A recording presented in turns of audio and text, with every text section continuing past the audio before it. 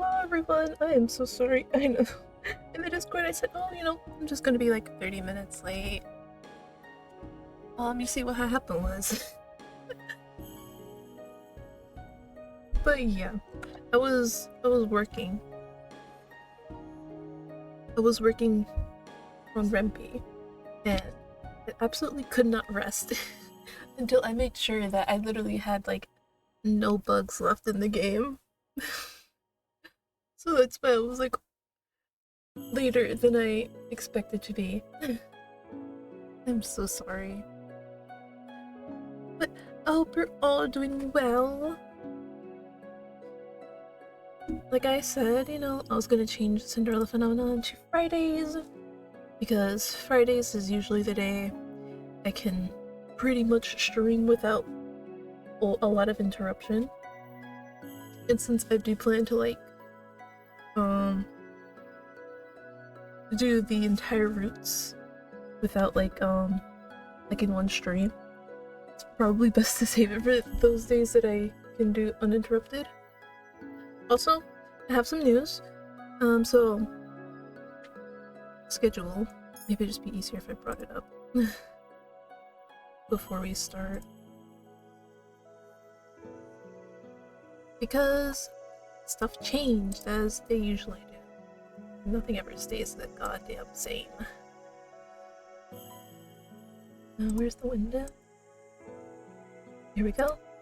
So, as you guys know, I said I might end up changing my mind later and make Saturday a day off, because basically I was going to be out with family for like a good while, which is why I put it at like 5. But just yesterday, the plans changed, and Graces decided she didn't want to go out anymore. Now, of course, that's no skin off my teeth. If I don't have to go out, hey, it means I have more time to stream. But I'm just saying this just in case. As of right now, it doesn't seem like Graces has changed her mind, so I might be able to do the original time that I wanted to do, which was like, I think 1 p.m. or 2, one of those times. So yeah, that was the announcement I wanted to get out before we got into the game. So yeah, so those two things. I was late because I was doing some work on RunP, and Saturday stream will be earlier than scheduled because of plan changes. Alright, now that that's done, let us get started. So yeah, we have finished 2 routes. So technically, Fritz and Waltz are unlocked, but we are going to be doing everything in the suggested plot order, which means next is Rumpel. And if you couldn't tell from my title, I am not that excited. Like, I'm not saying he's a bad character or anything. He's not. He's a pretty decent character. Oh yeah, see, they tell you. They're like, hey, you unlocked them now. But yeah, it's like, he's not a bad character or anything. It's just, I just can't stand the flirt stereotype. I just can't.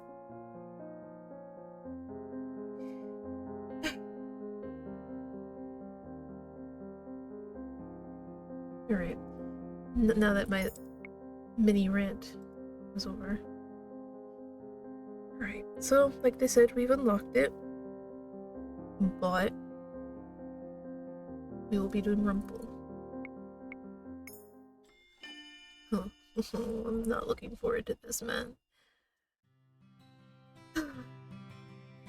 Me too, but for plot's sake, we have to, honey. Because like technically you can just go through the entire game not doing his route, well, for me anyway. But again, I want to show you guys everything of Cinderella Phenomenon, and that would include Rumpel's route. I'm not gonna lie, I actually did forget. Oh no, that's gonna be spoilers. Well, technically we are in his route, so you'd find out anyway. So, I think to break his curse, he has to remember his real name, I think. And I don't remember what it is. But it was something. It was something. I mean, not as, what's the word? Absurd as Karma's and his brother Llama, but yeah. Alright. I do not know why the first person that popped into my mind was Rumple. Just because he puts a smile on ladies' faces, his flirting does not mean he can help me do a good deed. And yet, here I am. I'm sorry that I'm putting you through this, Lucette, but I have to. I find Rumple on break, surrounded by a few giggling ladies. His hands make dramatic sweeping gestures as he showers them with compliments. And it just hurts because, like,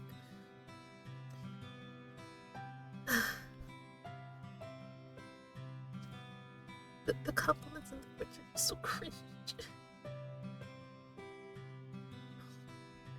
On second thought, maybe I should reconsider, right?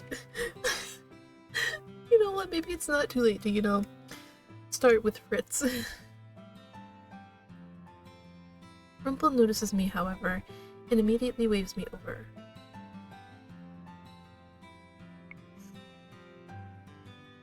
Let's go. He is just going to insist I come back. If there's one thing I've learned about Rumple, it's that he's persistent. Why do you look so surprised?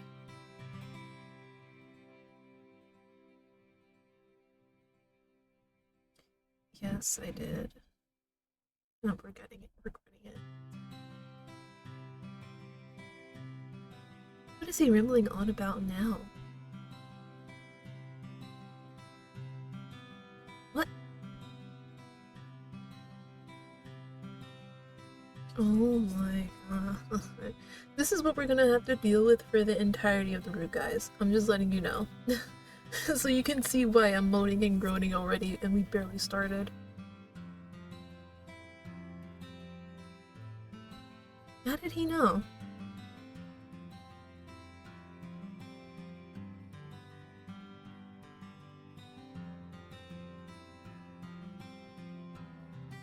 These women are infuriating.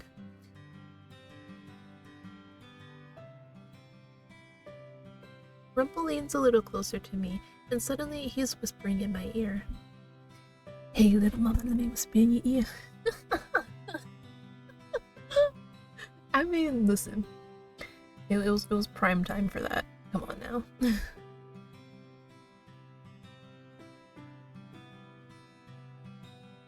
Yeah, that is true. That is true. Huh?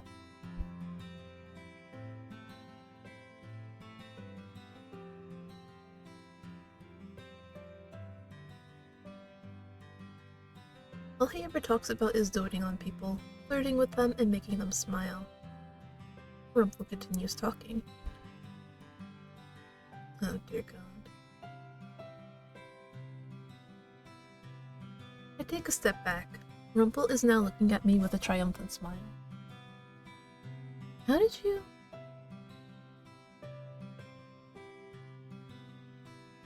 You overheard my conversation with Parfait. She did? So you're not perceptive at all.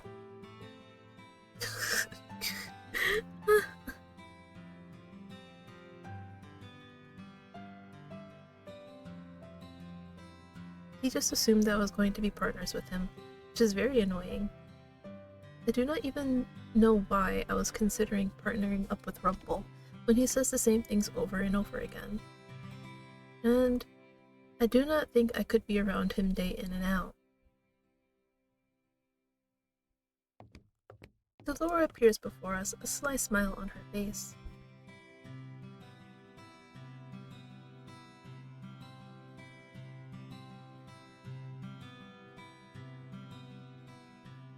Fine. There's no use complaining, and I would rather get away from Rumple. Rumple turns to the ladies and smiles.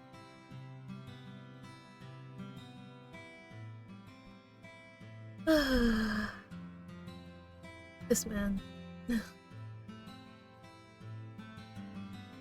No. I walk off before Rumple can try to shower me. Oops. Before Rumple can try to shower more of his compliments onto me. Making a person happy just to see them smile. Can such a thing really be considered a good deed?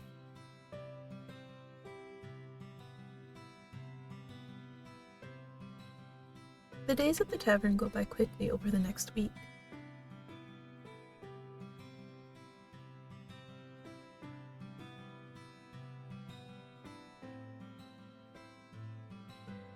And? You have a problem with that? So what if I was just staring into space? It's not like I'm hurting anybody. I was just thinking. I just finished using Mr. Broom, and now I'm helping Annis sort some of the shelves in the back. Rumple has taken up the serving for today. The women always enjoy him, but the men are always glaring at him.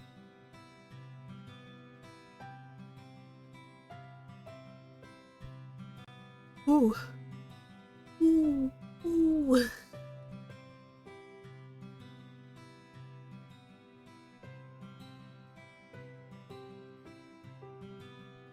Annis looks over at the men that are glaring at Rumple as he drifts between tables.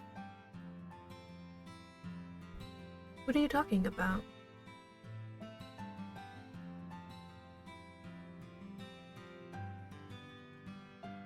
No, I wasn't. My words are clipped. My voice is cold. Annis looks at me sadly, but I do not care. What I do is none of her business. What? I glance around the tavern and notice that there are girls glowering at me. I'm not unaccustomed to these glares, since people always have looked at me this way. During the times I left the palace, people gave me the same looks. This feels different somehow. Why would they be jealous? I am not his partner. Oh dear God. I never agreed to being partners with him.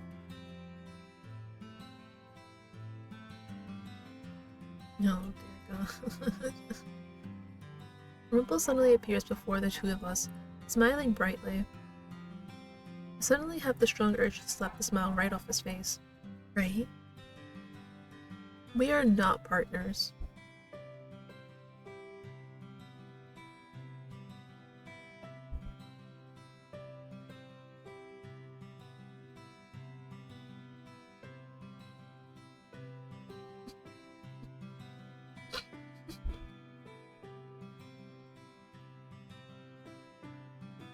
If I could throw something at you, I would.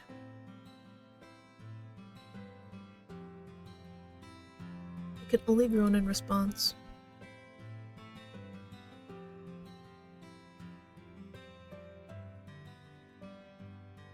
How is this fun? Rumple is never fun. All he ever does is spout nonsense.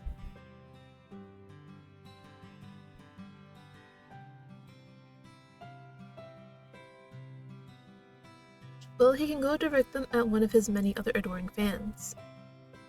I shift my gaze to Rumple and furrow my eyebrows at him.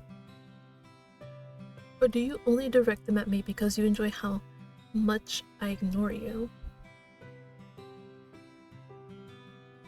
How is complimenting me gonna help? What do you mean? But we are not partners. True. If you do a good enough job, you end up with a boyfriend at the end of it.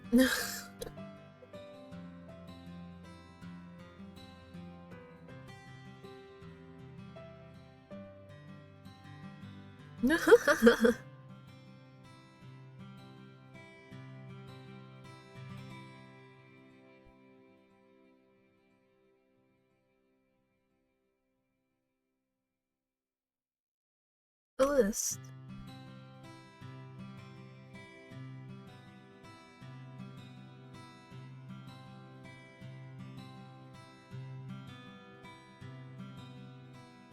What's wrong with your body?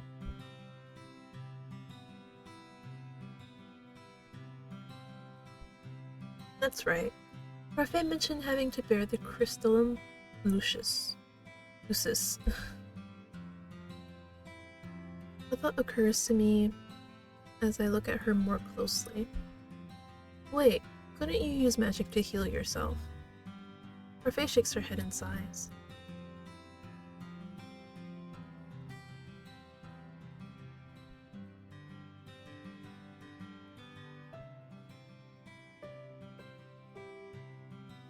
Rumple shakes his head and gives her a wistful smile.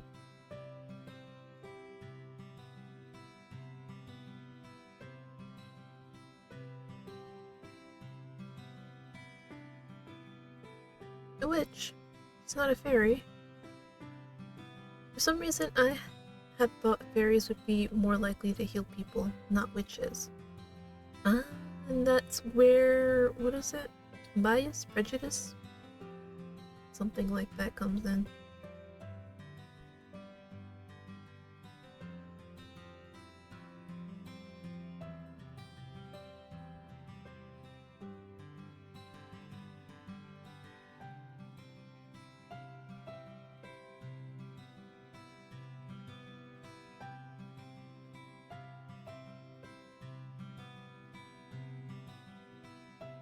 Her face shakes her head.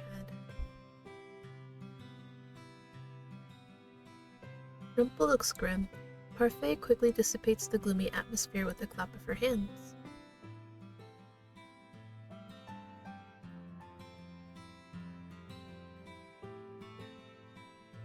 Interesting, but it does not really help anyone, which is true.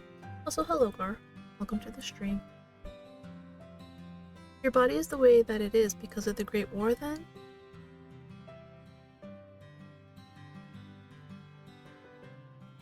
How do you not have an heir, Parfait? How do you, like, how old are you? You don't have an heir yet? Girl? Parfait looks about ready to say something but goes silent. She has a sad look on her face, but I don't understand why. Ennis immediately speaks up.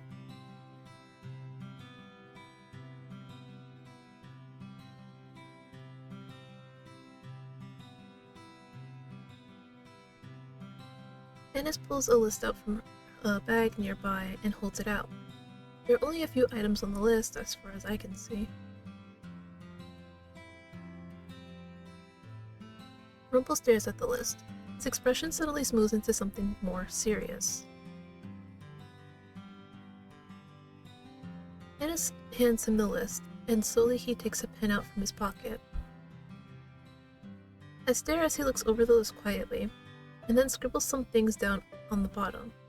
Afterwards, he hands it over to Ennis.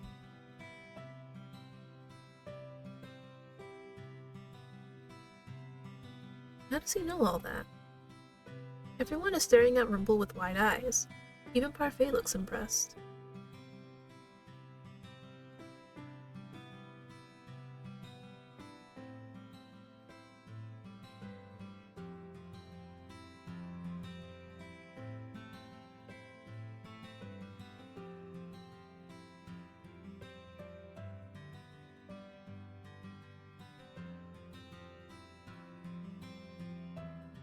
They might. Rumple turns to me, a mischievous smile on his face. Whenever he looks at me like that, I know he's going to suggest something ridiculous.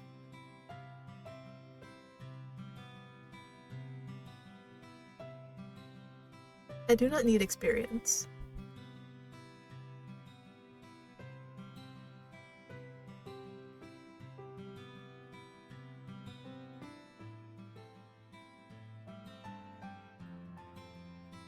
I do not need to be lectured. You sure? Because it kind of sounded like a lecture.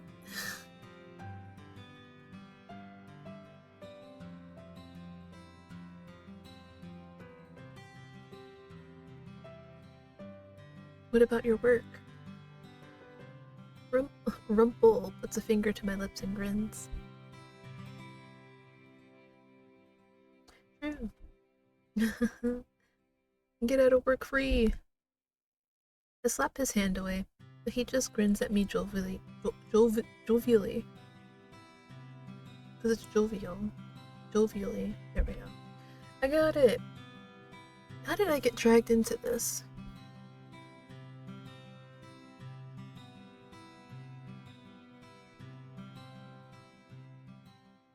I make my way into town with Rumple and Annis. The majority of the conversations we have are one-sided, with Rumple giving us both the usual compliments. He never seems to tire of it. Rumple helps Annis pick certain herbs and a few other medications, and accepts all the compliments she gives him with a triumphant smile. I know Annis knows about herbs because she's helped me before, but how does Rumple know so much about them? This must be a part of the past that he doesn't remember. Annis enters the store by herself at one point, leaving me alone with Rumple.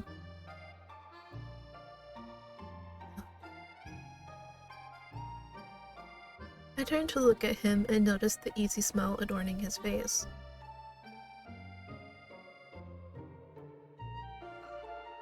I mean...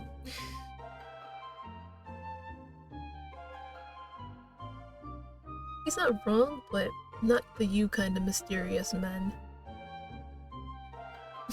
Hey, Lesky really put a twist on the whole flirty stereotype by making him also mysterious.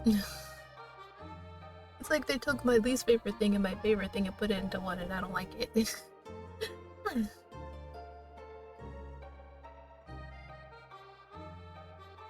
Oh well, I'll get over it. I do not particularly care.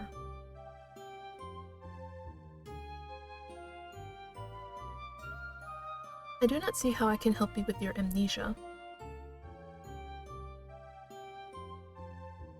No.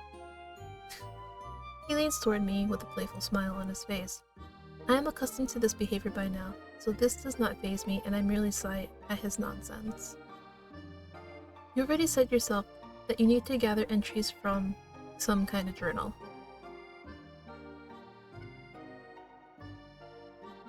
I would die before I kiss you.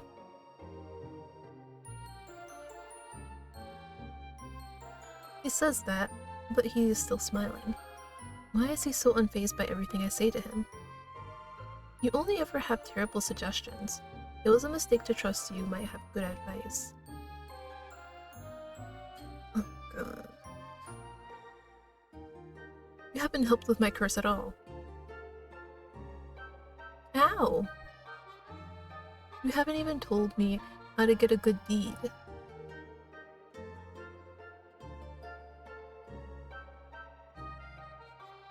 I mean, there's more to a good deed than just making them happy, but yeah, sure.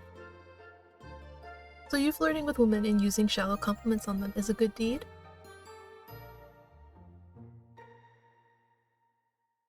Complimenting people cannot be a good deed. It's just back and forth with this guy.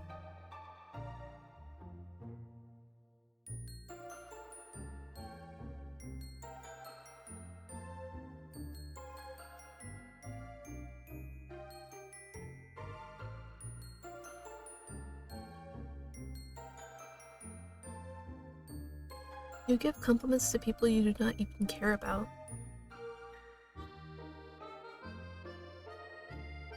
Rumple's voice trails off as he stares past me.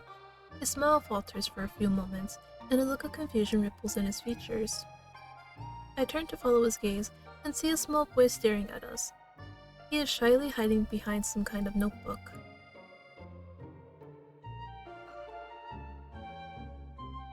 There's that seriousness again. It was the same thing that happened when he added something to the list for parfait. Then suddenly, the expression changes into Rumple's usual bright smile.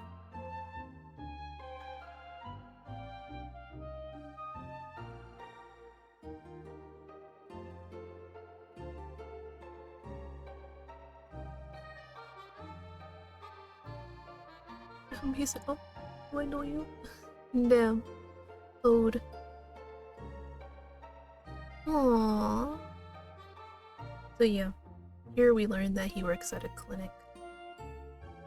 Boy draws closer to us, still hiding shyly behind his notebook.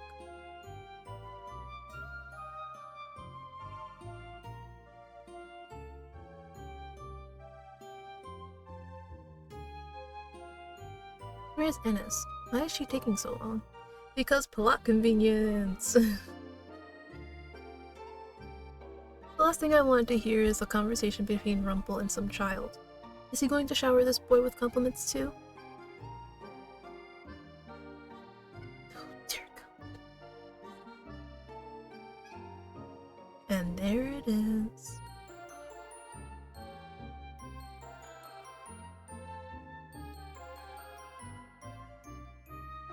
He holds up his notebook, which has a small name scribbled in the corner. The words "My Dreams" are written on the front cover in cursive letters. Back when cursive was still taught. Yeah, like people don't learn cursive / script anymore. I feel like it died out with my generation.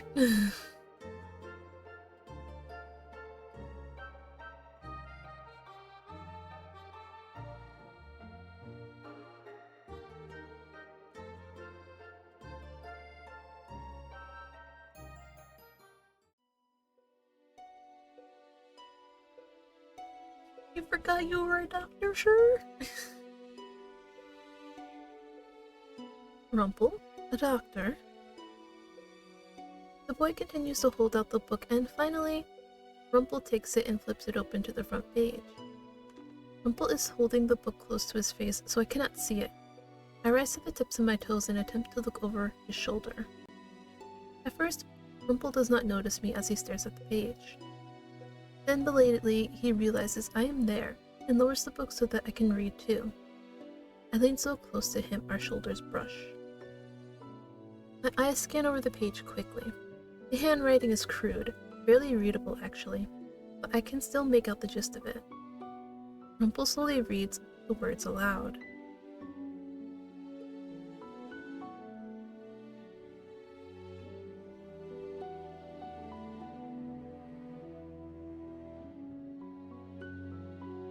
The boy's face flushes as Rumple reads his words aloud before his curious gaze lands on me.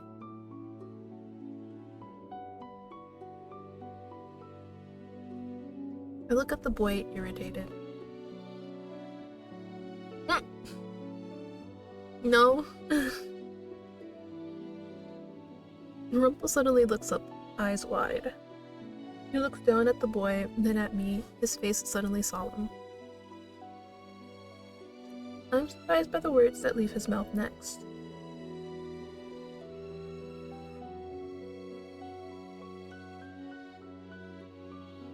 Bro just said, yep, you know what, I got a wife now.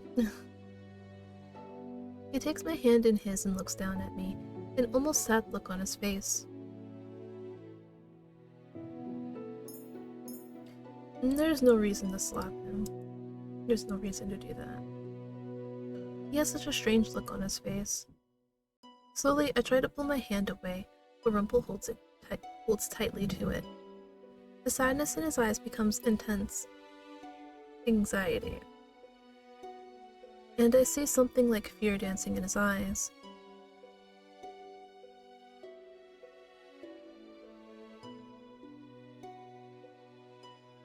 Why did I feel like I was supposed to slap him there? Like, wake up, stupid! What?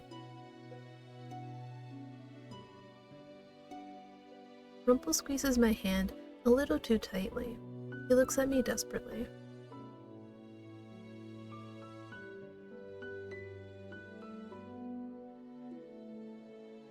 Let me go! I finally managed to pry my hand free. Rumple looks at me for a few moments, almost bewildered, and then his eyes suddenly widen. He looks back at the journal, then at me. Next time we gotta slap the shit out of him. All at once, the sheepish smile.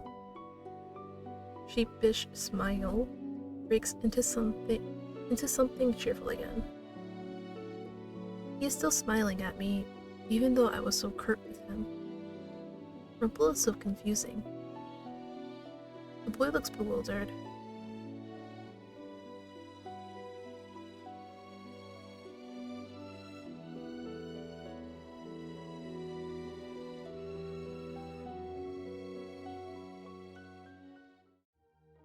Rumple looks a little surprised, and then he laughs.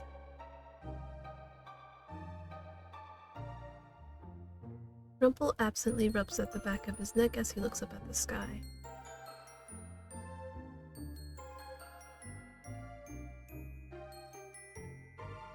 Something important. Is he talking about a memory? He hands the book back to the boy, then he leans down and sets a hand on the boy's head. A bell chimes from behind us as Annis comes out of the store, carrying a bag filled with what I assume are herbs and medicines. Hi, Prismo. Hello, welcome in, welcome in. The boy once again cowers behind his book.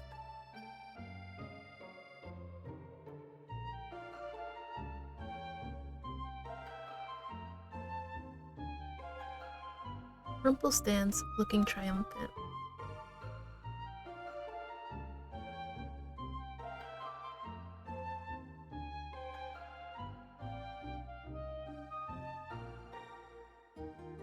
Rumple turns back to the boy, who he asks a few English-wise it's so hard. Who he asks a few more questions. He even asks the boy his name, but much to my surprise, the boy shakes his head.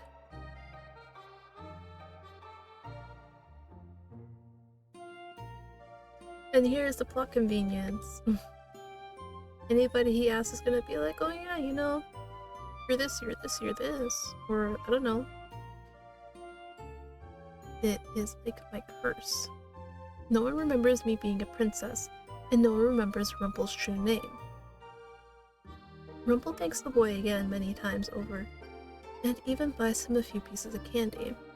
The boy's eyes are practically glowing with excitement, and he does not stop smiling. After we see him off and start to head back to the tavern, I begin to contemplate. I am curious about something. You said that you needed to fill your journal with memories in order to get them back. The journal you just read wasn't yours.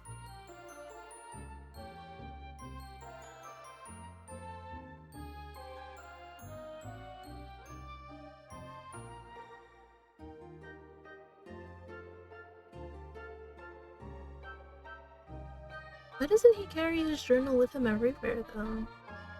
It'd make more sense so you can check it on the go. I see.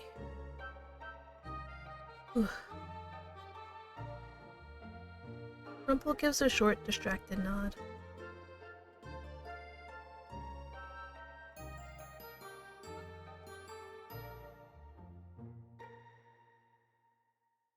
He had a wife, apparently.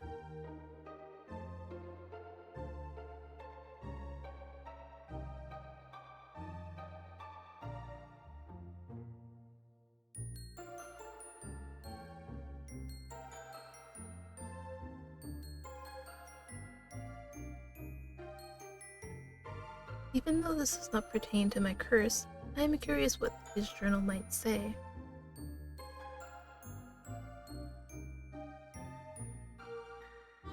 He turns to me, eyebrows knit together. It is strange to see him with such a serious expression on his face.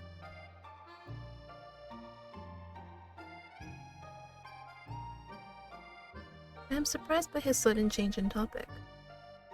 I shake my head slowly.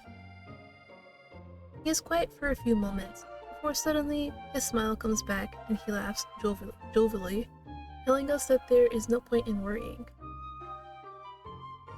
At the town's outskirts I turn, feeling eyes on my back, but no one is there. We give Parfait the medicines we purchased in town as soon as we arrive back at the margin. Then Rumple proudly announces that he is a doctor to anyone that will listen to him. Of course. Everyone one seems happy for him, save for the Martian patrons that find Rumpel annoying, who are mostly men. Afterwards, Rumpel asks Anis if he might be able to take over the medications for Parfait, if only because Anis is busier than him. Rumpel hasn't been at the Martian long, and yet he's already found something to help break his curse. And then there's me. Stupid, and cold, and bitter. I do not think anyone will be able to help me. Well, that's when you put on your big girl shoes and do it yourself.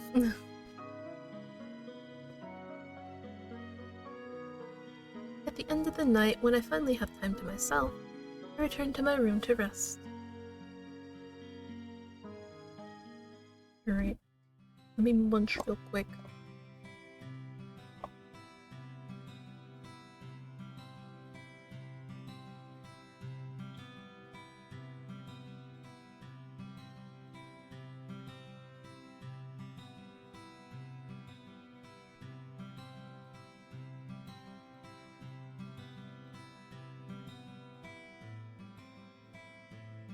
The next day, I am sent right back to my chores. Rumpel is nowhere to be seen in the morning, and Anis says it's because he is tending to Parfait. He appears later in the afternoon, still full of smiles and silly flattery as he goes back to serving. How does he have so much energy?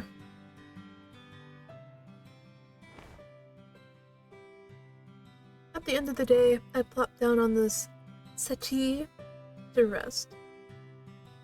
My legs are weak from all the walking I had done today, and I can still feel the tiredness in my arms from all the sweeping with Mr. Broom. What? I notice Anis standing beneath the doorway, smiling at me uncertainly.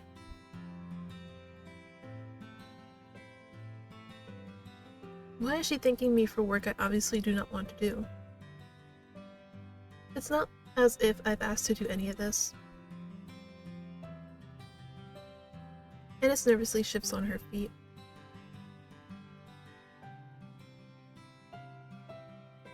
When I do not make any effort to continue speaking with her, Anis gives a nervous little nod before heading back toward her room.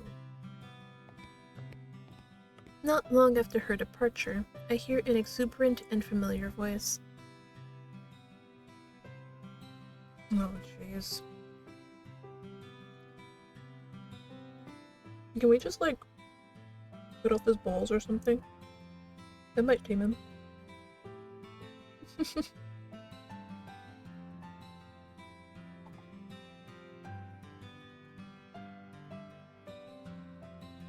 Like, you know how you do with, like, male cats? They become, like, less territorial and aggressive. Maybe we can do that with the Rumpel. And cut it off, and maybe he'll be less flirty. I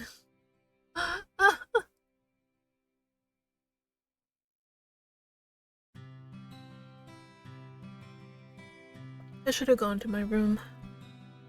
Rumpel steps before me, winking.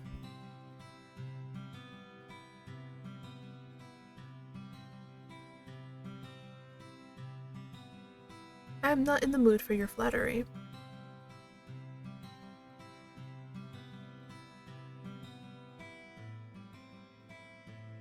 I do not care for your compliments.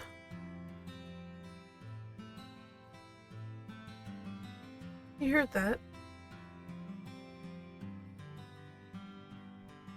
I stare at him. That is the last thing I had ever expected anyone to say. My whole life I have been called spoiled and rotten, the Ice Princess. Even Delore and Parfait want me to do these good deeds because they think I am incapable of goodness. I clench my fists and continue to stare at him, not understanding the swell of emotion inside of me. Why is he being so nice to me?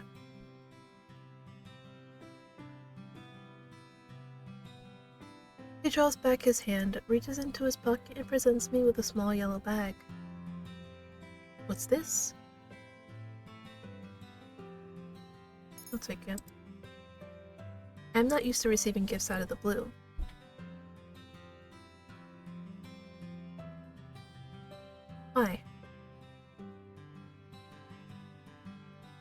true. That is true. I take the small bag from Rumpel's hand and look at it for a few moments.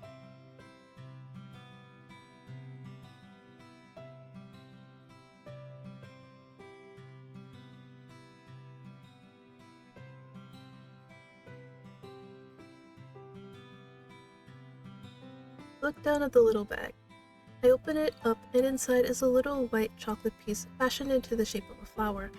That sounds delicious and pretty. Sorry, y'all. I'm just like... I'm just constantly hungry. That's so sad. I'm sorry. I can't help it.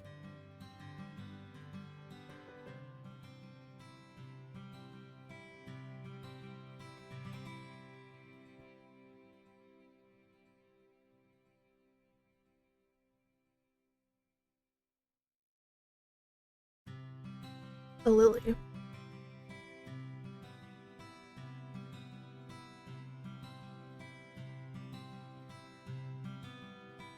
Lilies are my favorite flower.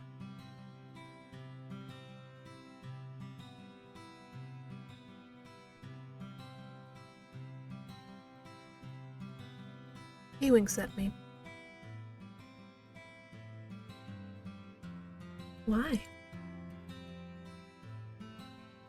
Why would you give this to me? No matter what you say about doing nice things for people, I don't see how that applies to me. And why would you thank me for being your partner? I did not even want to be your partner at first.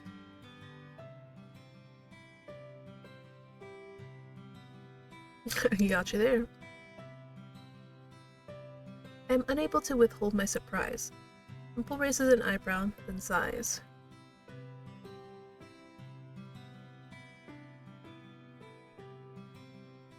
Mother always told me that people were two-sided, that they'd say anything to make you believe they were your friend. No.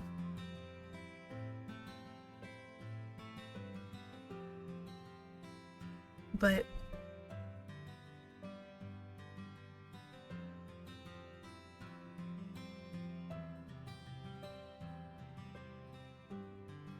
See what?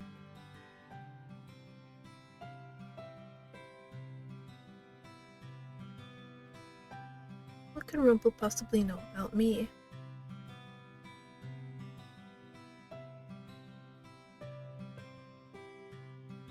He leans closer to me, his eyes sparkling. Oh my god. I will slap you if you touch me again. Rumple pulls back and raises both of his hands in surrender, but the smile does not leave his face. You really are hopeless, aren't you?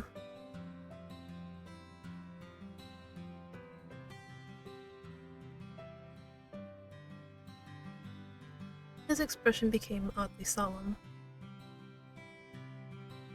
You might as well. You're probably gonna tell me whether I want to hear it or not. Why would you tell me all of this?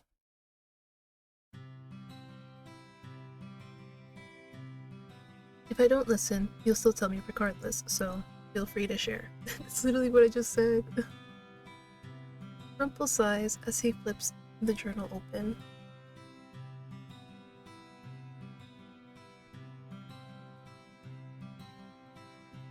I glance down at the entry he has stopped at.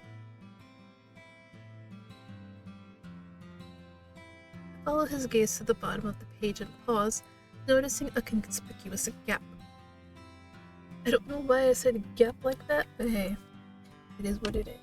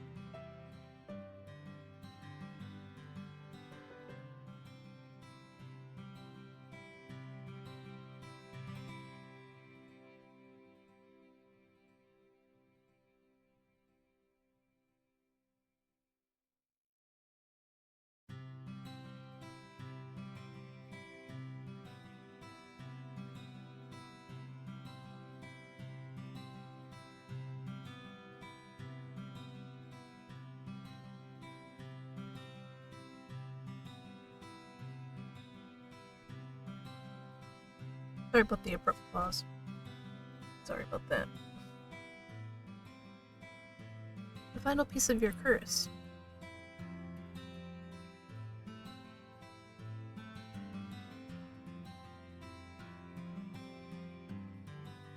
I believe that the signature will be what gives you your true name.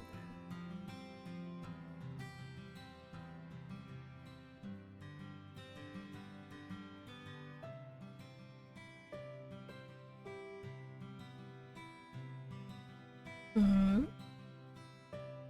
Something else that is missing?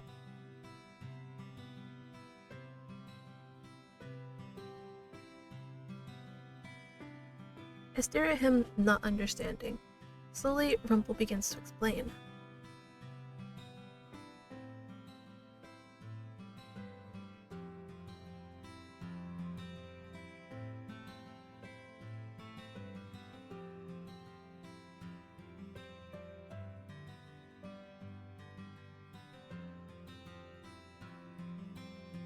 I glance down at the journal entry as Rumple continues to speak.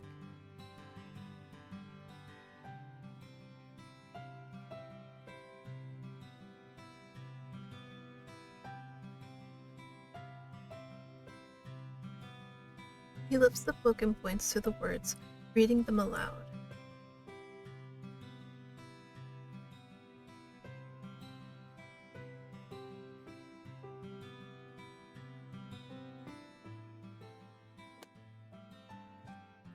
He snaps the journal shut, startling me. He sighs as he runs a hand through his hair.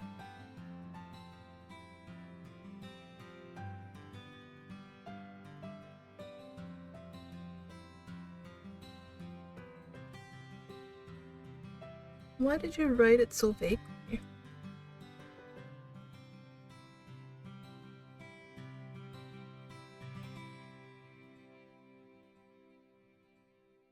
Oh, whoops, I was supposed to read that. So in the end, you're still not sure when you were cursed. Rumple pauses, then shakes his head.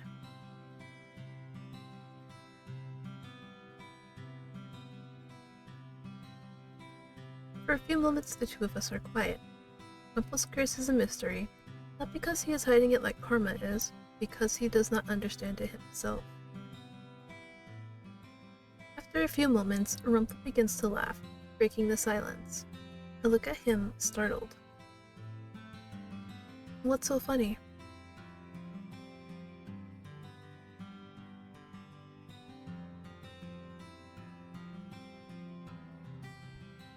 Only Rumple could take such a serious moment and change it into this.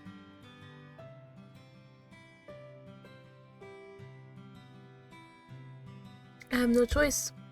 You'd tell me even if I didn't want to know.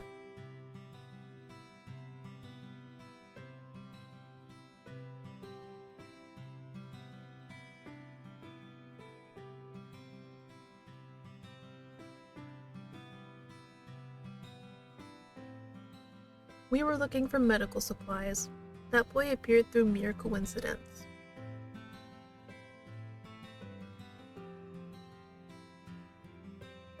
Fine. Whatever you say. Whatever helps you sleep at night. Listening to him is exhausting. It makes me realize how tired I am. And all of these revelations are making my head spin. I'm going to bed now. I am too tired for this.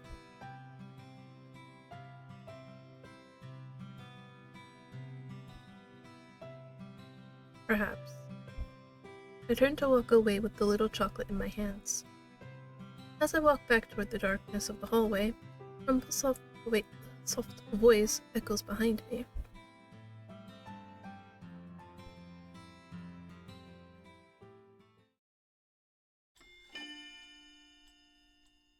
Here we go.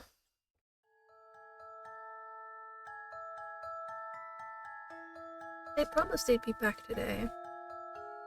We even crossed pinkies. But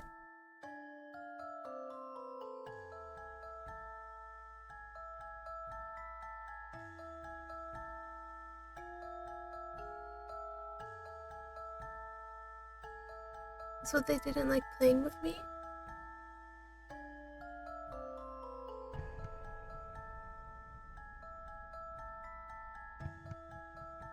I can always trust you, Mother. Master manipulator.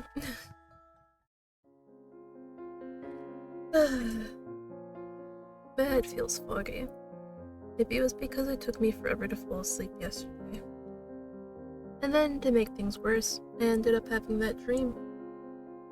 Mother, you are the only one I can trust. Right? I slowly slide out of my bed and make my way over to my dresser. The little bag is still where I left it last night. I open it up and let the little white chocolate lily fall into my hand.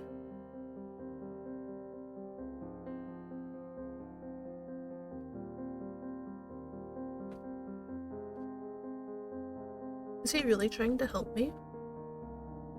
I remember his face yesterday, and his bright smile as he presented this to me. I slowly run my fingers across the delicate white petals. He couldn't have known lilies were my favorite flower. There is no reason to be sentimental about something like this. It's just silly. I'm about to put the flower back in the bag, but I stop, eyeing it once more. Slowly, I bring it to my lips and bite off a small petal. It is actually pretty good. I stuff the little flower back into the bag and make my way downstairs. Marchin is not busy this early in the morning, but everyone is starting on their chores. At least, I assume as much when I see Annis, and then Waltz, who is helping her stack things. Then I hear rising voices and realize that not all is calm.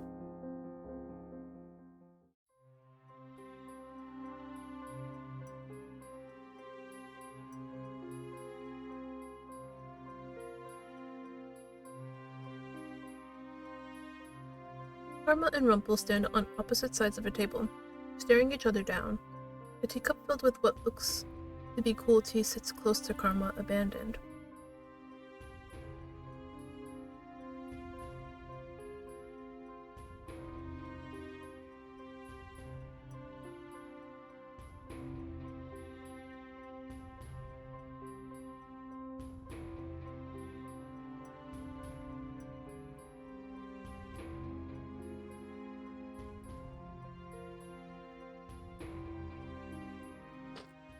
Karma slams his hand down on the table, shaking it.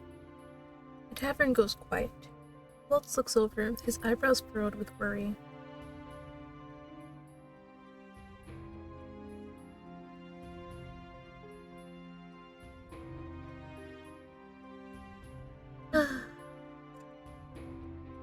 The two continue to glare at each other. It almost looks as if Karma might circle the table and slap him, but the fight freezes as Jurian strides up to the two men.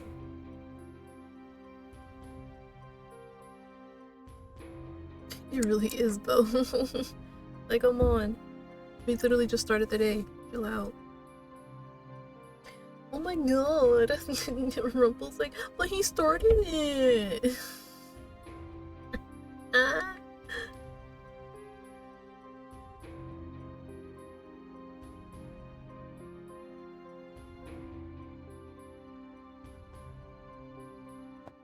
Jurian slumps on the ground. The two men once again turn to look at her.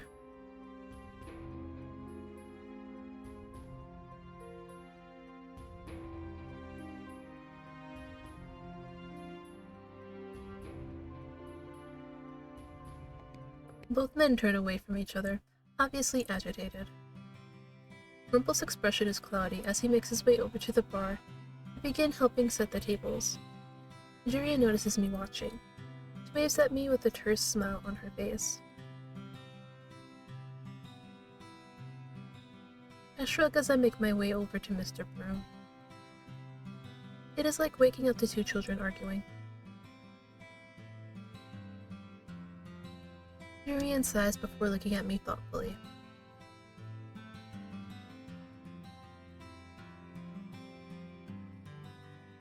I am not a babysitter.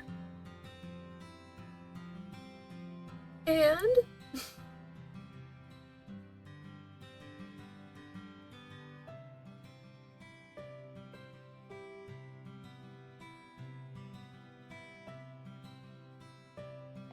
Tyrion walks off, vigilant as always. I notice Garland looking at her from the bar, a slight frown on his face. I start working around the tavern, starting first with the cleaning and then with the stacking. Delora makes snide remarks about my slowness as I work, and I try my best to ignore her while occasionally throwing her insults back at her. It is as if she has nothing better to do. The door to the tavern opens, and Parfait steps inside with a bright smile. It's more energetic than usual. I wonder if this is because of Rumpel's medicine suggestions. Later, I manage to catch Rumpel when the two of us are both on break. He looks pleased to see me until I mention Karma. Why were the two of you fighting earlier?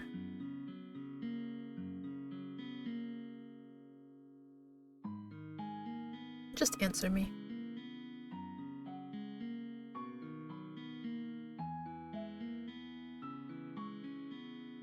The beast. You know, it's so funny.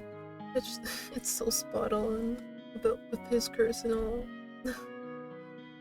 Even his insults are traumatic.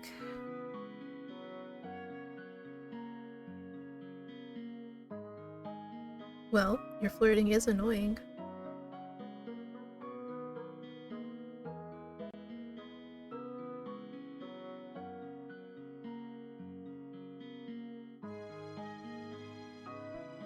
And here we go.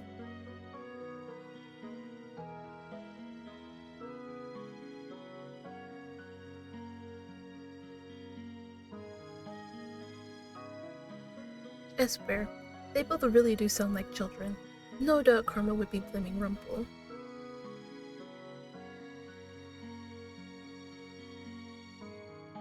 I think Karma is far more confrontational than Rumpel, but it does not help that Rumpel always snaps back at him. The two of you are both at fault. In the end, you were still having a childish argument. I think that Rumpel might try to protest again, and am surprised when he shrugs his shoulders and sighs.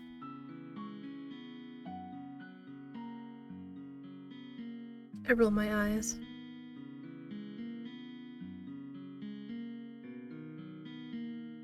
I am leaving now. There really is no point in having this conversation. It is a problem between Karma and Rumpel. They aren't children. They can figure this out on their own.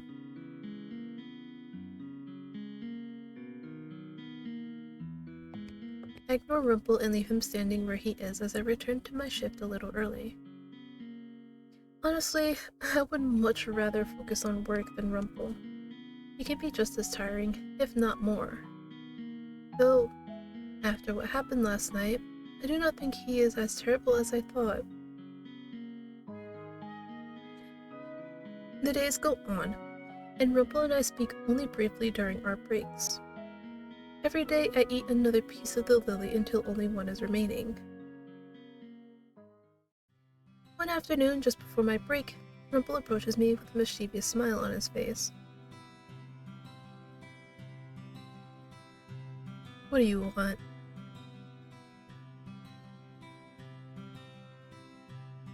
I have one more table to serve. Do not bother me.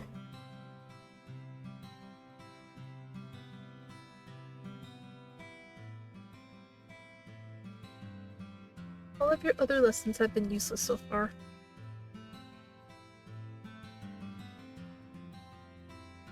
But my trust in someone is weakness, as said my mother.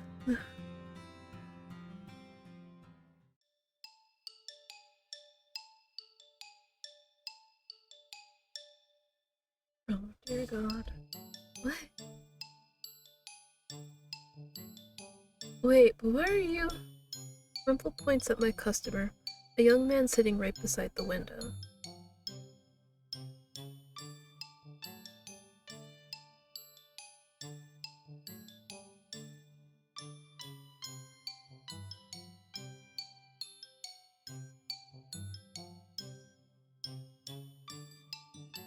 I should have expected Rumpel to spout this sort of nonsense. I noticed the customer looking at me expectantly. He is just some man, a usual customer that I actually see often.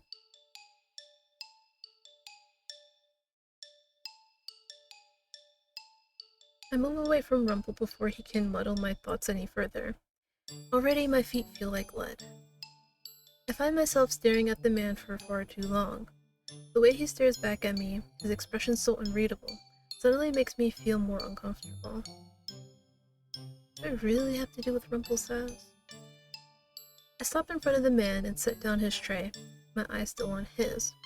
I do not have to follow Rumple's advice, but for some reason, my lips quirk. The smile on my lips, though, lasts half a second.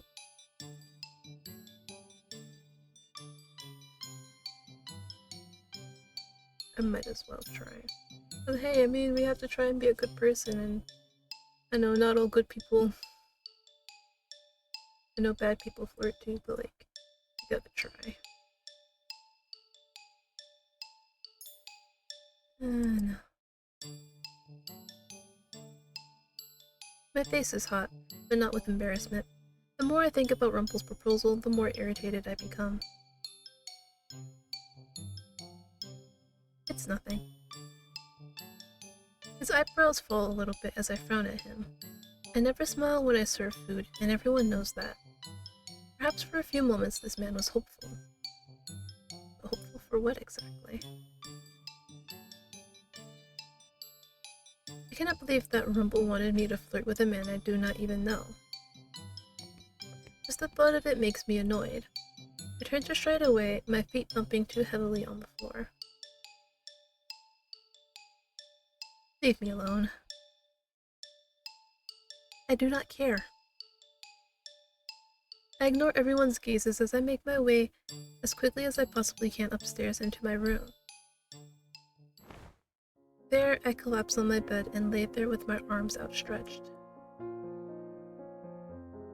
Why would I have ever even thought of taking Rumple's advice? Hours go by, and eventually, I realize that it is time to help Annis with the night chores. Now I am helping her restock some of the bottles that Waltz and Karma brought back from town. Hope Annis does not mention what happened earlier today. I slip out of bed and head down to the main area of the tavern. The room is mostly quiet by the time I go downstairs. Parfait and Delora, that's her name now, Delora, are talking to each other at the table. Karma passes me by as I walk downstairs. He looks exhausted and oddly frustrated. I make my way over to Annis, who is already putting bottles on the shelves.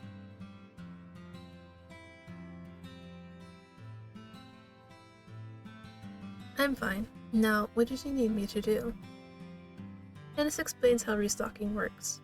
She shows me the labels on the shelves, and explains that the empty spots are where the new bottles go. It is not a hard job, and one I could easily do without thinking too hard. For a while, the only sounds that can be heard in the margin are the bottles clinking against each other. Underneath that is the murmuring between Parfait and Delora. I have no idea what they are talking about, but they look serious, so it must be something important. Right. She cannot remember working in the palace before.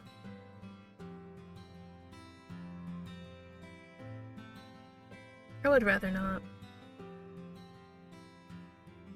Eventually, Parfait and Delora stand from their seats and move to another room to continue their conversation. Annis breaks the silence again.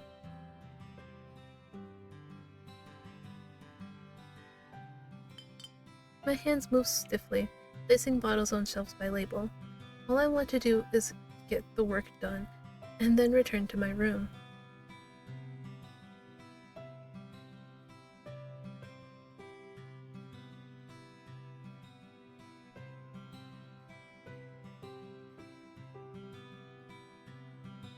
It seems like her memory has been twisted by my curse, so she cannot remember working at the palace.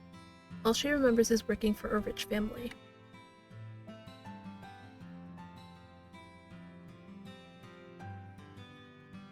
Radiant smile. Must be talking about Amela. She grows suddenly quiet, a look of confusion coming to her face. She pauses, then shakes her head.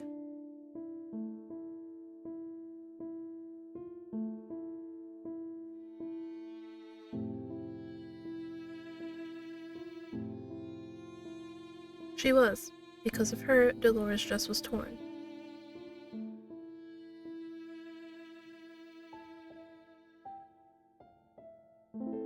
Save her doll? Ennis looks down, her smile wistful.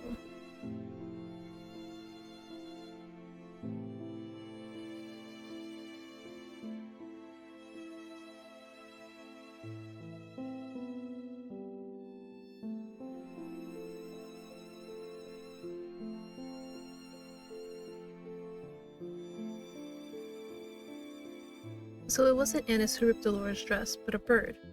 Is this why Dolores insisted Annis deserves an apology? What happened after you were fired?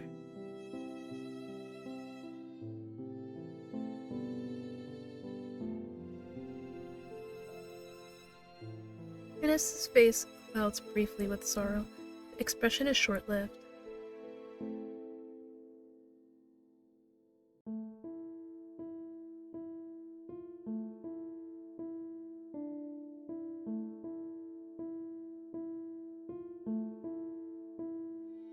Why didn't you go back to your father after you were fired?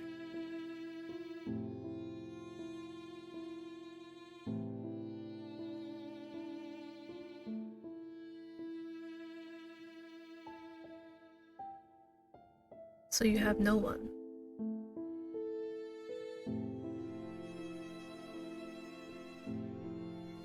Emily.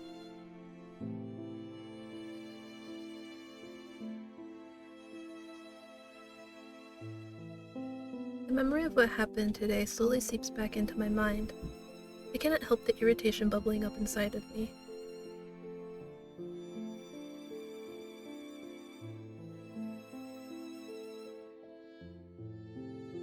It is not the same thing at all.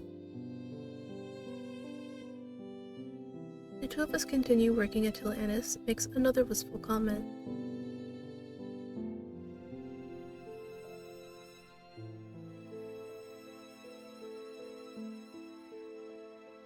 That place isn't warm at all. I speak the words without even meaning to. Annis looks up at me curiously. The king suddenly started speaking to me when Mother died, but it was never enough. Before that, he was cold and distant, and even now he favors his new wife and children over me. There were people, but they all wore fake smiles, and my father, he was the worst of all. I may as well have never existed to him.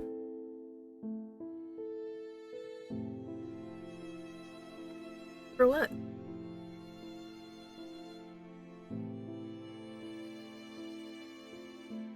Oh yeah,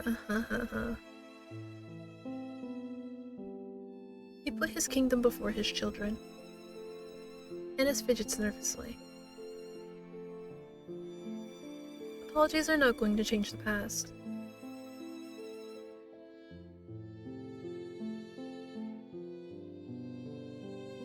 I think about Annis, who tried to save my doll, and the way I fired her that day. Rimple told me that all I had to do was listen to people to sympathize with them. Could that also be true for finding out the truth? No, apologize. I am sorry. Annis looks at me, clearly shocked. She stares for a few moments before I scowl at her. Staring is rude.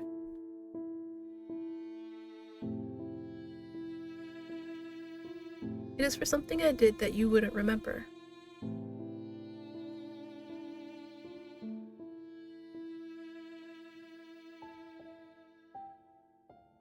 It is not important.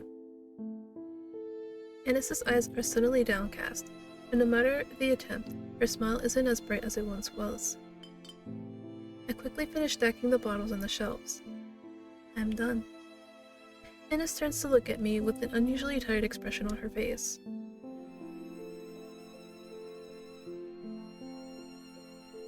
I feel like I might have said too much.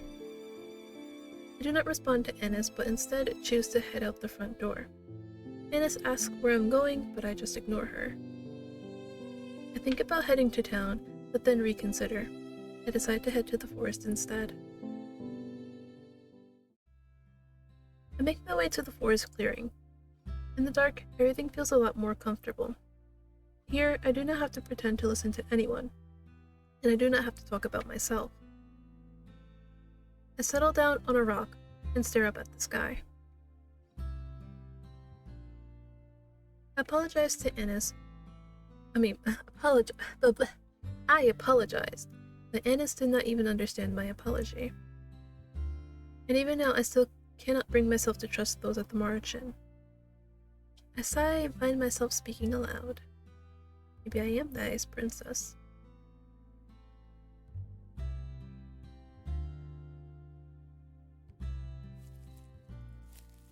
I turn to see Rumple walking toward me, a broad grin on his face.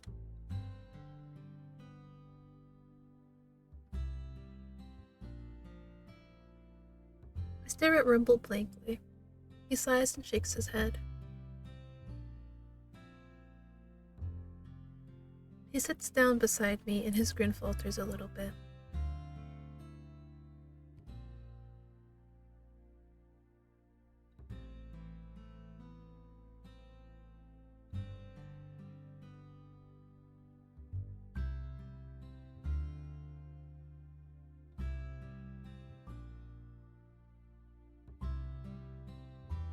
Cut Rumple off as I'm not in the mood for his usual behavior. You were always like this. All you ever do is flirt. Any meaningful thing you try to say is lost in the flattery you can constantly give to people. It is shallow. What? I stare at him. Rumple is still smiling, but it is not the same confident grin he wore earlier.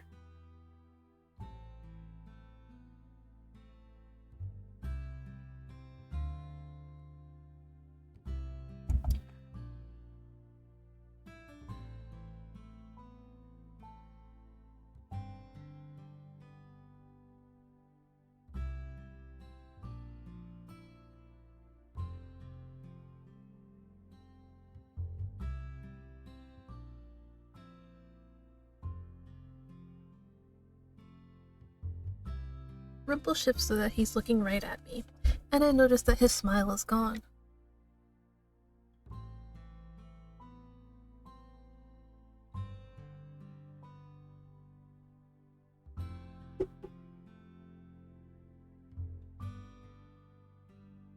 Ugh. My leg! I look into Rumple's eyes, which still have a gentle shimmer despite the darkness. For a few moments, his words float around in my head. No one has ever called my bluntness honesty before, and no one has ever complimented me for it. Rumple told me before that I deserve to be spoiled. Maybe it's because he sees the things I do in a more positive light.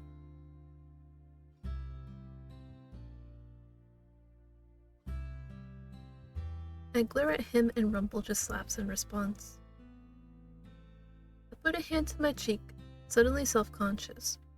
Rumple smiles at me, but it is not the usual playful smile.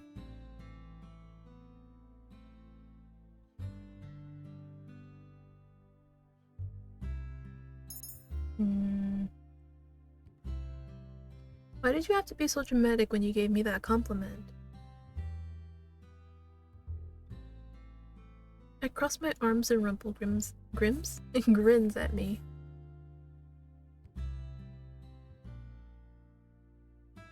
So you did not mean what you said.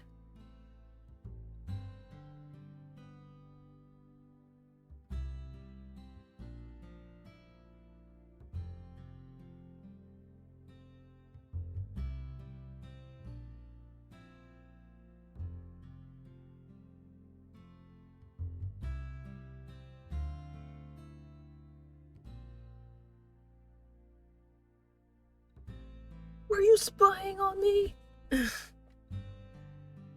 You were spying on our conversation? Liar. I happen to be making my way down the stairs very slowly. Trash with you. You don't even know what I was apologizing for.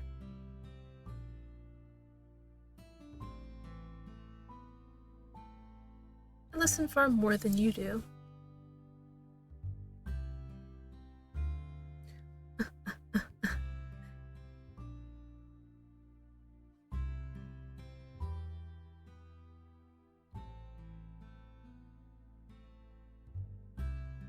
Rumple awkwardly laughs when I remain silent.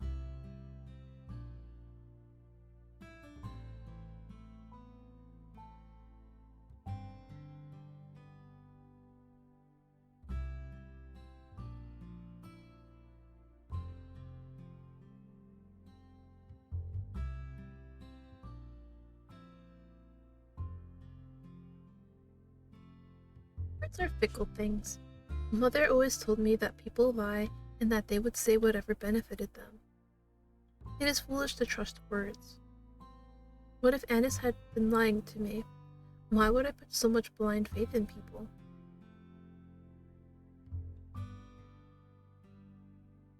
Are they really? Are they really, Rumple? I let out an exasperated sigh. Sometimes I cannot tell if I'm angry or confused by Rumple. I slide away from him and scowl. Right. I am still convinced that his earlier compliment was just a lie. How can he say something genuine and then slide right back into this pitiful flattery? I don't know what I was about to say, but it wasn't flattery.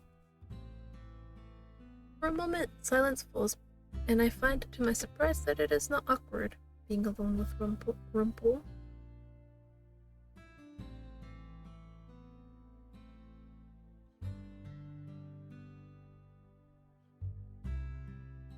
That would never happen. My heart belongs to no one.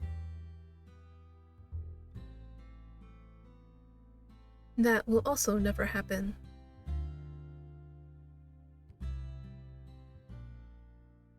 You are unreasonably persistent.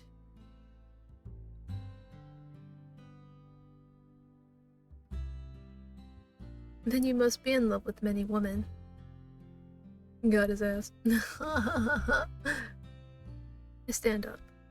I would appreciate you just complimenting me when you mean it.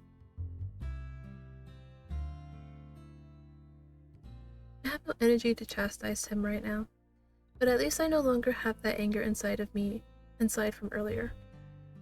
It's been a long day, and I'm going to bed. I was about to add in extra words, oh no.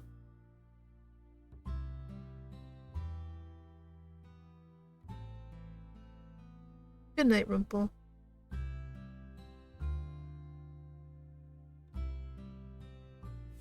I make my way back to the tavern, feeling surprisingly light. Still, even if Rumple's words might make me happier than I care to admit, he is not doing a very good job of helping me with my curse. I might have to do this on my own after all. Chapter 5! Probably gonna get a next good deed here. I mean next, or first.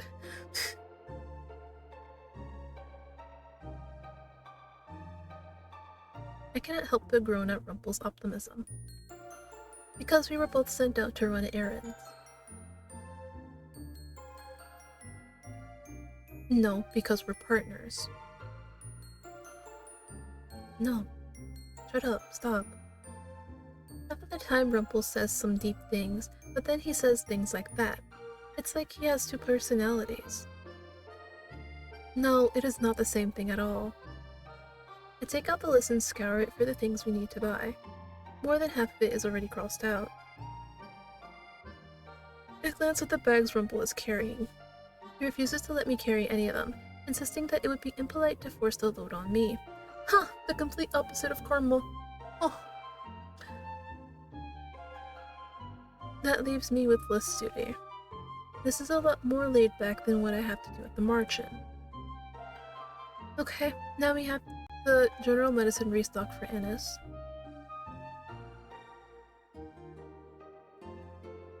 We already have a list.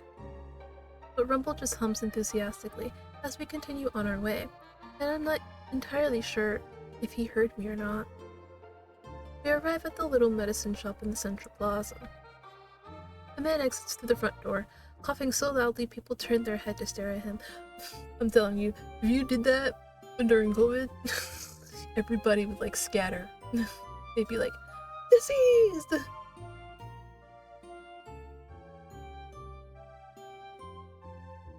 I wait for the man to pass so that I can open the door to the store.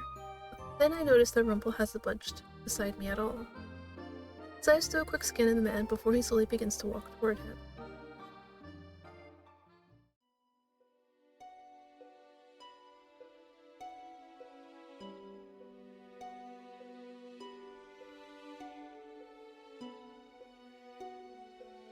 That's what everybody says. Oh, it's just a little cough, it's just a little sniffle.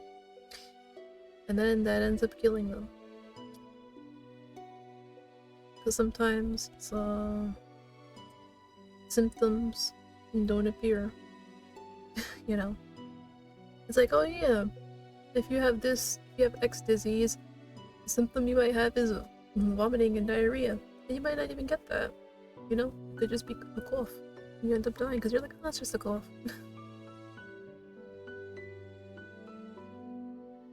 It seems like such a minor thing, but Rumple suddenly looks so serious about it. He looks at the man with his eyes slightly narrowed, as if trying to see past him.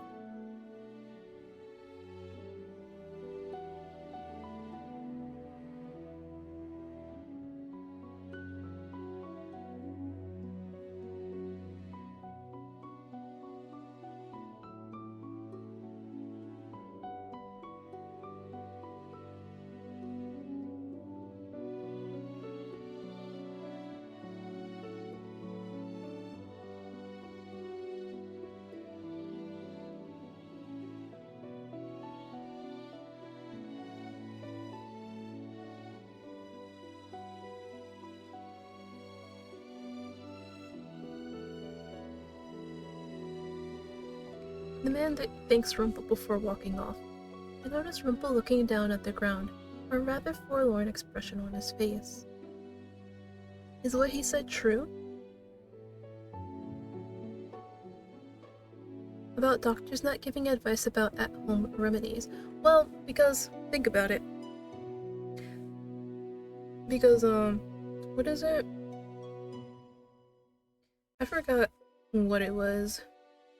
But in one of my college classes that I was taking, we had to do like a final project or something, and some people were discussing how like big pharmas or whatever, or like doctors or something, they make their bank off of like, making people pay high prices for like medicines and stuff like that, and that if they were to make stuff affordable, they'd basically be losing out on their cash cow. It's basically the kind of same thing here. It's like, obviously they can't, well, no. In some countries, medical bills are, through the roof. The USA for one. But yeah, it's like, besides that, the other way they can make money is through like, medicine and stuff like that. So, obviously the doctors here would not recommend at-home remedies because then they'd stop coming here. And paying money. That's no matter what time you're in, it's always about the money. And it just sucks. What happened to the days where, money was secondary? Well,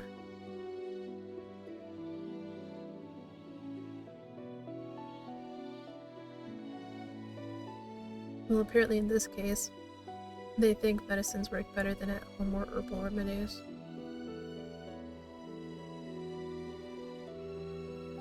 But that really just goes back to, them wanting them to pay more. Yet you just gave him advice.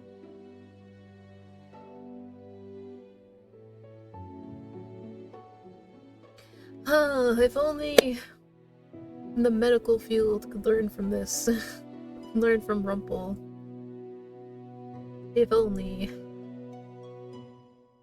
Money was never a problem at the palace. Whenever I was sick, palace staff made sure I had the best and most effective medicines. Do you remember what you were like as a doctor?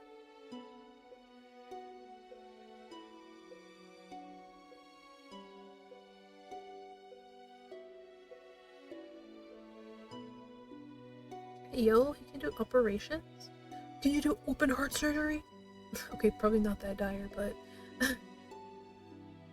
He does seem a lot more serious when he is talking about health. Rumple was silent for a few moments before his eyes light up once again.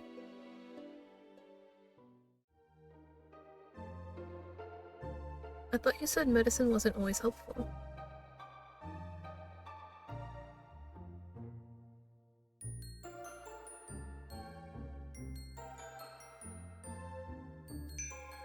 We enter the shop, and in no time at all, Rumple spots the items on our list. We use up the rest of our money to buy the medicines and remedies that we need, and then we begin to head back to the tavern. On the way there, Rumple strikes up a conversation again.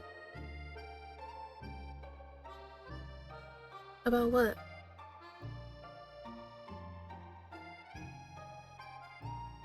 What?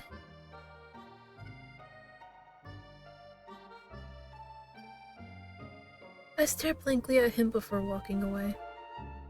No, thank you.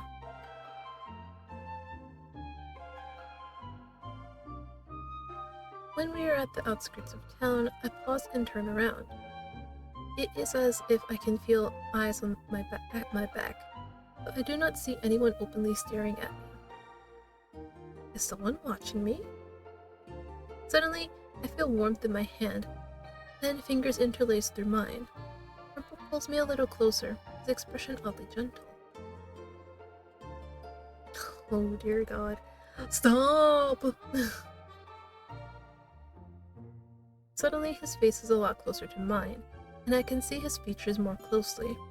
It is like the night in the forest, except his face is not marred by the same shadows.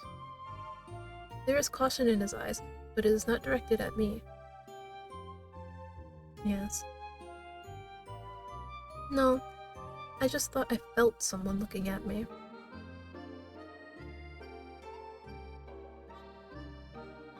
We begin walking again.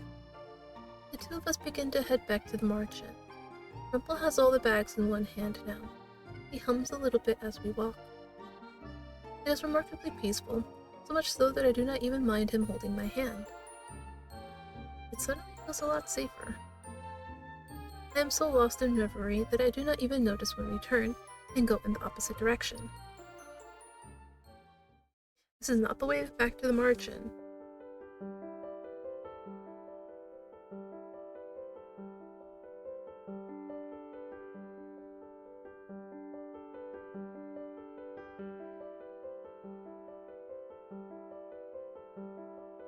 No matter what he says, this does not lead back to the margin.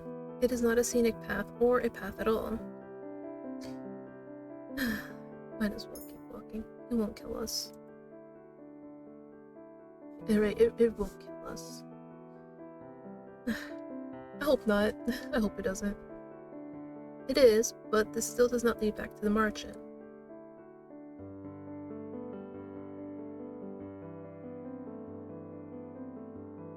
It's safer, but it is just the two of us.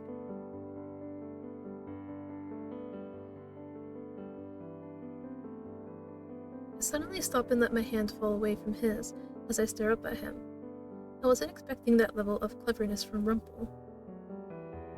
Rumple looks proud of himself. He takes a step forward, bridging the short distance between us, and then suddenly, his fingers are around my wrist again. But he does not lace his fingers through mine. Instead, he takes my hand in his, and then pulls it up to his face.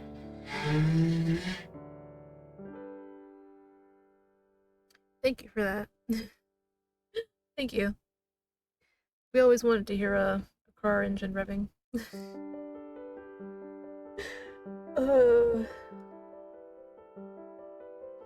Before I realize it, my hand is on his cheek, his hand cupping my own.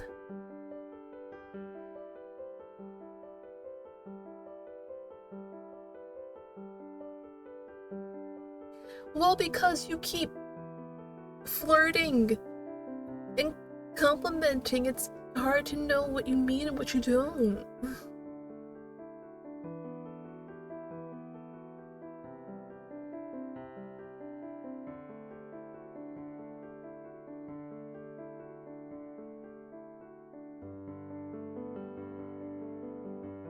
I should be focusing on his words, but all I can look at are his eyes. What a nice purple. Let go of me for one. Mother told me that people lie, so how can I trust that everything he says is the truth? You would not be you without all the compliments. What am I saying? I always complain about his compliments, but the thought of a rumple without compliments is strange. I didn't say that, I just said, if you stop complimenting, it's not going to be like you. No,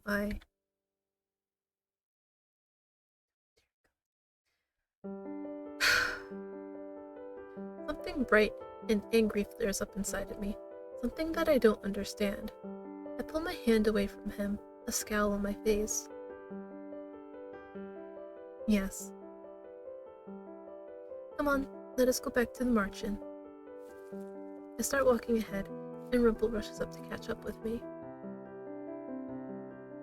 I clench my fingers and let out a silent sigh. Rumple was being nice to me again, but I always reject his kindness, because it cannot be real.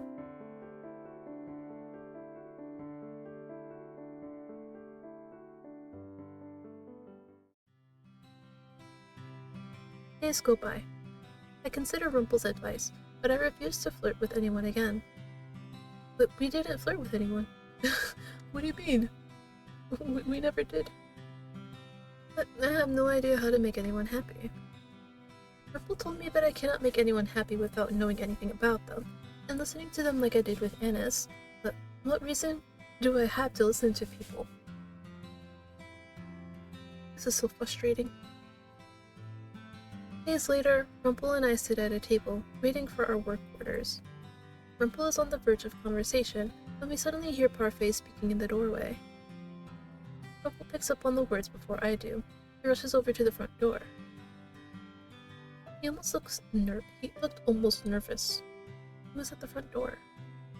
I excuse myself briefly, telling Annis that I will be back. I make my way over to the front door, and there I see 3 people in conversation. There is Rumple and Parfait, and a very pale man. The pale man looks like death itself, like he might just keel over.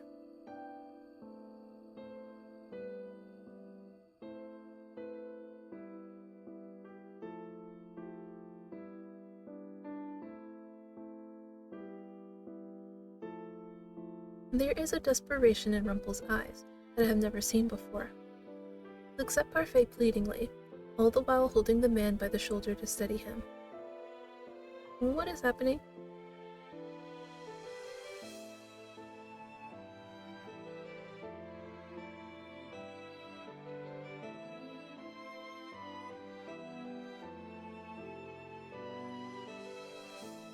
Does he even have the money to pay? Rumple turns to look. No, that's not it. Rumple turns to me with a frown on his face. I have never seen him look at me so sternly.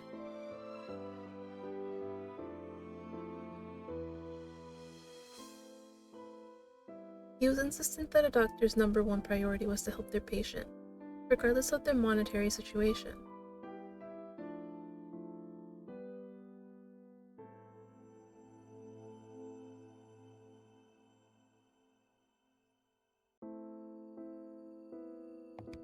The two cut their discussion short when the man starts coughing, a terrible hacking cough that paralyzes him. Rumple steadies him, and then he begins to slowly move him toward his room. What?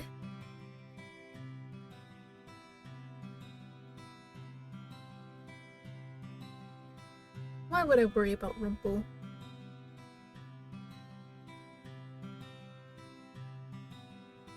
He looks so alarmed. I've never seen Rumple look like that before. It is not like him.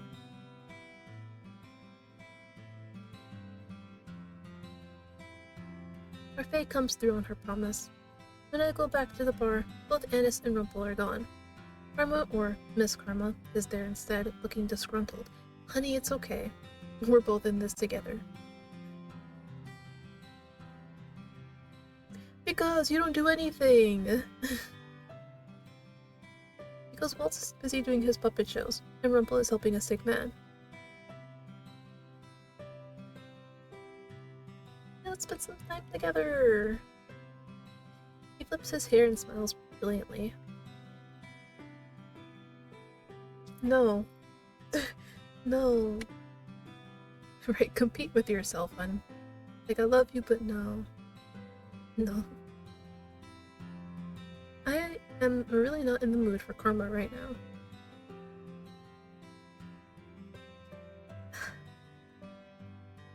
Tell me again why I love this man. Karma picks up waiting tables fairly easy.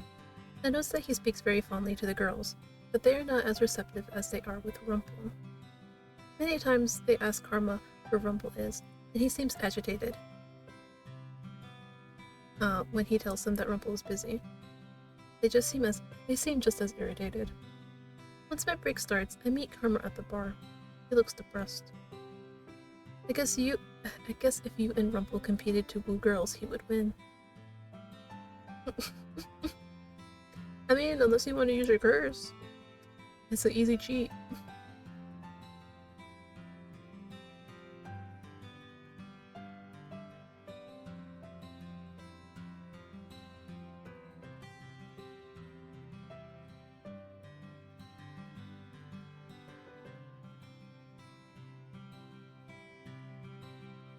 Because I am. Well, I could if you tell me about it, but you don't want to, so shut up. Karma and Rumple may speak similarly, but they are still so different. Karma is the type to complain. Rumple never complains. He is overworking himself for someone else, just like he went out of his way to apologize to me many times. My heart sinks a little bit as I think of him and Anis helping out the sick man. Rumple did not even want Anis going up there, but he probably wouldn't want me up there either. I could try to go visit him, or I could go back to my room. You see, what you want to do is you want to go and visit. I think I'll go check on him. I hadn't realized I was speaking aloud. I look at Karma, who furrows his eyebrows at me slightly. Honey, you weren't any better, okay? Chill out. Chill out. Why do you dislike Rumple so much?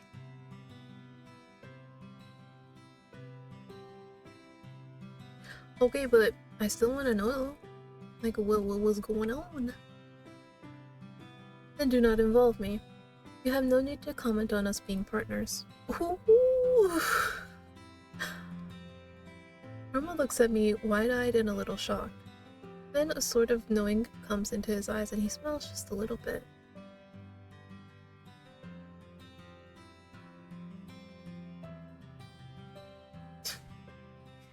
Damn, she was fierce with that one, I will say that. Holy. He laughs a little before picking up his tray and rushing off to continue his shift. I slowly make my way upstairs, my feet feeling heavy. For some reason, I feel like Karma was right. I make my way over to what I think is Rumple's door. The door is slightly ajar, and I hear hushed voices on the other side. Those voices definitely belong to Anis and Rumple. I slowly push the door open and quietly step inside. Rumple and Anis are standing over the man who is covered in blankets and coughing. A series of bottles sit on the table close by.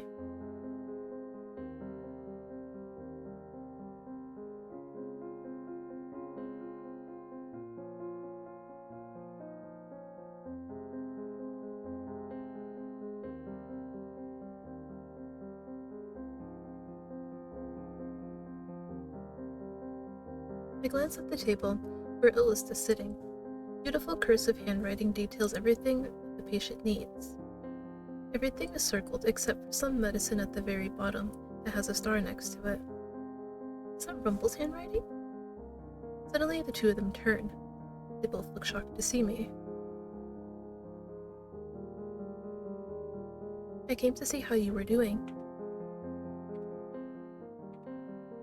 He glances down at the man on the bed, and his sighs out a little bit.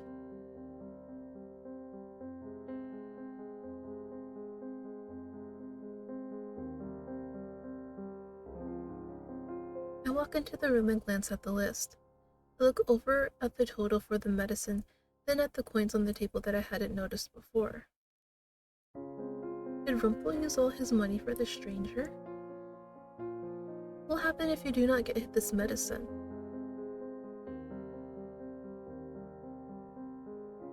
He goes silent as the man starts coughing again. I can read the answer in his eyes, even if he won't say it. The man could be in terrible danger. He could even die. Rumple looks defeated. He does not look like himself at all. I glance at the coins again, then at the list. Without a second thought, I grab both the list and the coins. I'll be back. I leave the room, even with Annis and Rumple protesting behind me. I make my way to my room, where I pick up the bag of coins that the king gave me when I went to the palace. Oh, the palace that on the day that I was cursed. Then I head for the door. I immediately head for the medicine store that we always frequent. I count out the coins that I need to buy the medicine. This will take all of my money, but it wasn't as if I was going to use it for something else. I rush back to the margin with the medicine in a little bag, hoping that this is the one that Rumple needs. It is dark by the time I get back to the margin. I make my way to Rumple's room again and notice that he is sitting on a stool beside the patient's bed, looking at him forlornly. When I enter the room, his eyes go wide. He seems even more surprised when I hand him the bag. We got our good deed, everybody! He opens the bag and lets the little vial roll onto his hand.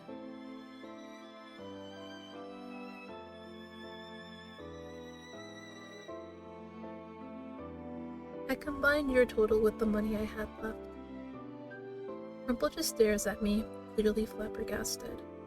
Then his expression morphs into something softer, something more relieved. He steps forward and suddenly his arms are around me. He grips me tightly, and then I hear his voice in my ear.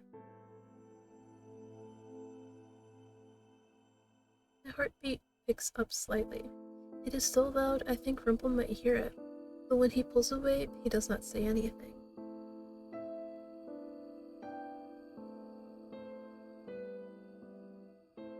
I am too dazed to disagree. I nod my head quietly before moving stiffly toward the door. I glance back at Rumple one last time, noticing that he is checking the man's temperature. The moment I leave the room, a flash of light emanates from my chest. I absently touch the glass slipper at my neck, then pause as I stare down at it. I feel a soft gasp leave my lips when I notice the fragment of the second slipper.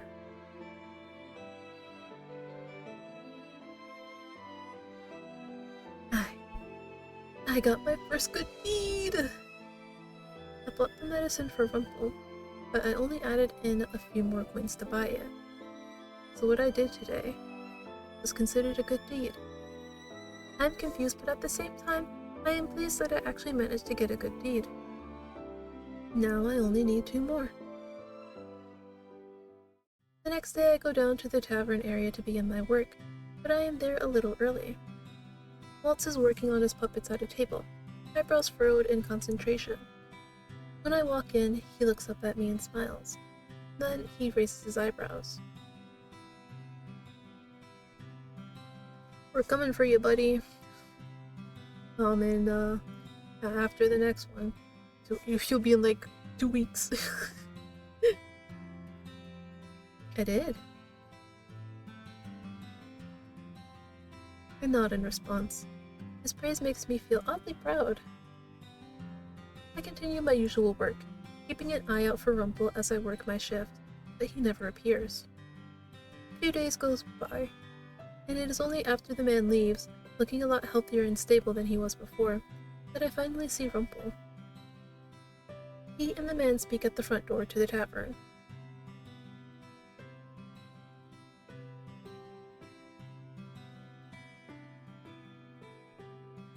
The man is holding money out to Rumpel, but Rumpel just shakes his head. I notice that there are dark circles under his eyes, and that he looks tired. Listen, if you're not gonna take the money, I will.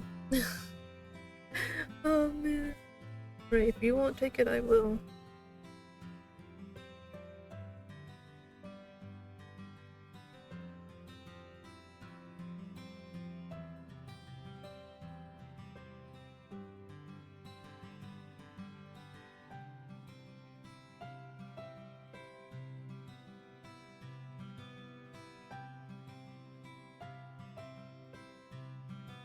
After the man leaves, I approach Rumpel. He turns to me and leans against the door. His smile is still tired, but bright.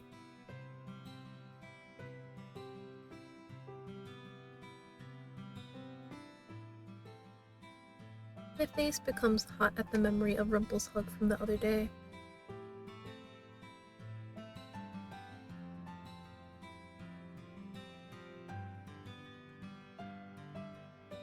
I reach up to touch the pendant. Every time I get a good deed, a piece gets added to my necklace.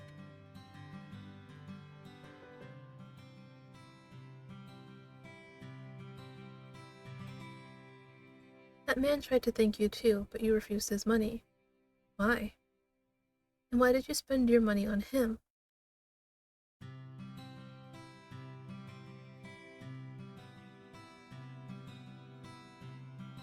Even if it is someone you do not know.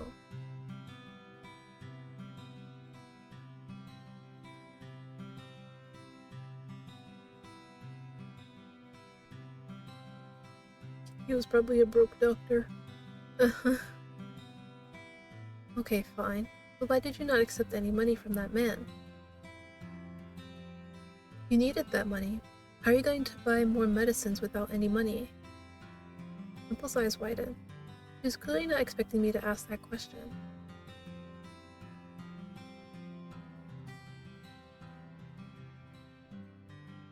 He was thanking you with money. You should have accepted it. Parfait pays you, does she not? Rumpel's shoulders sag when he sighs.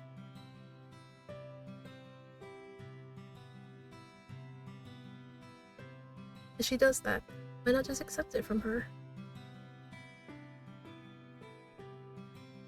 And Parfait does not seem to care because she sneaks the money into your wallet regardless.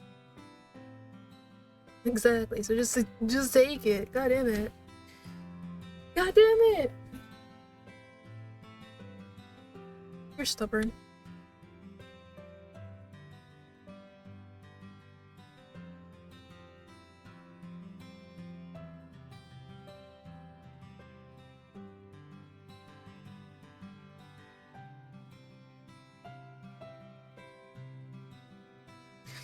No.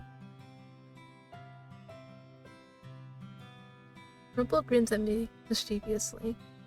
Even with the tired eyes, I can still see the bright cheer in them.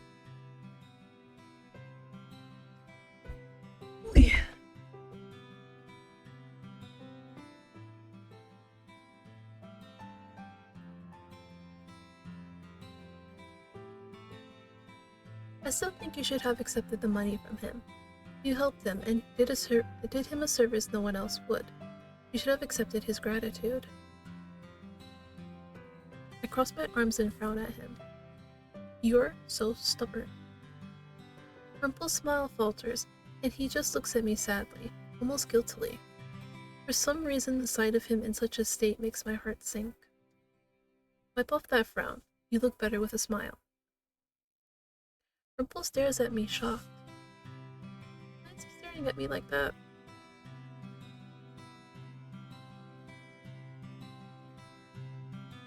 What? I did not say I...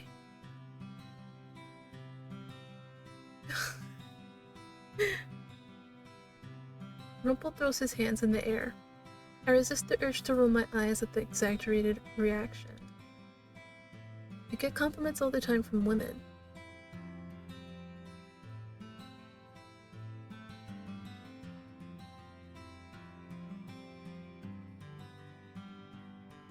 Okay. Okay, Brody. Wasn't anything like the spectacular compliments he gives, yet he still looks so happy.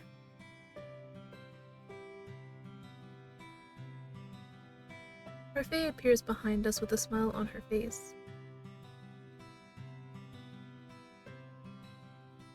Yes, of course. Rumple looks disappointed as I am sent back to the bar, where Karma expresses immediate relief that I am back. Rumple retires to his room early that day, and he is given the day off. Both Delora and Parfait can see the tiredness on his face just like I can. He does not reappear for the rest of the day. At the end of my shift, I retire to my room. When I get downstairs the next morning, I am met with a familiar sight. Both Karma and Rumple stand on opposite sides of a table, their voices rising in argument. They are fighting again? I happen to catch their words as I walk quietly down the stairs.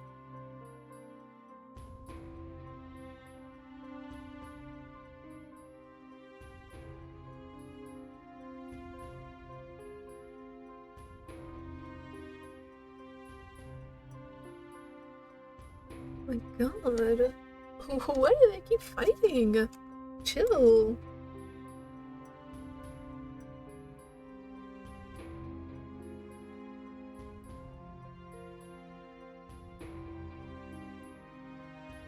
Hmm? What the... Oh god. Yeah, they're just going at it.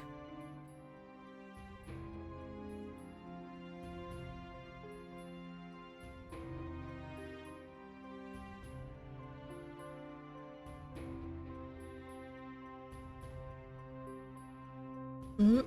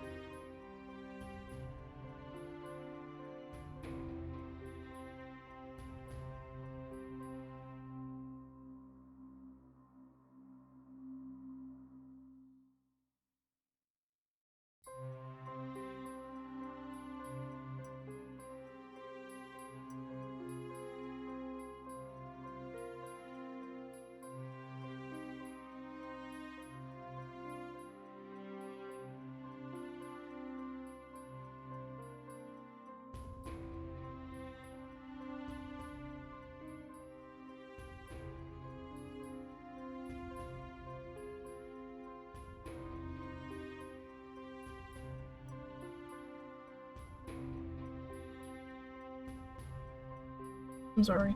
Let's ask some stuff. Did I save? No, I didn't.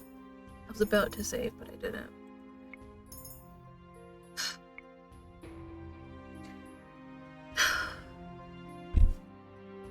Let me look at the log again.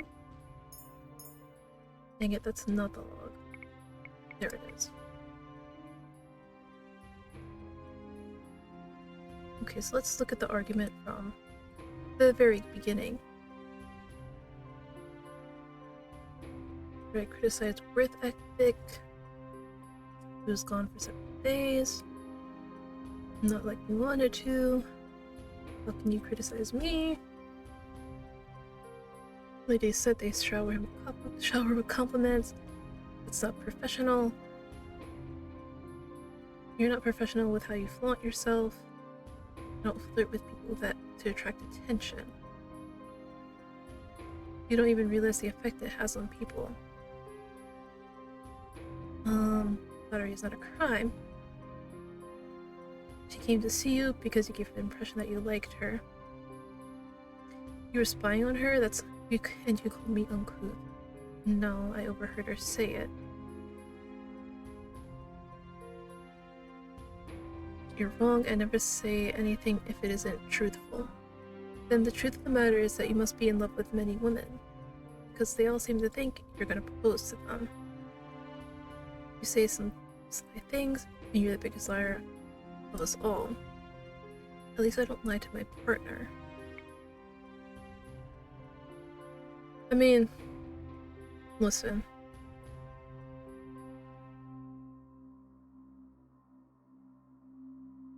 I personally think he does need to cut it out with all of the flattery and compliments and stuff like that. I really do think you need to cut that out. For now, I'm just gonna watch from afar. Right, this is their fight. I have no reason to jump in to defend anyone. I watched their fight from the middle of the staircase. The two of them never seemed to notice me standing there.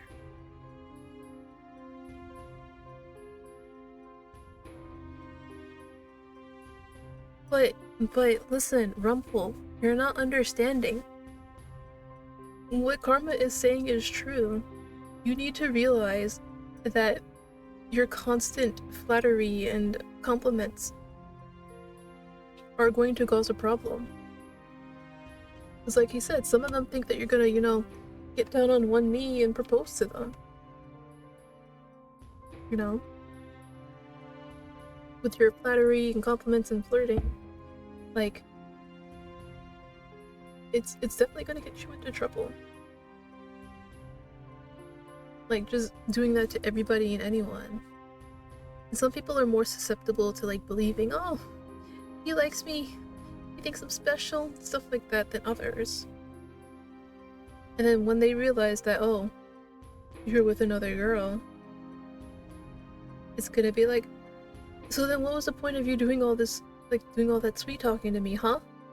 And, you might end up with a crazy one. They might, lop it off.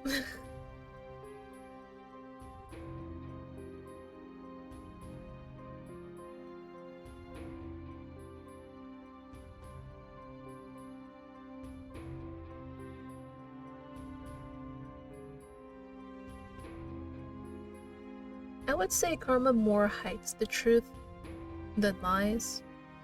So basically, secret. He's a person who likes to keep secrets rather than just outright lie. It's like, I know, I literally just did Bustafellows yesterday, but when I was like finishing up with like the stuff in Bustafellows, and as you know, Alex was like basically the head of Rui Lopez, and in it, when he was like recovering, he was like, I think it was something like, are secrets and lies the same thing? And I was like, it's a good question. And I was like trying to sit there and think like, what does make them different? And I was like, okay. I feel like because I was gonna say like with a secret, it's like you're just hiding a truth. But then that's the same thing as lying, because if you lie, you aren't. I feel like, I'm sorry, I'm trying to get my thoughts together. But basically, I feel like with lying, you're intentionally trying to like fool somebody, whereas with a secret, it's not intentional. It's like it's just something that you're keeping. But that also depends on the situation, because like an example I was doing was like, let's say for example,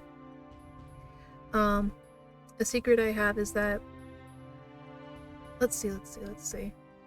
I really like mangoes, even though, like, I keep telling people, oh, I hate mangoes, you know? But I just secretly like it because, I don't know, so for whatever reason. I think, like, making shapes out of mangoes is cool. I think that's what I'll do. My secret is that I like making cool shapes from the mango fruit. But I don't tell anybody that because, you know, it's a secret that I want to keep with me. But I just feel like with secrets it depends on like the intention. Because with lying, you are very much intending to like fool the person and keep the truth hidden. Whereas with a secret, sometimes it's not even intentional. Like, you know? Like with my whole little mango secret, which is not a real secret, but I'm just saying, with my mango secret, I'm not intending to like fool anybody or hide the truth from anybody. It's not intentional. It's just something that I personally just don't wish to share. But then again, the other kind of secret is where like, let's say you and your friend do something and you're like, oh, we both agreed not to speak of this again, you know? Because if it is revealed, then it is going to cause some trouble. Oh my god. I was about to do it. I was like, oh, I'm about to do some more Bustafellow spoilers. I can technically, but basically, in the Bustafellows case, Iluta's best friends, Iluka and Adam, had a secret between each other. I'm not gonna say what the secret is, but yeah, they had a secret between each other, and they kept it for like years.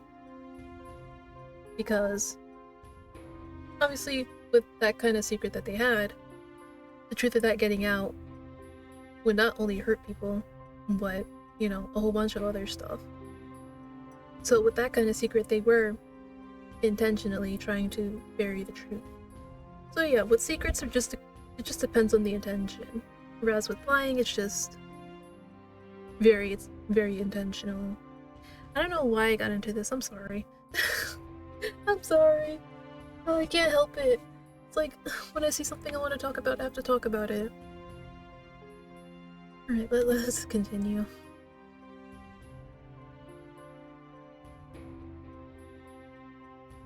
Rumple flinches back as Karma stands taller and clenches his hands into fists. I begin to make my way down the staircase. I come to a stop in between the two men, who seem surprised to see me. I'm about to speak, but the sound of footsteps distracts me. Jurian stops at the table and frowns at them. Both men glance away from her cold gaze. Karma murmurs something before excusing himself.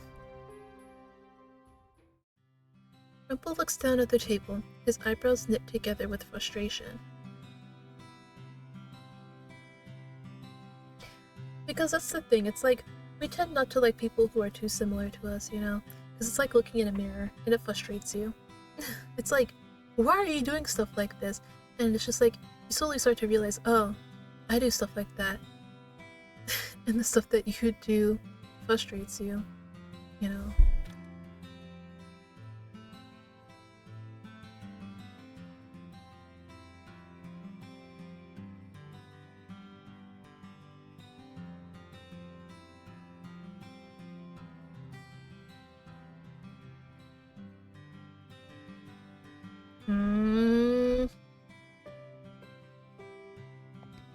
Jurian walks away stiffly, leaving me with Rumple. I look at him, a little irritated by his earlier comment. He gives me a sheepish smile. I am coming. As I turn away, Rumple waves. I resist the urge to roll my eyes.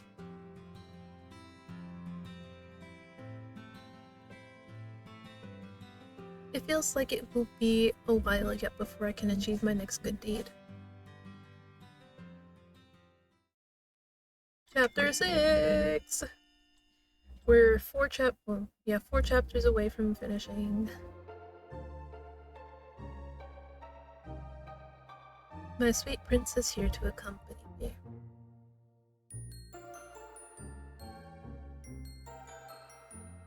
No, you've just said it enough times that I memorized it. It is not. We are on our way to the usual store to restock our medications when a small figure leaps out through the front door. She stares at us with a lost look on her face. Rumple reacts immediately, making his way over to her with a broad smile. Dear God.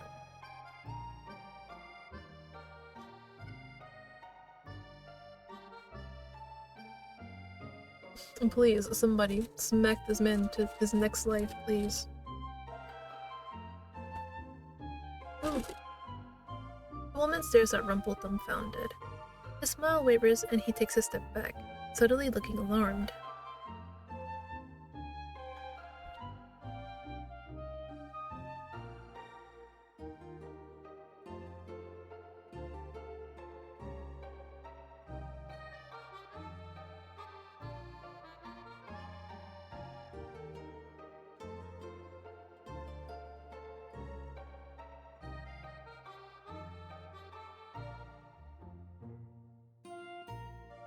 Oh yeah, I was supposed to be utilizing these ad breaks. Oh my god. Next ad break, I will take a break. I should go refill my water and go get some actual food to eat. I take a step forward and look at the woman flatly. He has been cursed. He has amnesia.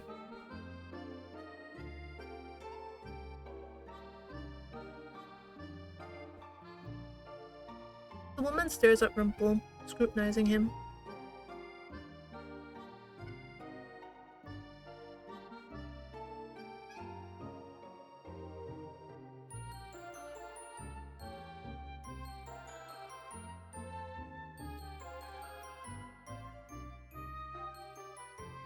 The usual flirty suggestion is in his voice, but the woman seems unaffected.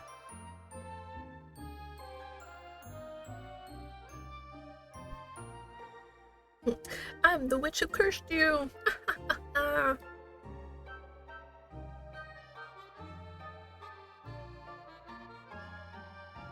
Who is this woman?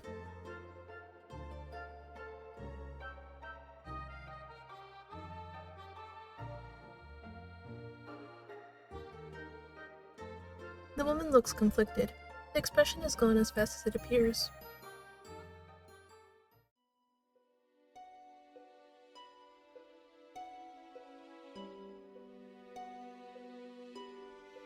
What? The shock is apparent on my face, but nowhere near as impressive as the astonishment on Rumple's face. She has to be lying. How can Rumple possibly have a fiancé with the way that he is?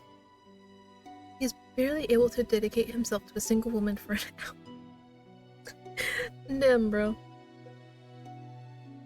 Bria takes a step forward and takes Rumple's hands into her own.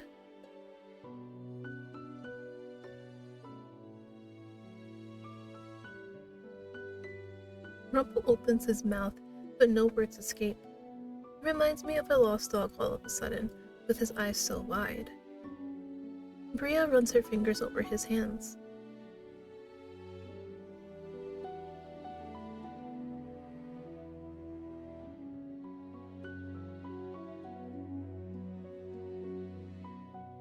Rumple's voice is faint, but still he tries to smile.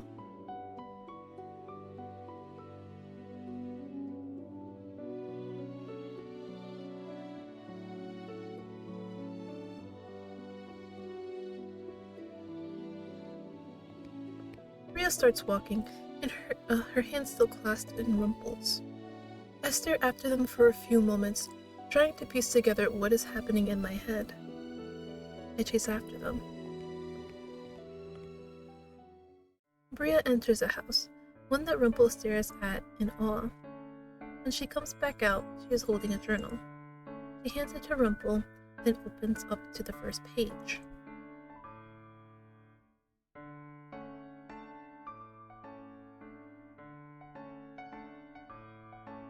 Rumple slowly reads over the words, and I notice the strange glazed look comes back into his eyes as his expression grows more somber. This is like the last time, when he remembered that he was a doctor. Bria turns to me as Rumple is reading, and her eyebrows arch. I am his partner in breaking curse. His partner. We're helping each other with our curses. You poor thing. Listen, you little bitch. I don't like that face you're making. Bria's voice is flat. She is glaring at me beneath her smile. I have done nothing to merit this distrust from her. And I cannot bring myself to trust her either.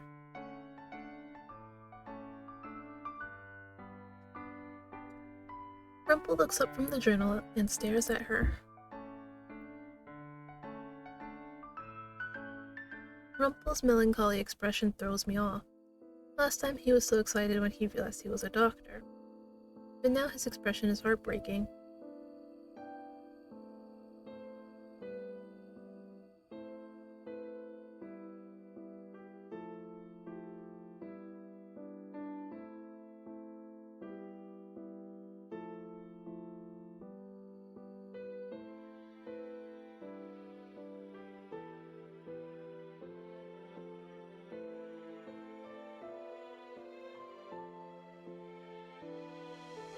Bria holds out her hand, and I notice a beautiful red-green gem ring on her ring finger.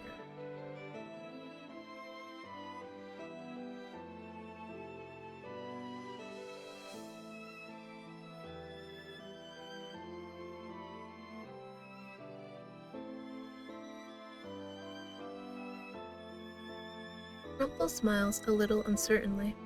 In that moment, I feel him turn away from me. He does not even realize I am there, standing with Bria. Why am I feeling so uncomfortable? I did, yes. She turns to me.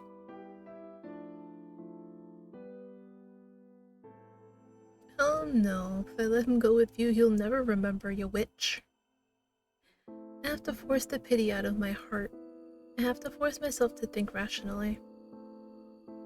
Something still seems off about this, but Rumple remembers.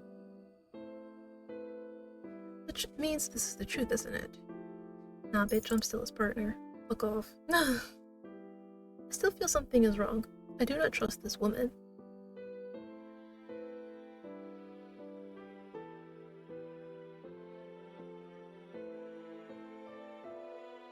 I mean, technically, yeah.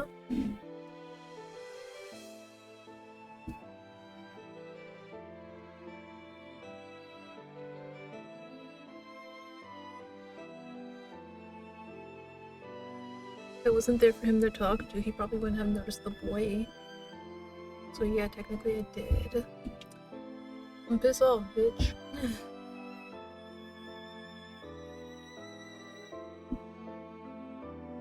Exactly. And I was here again, to help him remember this.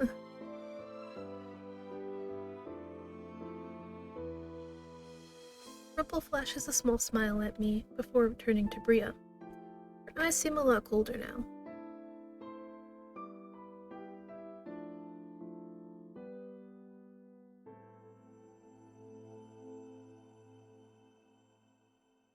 Bria's cold gaze falls on me, and I can sense something in them that surprises me. Jealousy? Why would she be jealous of me? No, don't do it! I said, oh, what?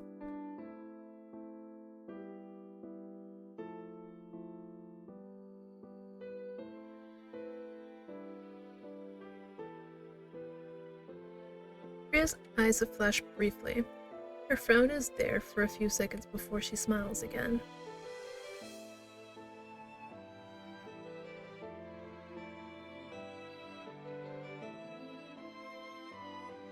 Oh shit.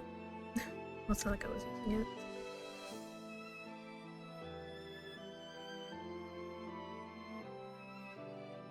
Oh my god, she's such a liar.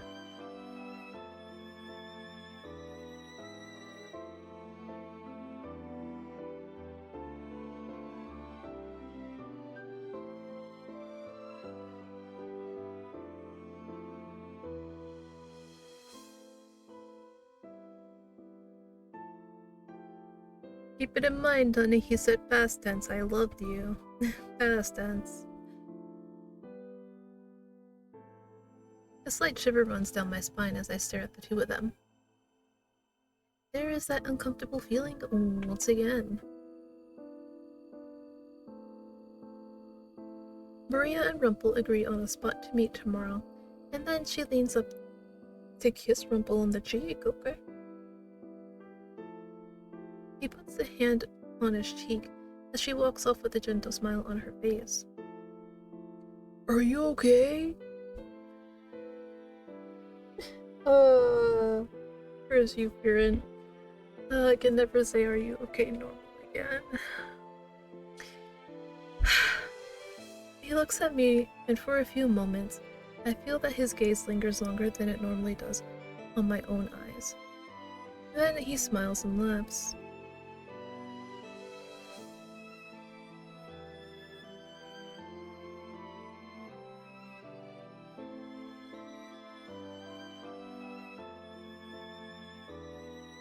Including your love for her?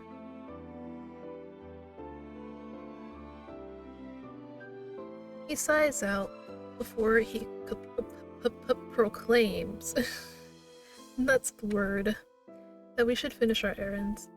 I follow him around the town, although the scenery lacks its usual vibrancy.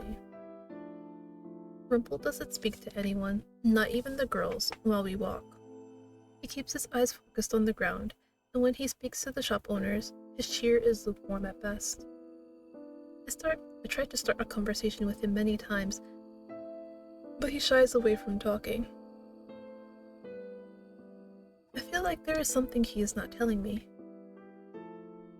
And you know what that means? Time to wrestle it out of him. When we arrive at the March Inn, Rumple quickly excuses himself, not even sharing his epiphany about his past with anyone.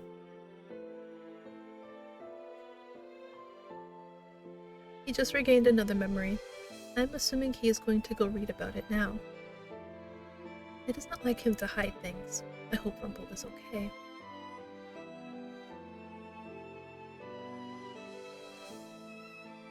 I'm gonna be honest with you guys, I have no idea if I'm on the right track for a good ending. I'm probably not. I've been very good at getting all the bad endings, so... Eh. It has been about a week since Rumple regained his last memory. He has been meeting with Bria since then. But he still hasn't told me about the memory from the journal. He does not flirt with any girls, and when he sees me, his smile looks broken. He spends his days visiting Bria and tending to Parfait. Sir, don't just suddenly appear like that. Why would I be worried about him? Because Rumple is no longer able to run errands with me, Waltz decides to take his place. But Waltz's presence cannot make up for Rumple's absence. Damn, girl.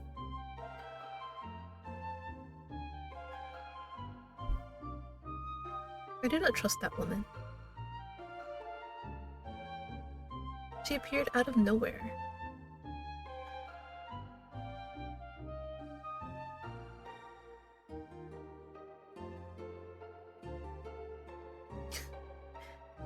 I can tell that he is teasing me, but it does little to lift my spirits. I know. Walt sighs.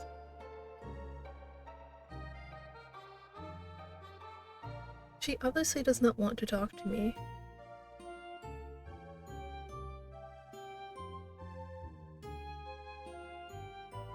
Rumple says my honesty is good, but I also know that the way I speak frustrates many people. Waltz approaches a flower shop where several people are gathered to look at the fresh flowers.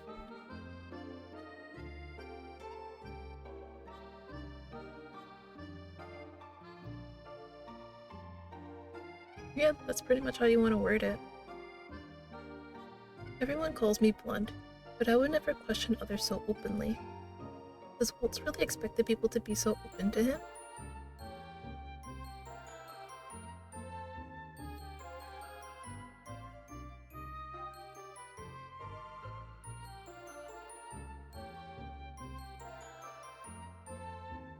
Waltz raises an eyebrow and laughs. Everyone just trusts Waltz. I suppose he must speak to people often, being a performer. They would probably never suspect Waltz to do anything morally questionable, which is true. And yet with me, they were suspicious of everything that I did. I guess it is a good thing Waltz is here. I stifle. Stifle a sigh as the so-called investigation begins.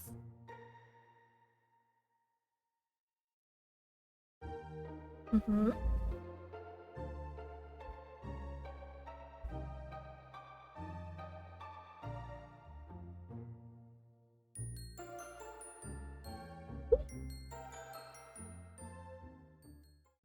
Excuse me, what did you just say?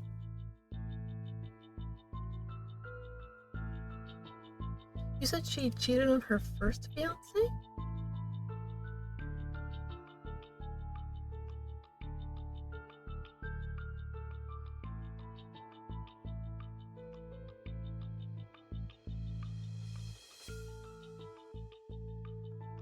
Who was he?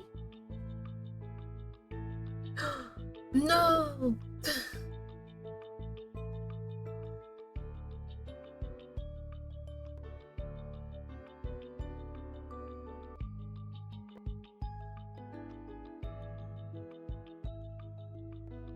When Bria first approached Rumple, she had no idea he had amnesia. She started apologizing to him. Was it for that affair, or am I just speculating? We thanked the woman for her help before continuing to ask around town for more information. The more we hear, the more certain we become. Cheated on him. But she's lying to him. I can still remember the sadness in his eyes. Maybe somewhere deep down he still knows. Did his journal entry not say anything?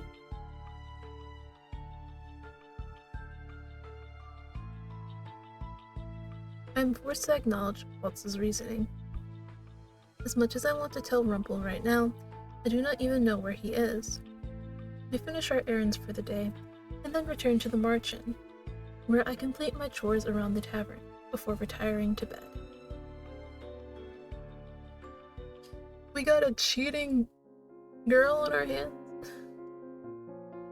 Later that night, after turning for hours in bed without any successive sleep, I make my way downstairs for a glass of milk.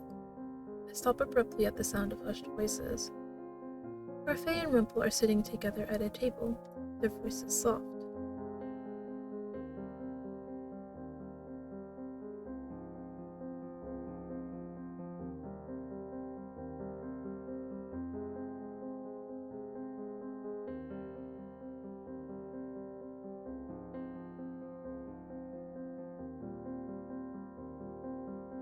He clears his throat.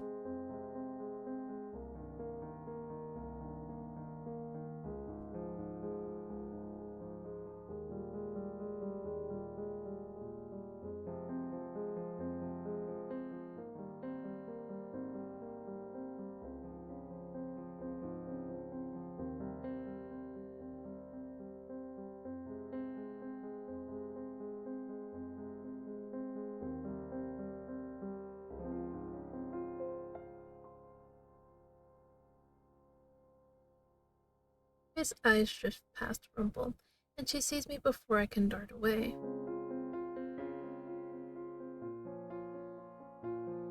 Rumple turns in his seat and stares at me.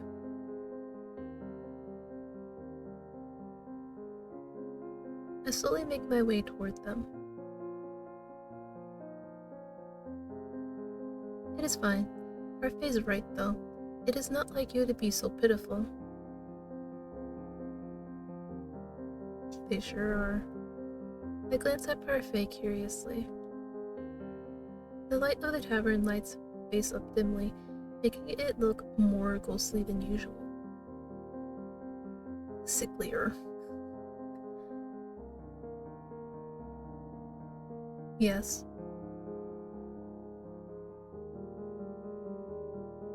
You said you were like this because of the Tenebrarum Lucis you have to take care of.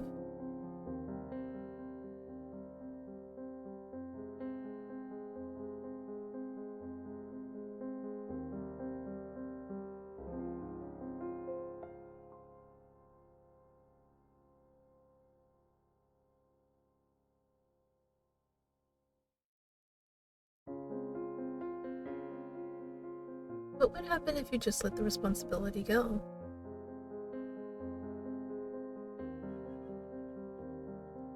And what of the Tenebrarum bearer? Would they not help you with your stress? What? Her face stares at me for a few moments, a complicated expression on her face, and suddenly she sighs.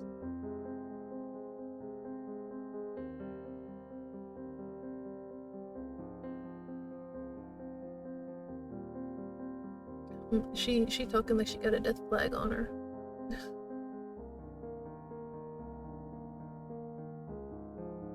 Her face pauses to look at me, eyebrows slightly arched.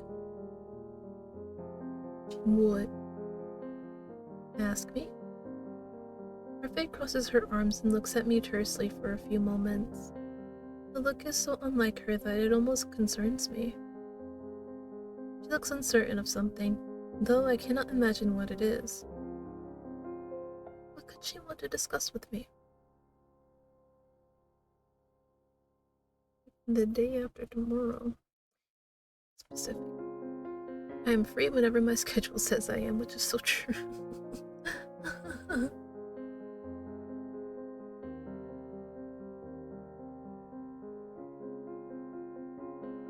Important. Fine. Her face smiles at us before walking back to her room, leaving me alone with Rumple. Rumple smiles at me uncertainly. For a few moments, I think he might actually talk to me, but then he rushes off after giving me an apology. I watch him walk up the stairs, my heart sinking. I need to know what's going on with him.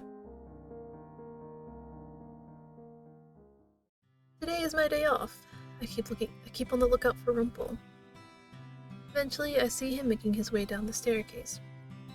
He does not look quite as disheartened as last night, but his expression is still rather somber.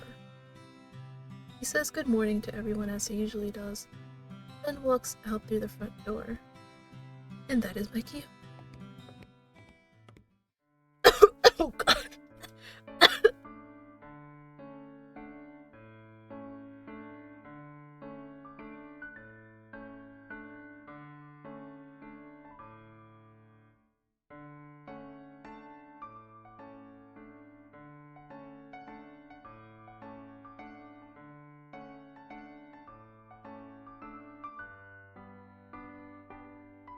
It's so weird, this happens every time I read Cinderella Phenomenon. I end up choking on my saliva.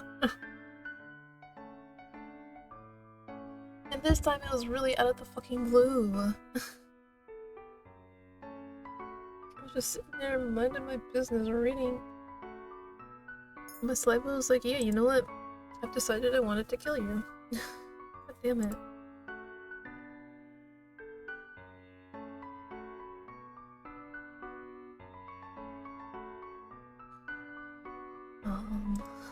Oh jeez.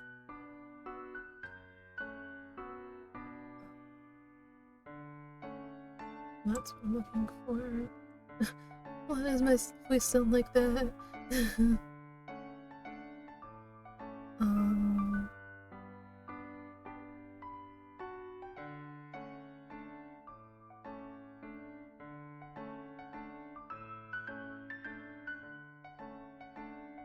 I'm sorry, I'm just trying to think.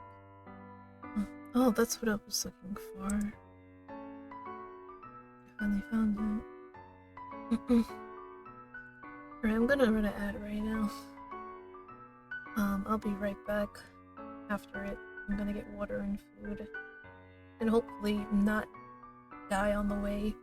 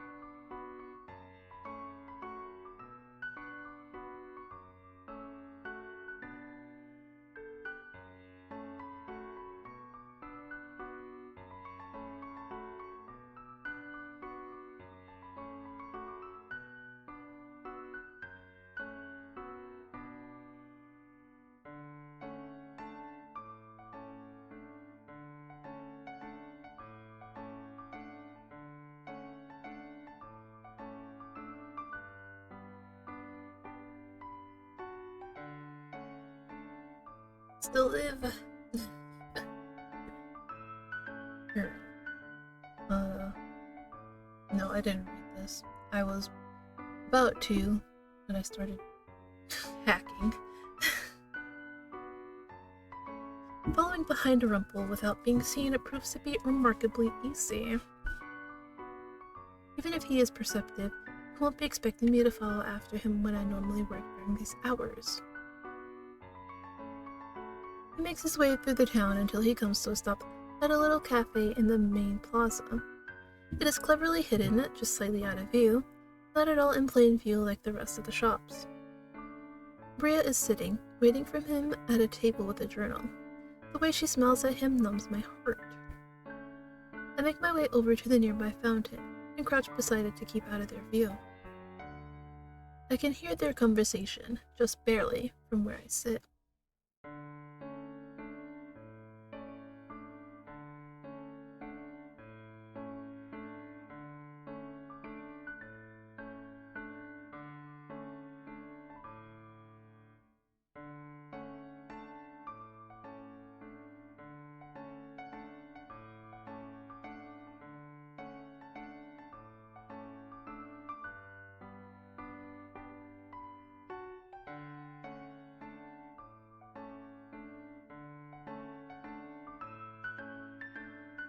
And yet you are going behind his back with a rich man.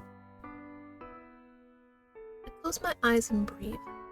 Bria's words drive a bitterness through my heart.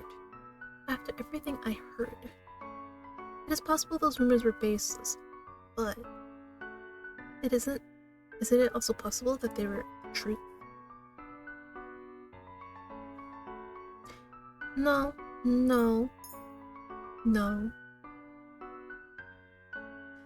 But if somehow everything that we heard was one big lie, but I hurt Rumple, I also have my pride. I cannot just accuse someone, even if I feel that Bria is guilty of something. I step away from the fountain, meaning to head back the way I came. Even if the situation sounds wrong, I feel that Rumple would hate me getting involved. And I'm surprised then, when he calls my name.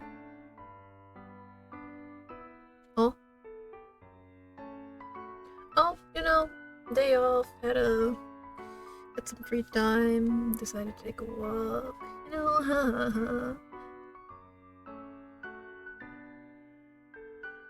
He saw me. Did he know I was behind the fountain? Ma'am, do you have any proof that I was spying on you? I make my way over to the table, to where Rumple is looking at me with worry, and Bria is openly scowling at me.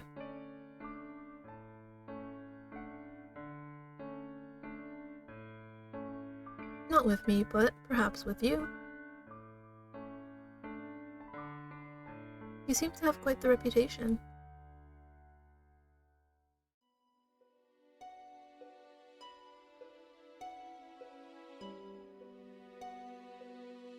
Mother would have said the same thing, but why would they lie? So it is not true that you are seeing another man. She didn't deny it, guys! If you don't deny it outright, it means it's true. Bria stands up and glares at me. I frown back at her. Her anger does not faze me. She seems like a petulant child. 17 going on 18, actually. 17, but what does that even matter? I mean, it matters a lot, but we won't get into that.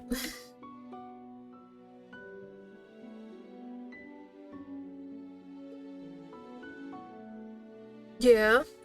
What's your point? You make it seem like we're trying to get together. I'm just trying to help this man break his curse. Calm down. Goddamn.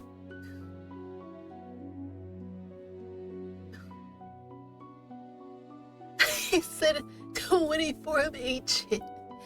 Bro, that is an insult to all 24-year-olds out there. 24 is not ancient yet. When you get to be like, 50, that's when you're ancient. And anybody beyond, like, 70 is like a fossil. The two of us look at him in unison, and back at each other. I'm here because I want to help my partner, and because you are lying to him.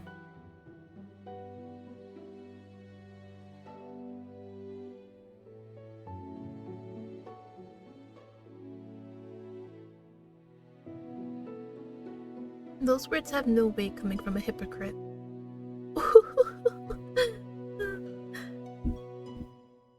Yes? Rumple looks between the two of us, eyebrows furrowed. Then he shakes his head.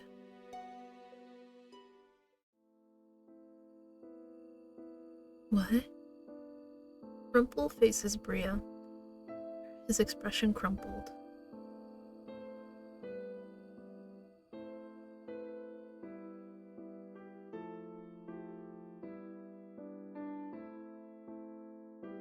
He did? That's a good man.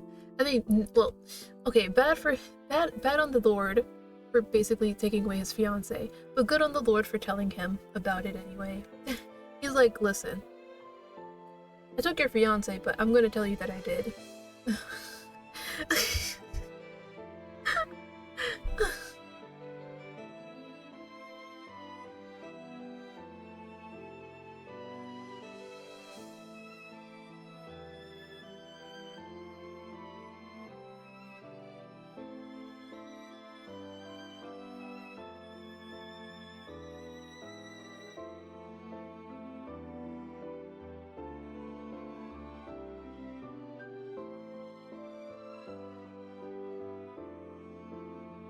Even I cannot stop myself from staring at her when she insults Rumple. But with this, she has admitted that the rumors are true.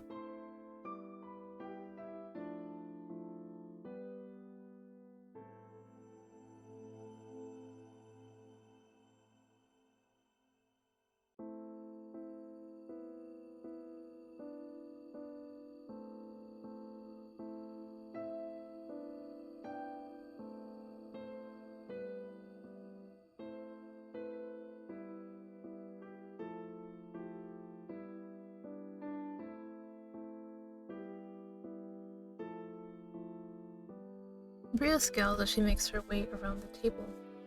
Rumple tries to call her back, but Bria only frowns as she walks off.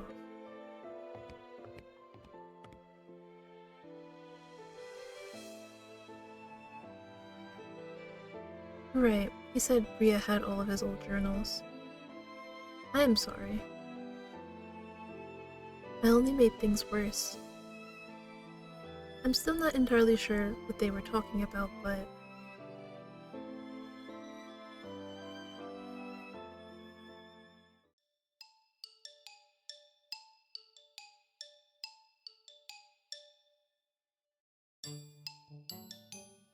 What?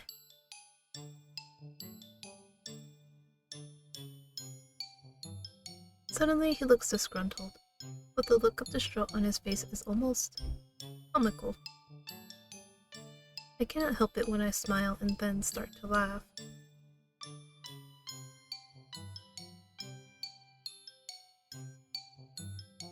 It's just, you are an old man. 24 is not old, oh my god.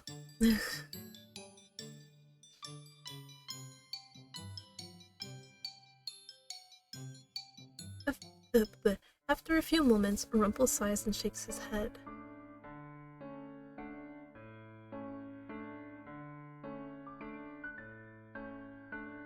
You knew about the nobleman? Why did you not say anything?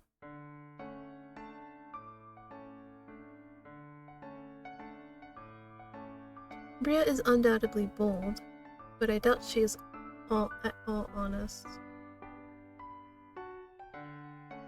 You have been distant the last week.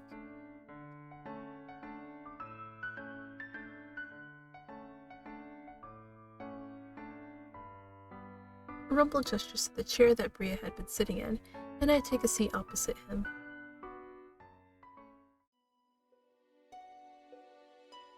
I cannot help but remember the little boy with the impossible sickness. It seemed he was drawn to Rumple too. Rumple was not able to help that boy on his own either. Some woman offered her assistance. Did you manage to cure him with the help of that same woman?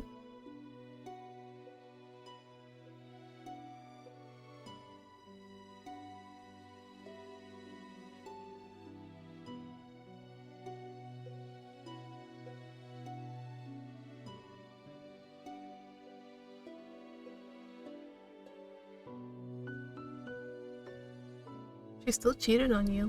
That is her fault, not yours. Rumple nods absently. I can tell he is not convinced.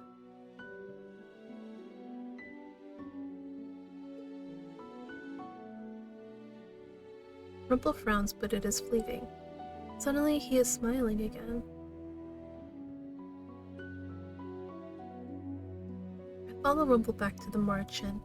Though he seems fine for a time, Rumple's somberness returns as we head back. It looks like he is trapped in his thoughts. He needs the rest of his journals, but how is he going to get a hold of them now?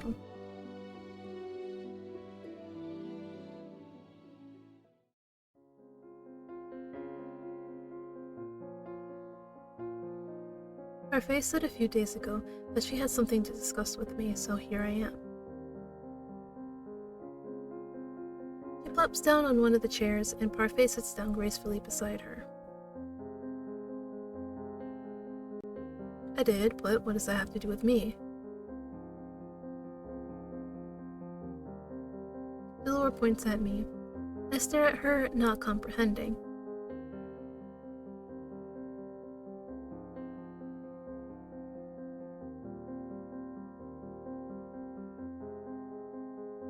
I'm sorry, I was supposed to say what? I'm not able to even feel shock, just confusion. But how do I have anything to do with these crystals?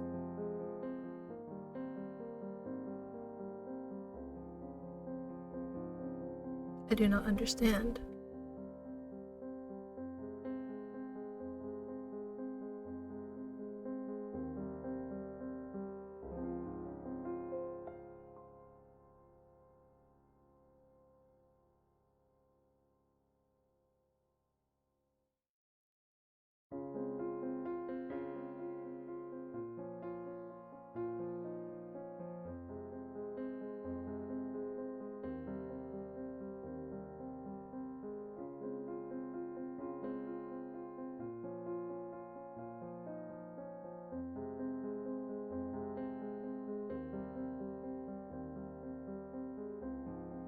I feel something dark stirring inside of me. A sharp pain cuts through my heart, making it hard to breathe. That is impossible. Mother was not a witch.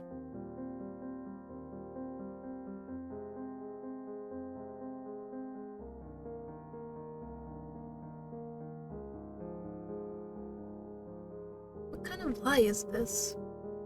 I cannot use magic. Mother never told me that she was a witch. She would have told me.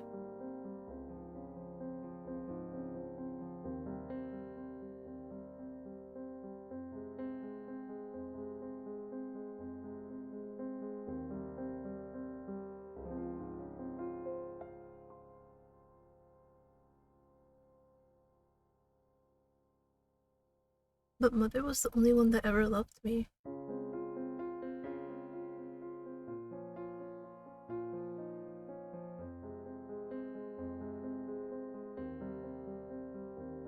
You do not know anything about Mother. I stand up, rage coiling up inside of me like a snake.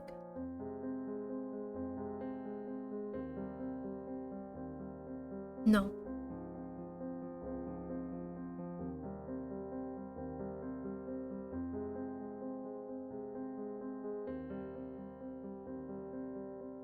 Well, you are not very good at it. I turn on my heels and storm out of the room. I feel that there was more to what Delore and Parfait wanted to say to me, but I cannot stand to hear it right now. I walk into the clearing and sit against a tree, furiously rubbing at my eyes as I try to clear my dangerously watery eyes. Eyes, Ekri, that's the word. Showing emotion is weak. I sit there for a long time in the clearing, trying to calm myself. My thoughts spin wildly out of control. I see him out of the corner of my eyes, standing between two trees, his eyebrows knit together with worry. What? Were you listening?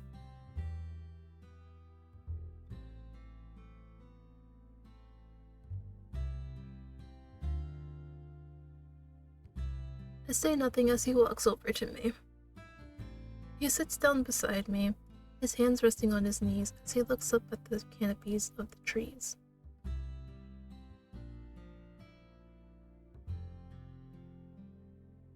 I'm not in the mood to talk about this right now. My thoughts are too scrambled.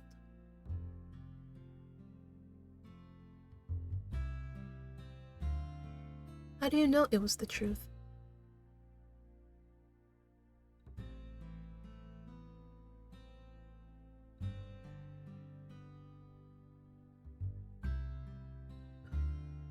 He looks at me, and his eyes seem to glimmer softly in the moonlight.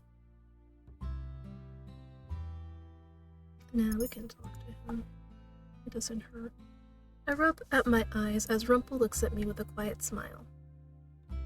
He could be talking about his own problems, but instead he is trying to comfort me.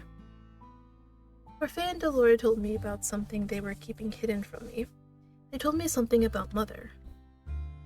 And it does not make any sense to me because everything that they are saying makes her a villain.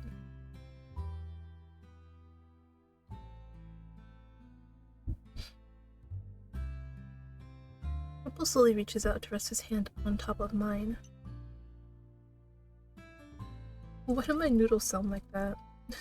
Like I stabbed into it and it did like a little squeak like eep! I'm like, what? I sit up straight and stare at him, my eyes wide. Rumpel smiles at me, a slow, soft smile that crinkles the edges of his eyes.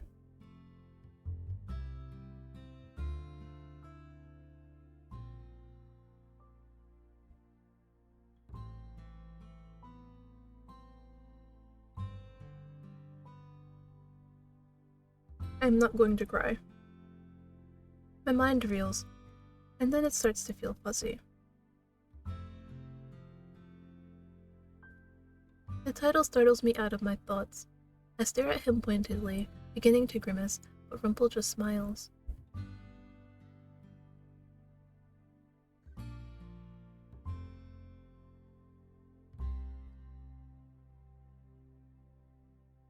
Perhaps if everyone else meant it that way, it would not be so terrible a title. Rumpel slowly takes his hand away and smiles. And though he insists on hearing me out, I insist on the opposite. For now, I want to keep what I discussed with Parfait and Delora to myself. I still need to process it. For tonight, I just want to forget that the conversation ever happened. Sometime the two of us are silent. There are no words exchanged between the two of us, but the silence is comfortable. Then eventually, Rumpel puts a hand on my shoulder.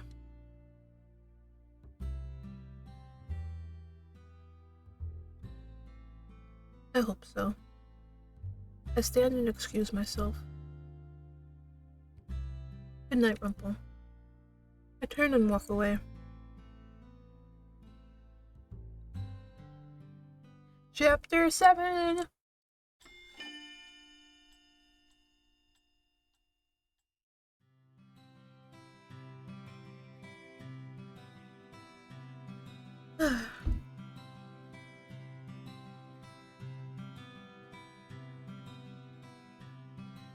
It's like that whole thing with Bria never happened. He is back to flattering every woman he meets.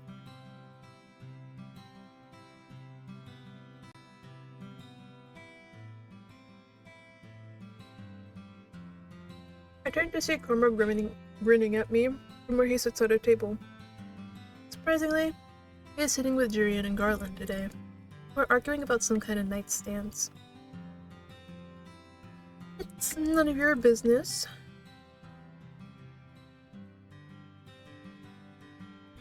I'd appreciate you not staring at my face.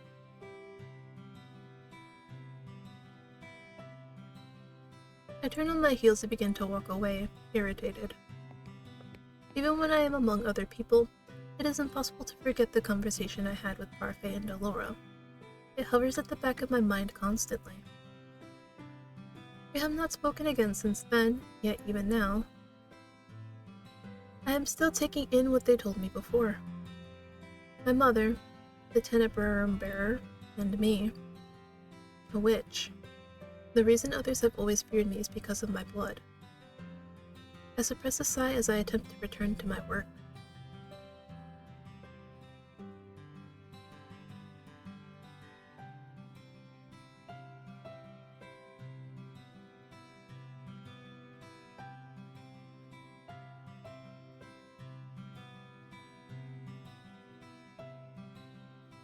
Sorry. I'm actually like hungry, so I want to eat. So I'm just gonna, yeah, do that. I'm sorry.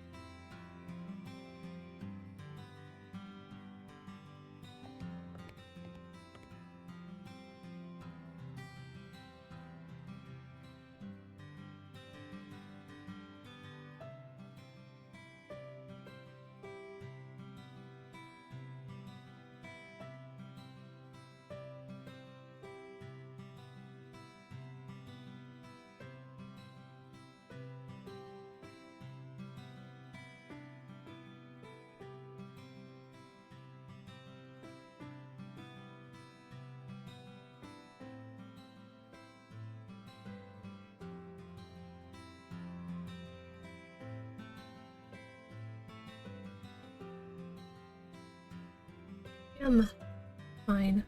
I hope hearing my voice was not a jump scare. I'm sorry. Like so quiet and then suddenly, I'm fine. My voice comes out hoarse. Trying to clear my throat only makes me feel more miserable. I will not collapse. I am stronger than that. Mother taught me how to be strong. Mother. Thoughts become scrambled. Once again my mind wanders, but this time I cannot keep myself steady as I try to walk. Putting one foot in front of the other proves to be too difficult, and I once again feel myself start to stumble. Then I feel warmth, this time arms instead of hands.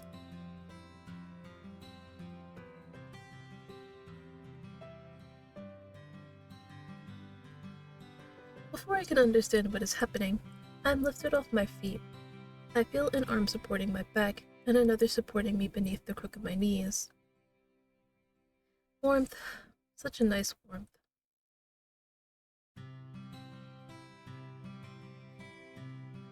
Nah, just let it happen. Let it happen. My body is so weak anyway. Even if I wanted to struggle, I would not be able to. I slowly lean my head against his chest.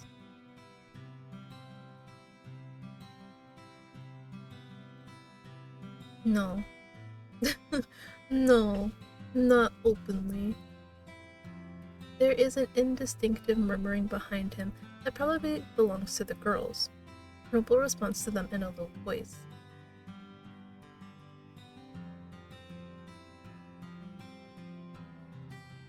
So warm.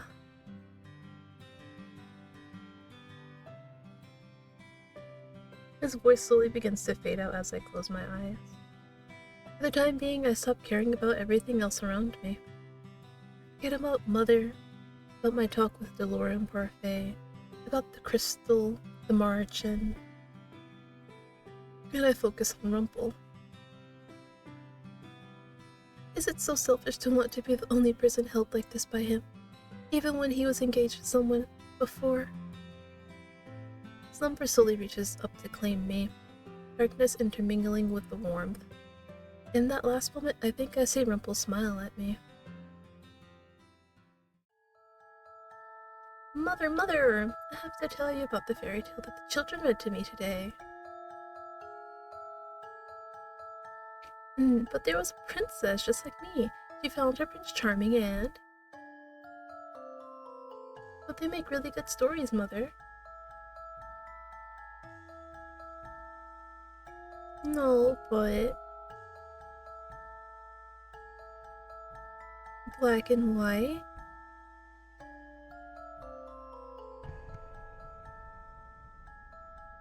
So princess and princesses can be... bad?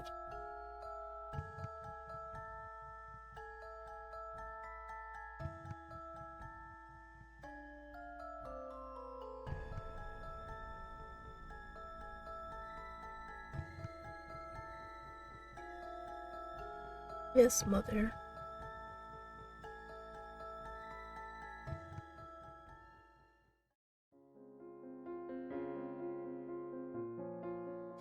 I slowly blink my eyes open.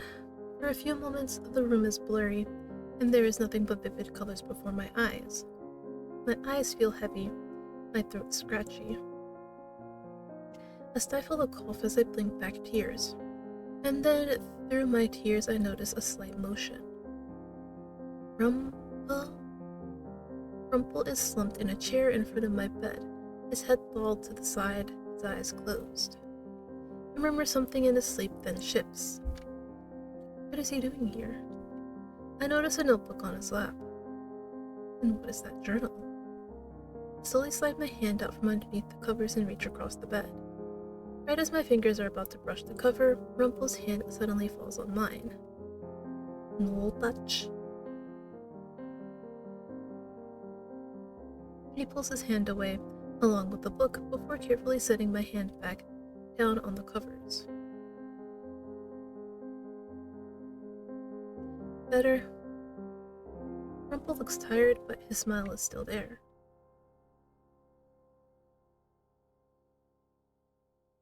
You just said I looked better.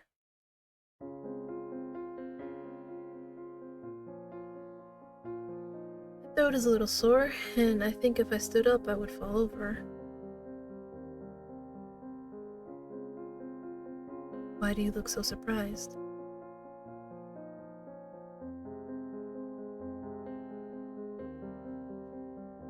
Rumple leans forward to put a hand on my forehead. His hand is cool on my hot skin. Our eyes lock as he tests my temperature. After a few moments, he finally peels his eyes away from me and sits back in his chair.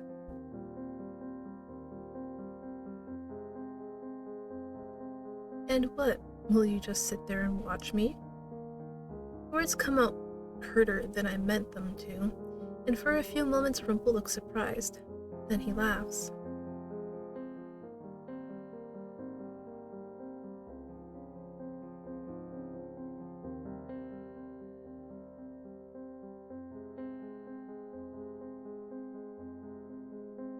I sigh as I close my eyes for a few moments.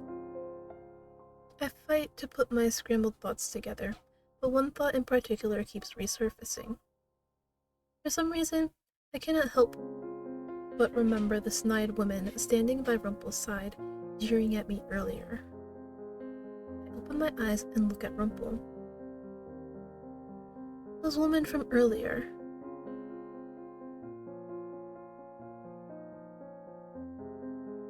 You flirt with women like that all the time, but why? They are not even good people.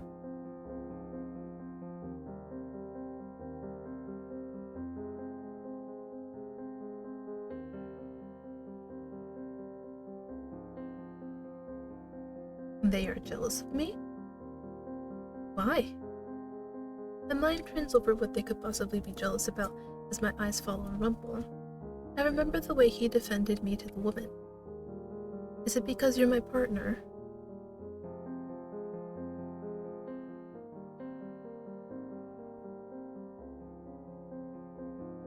They would never think I have those qualities. They are just jealous that I take your attention away from them.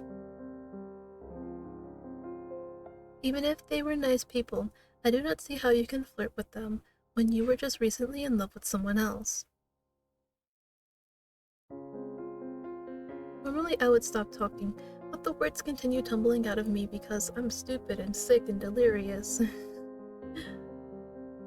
I do not understand how someone like you, who had a fiance, could still be flirting with girls. How can you love someone if all you do is flirt with other girls? Flattery is one thing, but you cannot just flatter every girl. Why are you still smiling at me?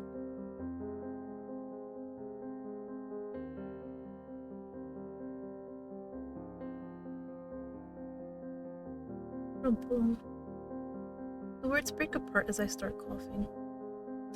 Do I have to do a cough? Do I have to commit to the bit?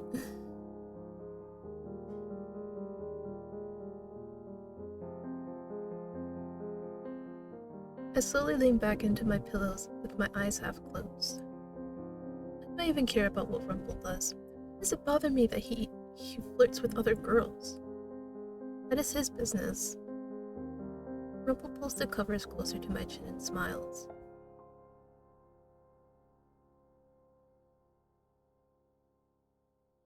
You always say some woman has stolen your heart, but your heart cannot belong to everyone. Yet you told me you always speak the truth. Oh, so you don't always tell the truth then, you goddamn liar?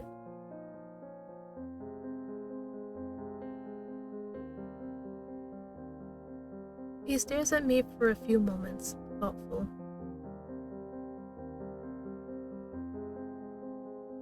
Of course not.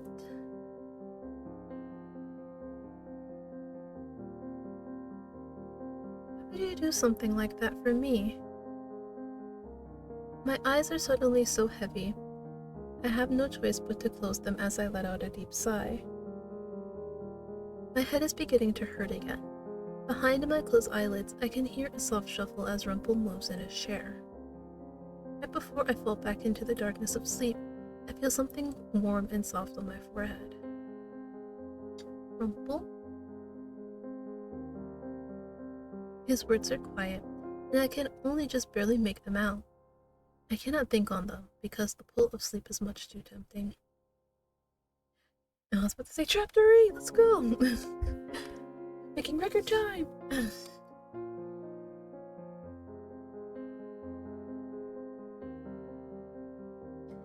Damn, girl!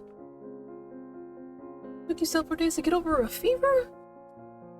Weak ass immune system, for sure. Oh god. It takes a while, but after several days, Rumple finally allows me to go back to work. I cannot remember much of what happened when he was watching over me, especially that first day. It's all a little bit of a blur now, like it was all just a dream.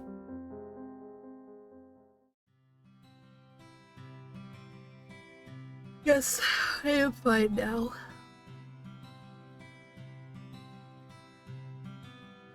When? Why did you need to check on me? No, I'm fine. Just tell me what things need to be done.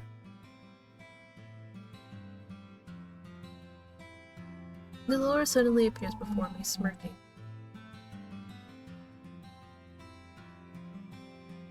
I have not spoken with Delora or Parfait since that night where they decided to tell me about Mother. Just thinking about what they told me puts me on edge.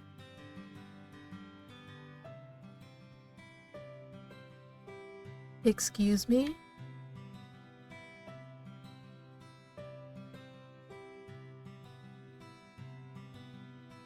Ennis, give me those work orders now. Ennis! I quickly walk away from the bar and catch only the last little bit of Dolores singing. She's saying that the night was cursed. Hearing her sing it again is infuriating. The song slowly fades from my mind as I go about my work for the day. I am still a little shaky on my feet, but not so much that I need to go back to bed. As I am walking around the bar, I catch snatches of conversation as I serve food.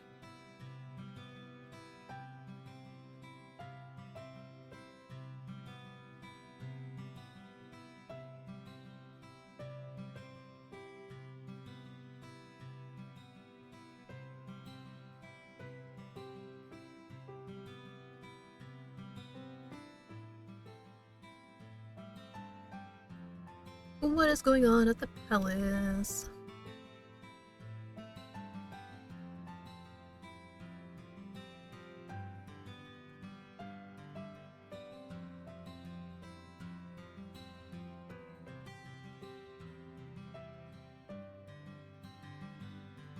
I'm walking forward, not watching where I'm going, when I collide with someone in my path. I feel a hand on my shoulder, then another lifts my chin.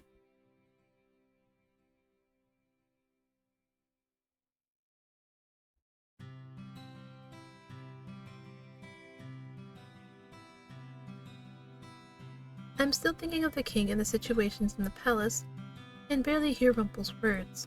It isn't until he leans closer to me and narrows his eyes that I realize he is so close.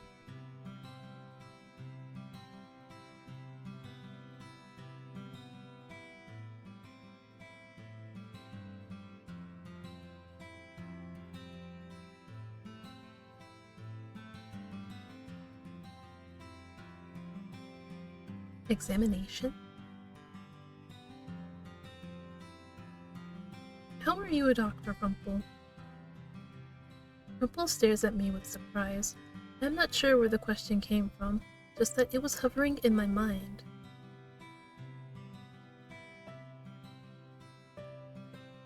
I have not seen you do anything different from Anise. Anise. Anise.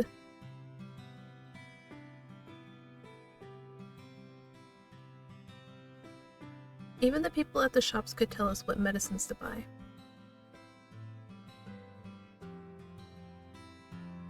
Rumpel's expression slips into something shockingly solemn. He looks at me gravely and extends a hand.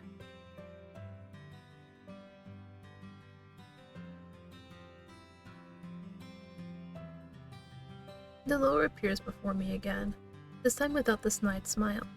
She raises an eyebrow. She looks at me first.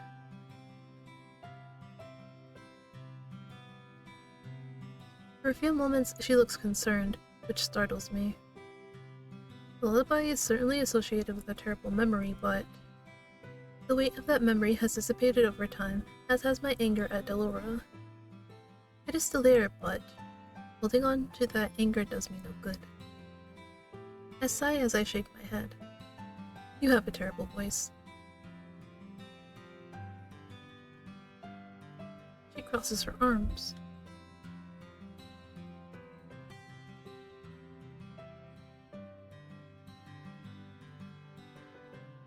Proof?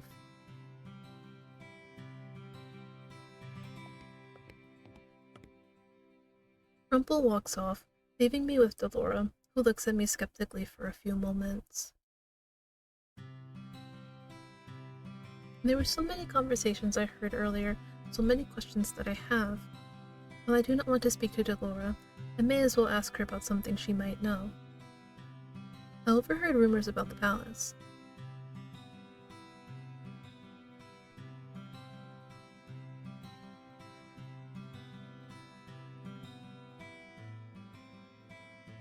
I am ushered back to work, where I spend the next few hours searching for more information. Unfortunately, everything I hear is just speculation.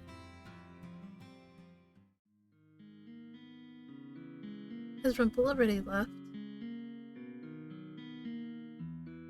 Thank you. Annis looks at me curious. What?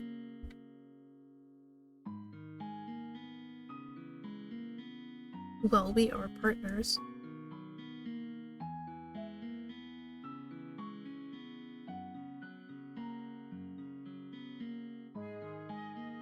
Friends? If Rumpel considers me a friend, it should make me happy, but for some reason it makes me feel empty inside. Why? What else could we be besides friends? My cheeks feel warm as I try to think beyond the idea of just being friends with Rumpel. Are you winning? Gar, there's nothing to win at here. Did you already seduce the male dude? No. No. He won't be seduced until like 2 more hours.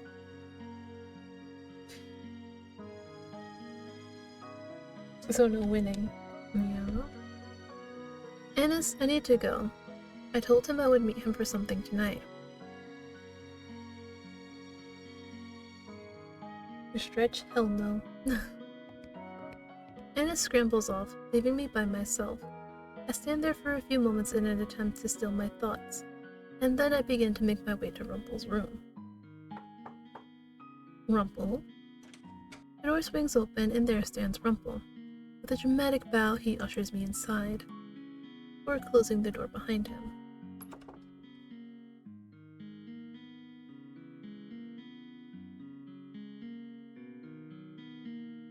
I only came to see this proof you insisted upon earlier.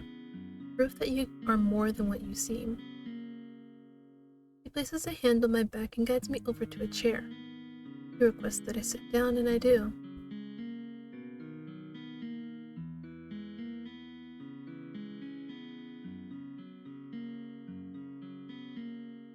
Your journal? I have seen him write in this before, but I thought it was for his memories, not for doctor things. He barely even works on patients now. Rumple's persistence stokes my curiosity, and soon I find myself flipping through the pages of the book. This was the journal you had when the Martian found you on the streets. You said it was empty then. The book is filled with diagrams. Diagrams of the body, both inside and out. I have no idea what most of the words mean. What are all the smaller words here?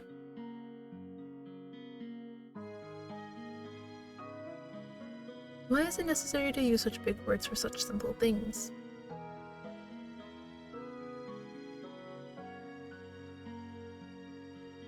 I continue flipping through it, with Rumple sometimes explaining things that are on the page, though I do not ask for the descriptions.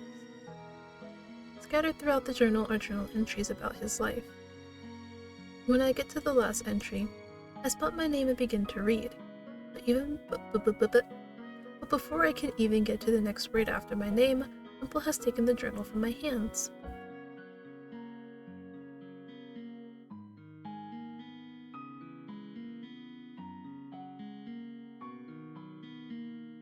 He thinks I'm going to insult his writing.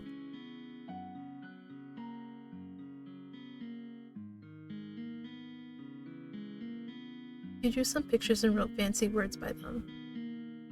I mean, yeah, if you really want to boil down doctor stuff, like learning about like the doctor stuff, yeah, pretty much it's just pictures and fancy words.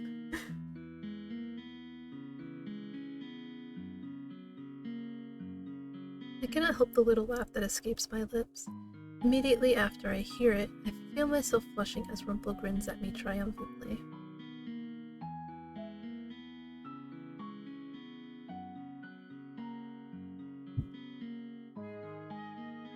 He takes a step closer to me and reaches out to touch my cheek. I flinch in surprise but do not draw away. The rapid beating of my heart is not altogether uncomfortable, even if it does confuse me. He pulls his hand away from my cheek, then flicks my forehead. What was that for?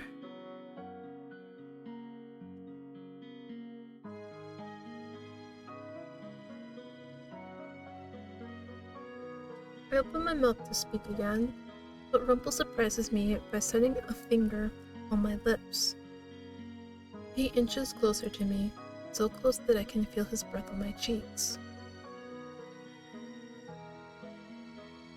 Sir, get away!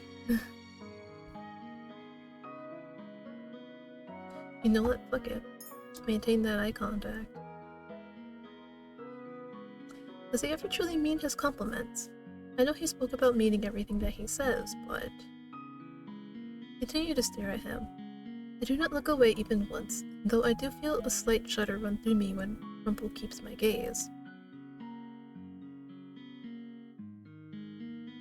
He removes his finger but does not step back. We are still so close I can feel his breath. Fierce.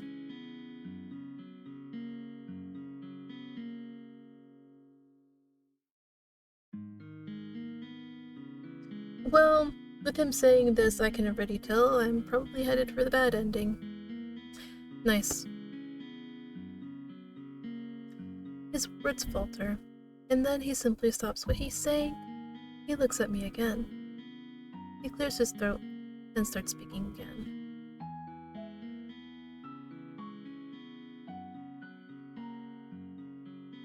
He missed me? But you have friends all over the margin. My heart plunges like a rock.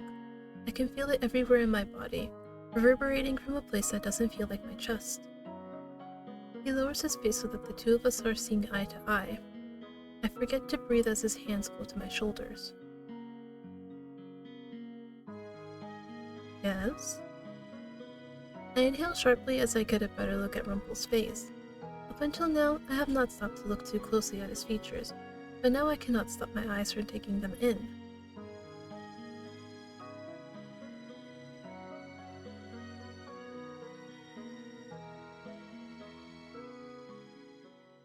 Oh.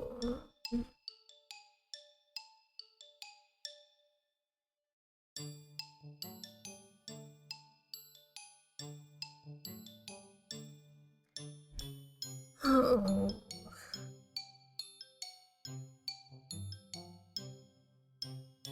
In one precious moment, every single bit of energy that had been between us vanishes. I stare blankly at Rumpel as he smiles at me.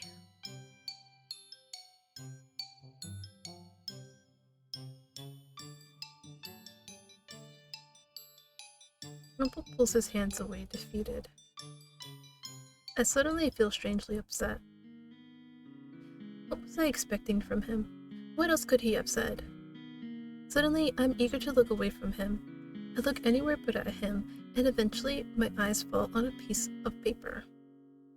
I recognize the name printed on the top, along with Rumpel's signature and the response line next to it. Rumpel moves to stand in front of the desk once more. You're still writing to Bria?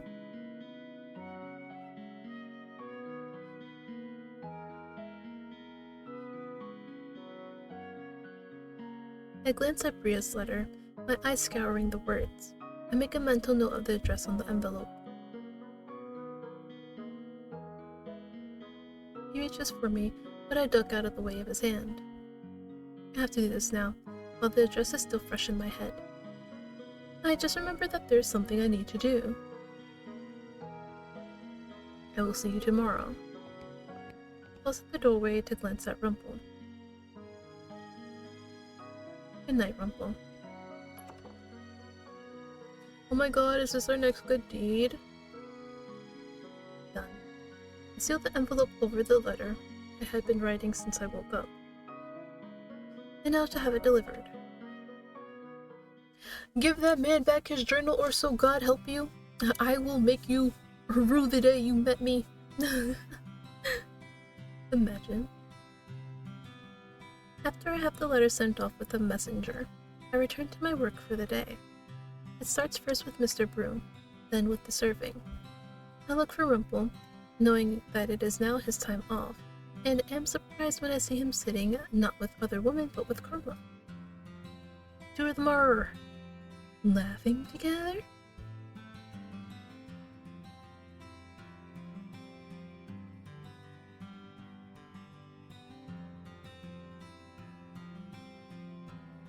What are you two talking about?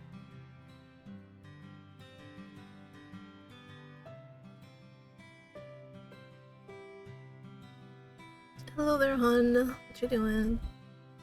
Karma's mischievous smile confuses me. Even Rumpel looks surprisingly shaken. You did not answer my question.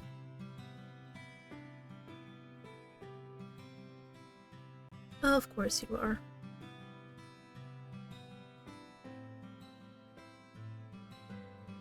You're giving Rumpel advice, even though you two are always at each other's throats?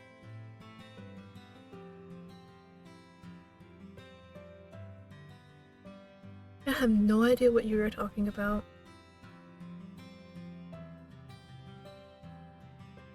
Before I can say anything else, I am swept up by Delora, who calls me back to work.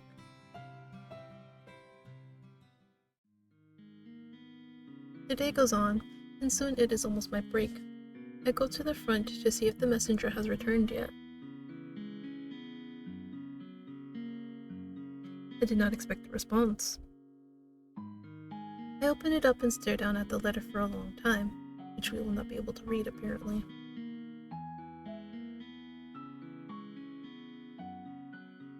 Rumple appears behind me, his smile unusually small. He looks almost hesitant to be standing there. It is not important. I stuff the letter into my pocket and continue working. For the rest of the day, I know English, why are you failing me? For the rest of the day, I ignore Rumple. I do not want him asking about this letter, just in case things do not go according to plan. He is obviously disheartened by my ignoring him, and his sadness only persists in making me feel guilty. This is not something he can know about, otherwise he will try to stop me. Almost everyone has gone to their rooms, including a very saddened Rumple. The only people remaining are Ennis and myself. Earlier, Waltz came in insisting that he speak to Delora and Parfait, and so the three of them were all off talking in the other room. Curiosity gets the better of me, and soon I find myself sweeping closer to the door. I edge it open quietly with my foot so I can see what is happening inside.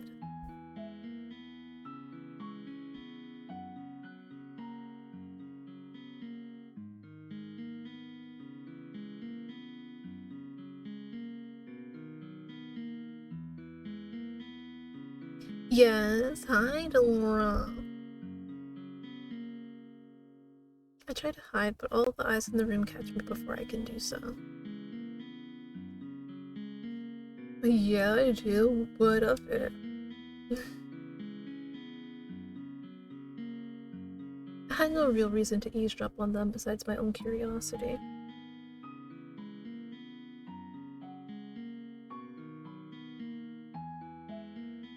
Ever since that conversation with Parfait and Delora, I have noticed that the words Parfait and I speak to each other are strained.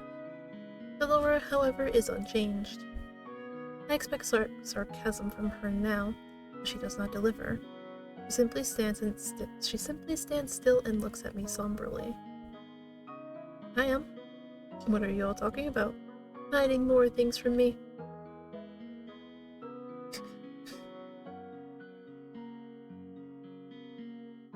What have you heard? I have a right to know what is happening at the palace.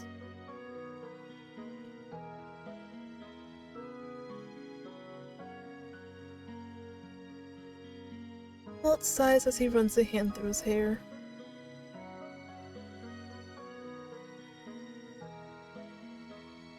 He glances around at all of us. As he passes me by, he smiles. Once again, everyone is being secretive.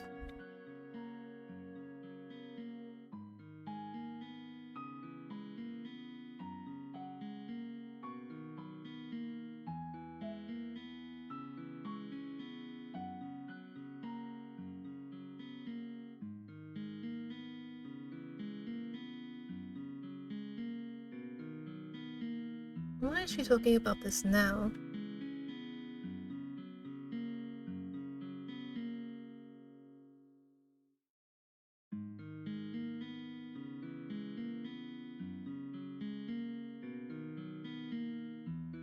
Delora pauses, looking surprisingly solemn. She sighs, then continues.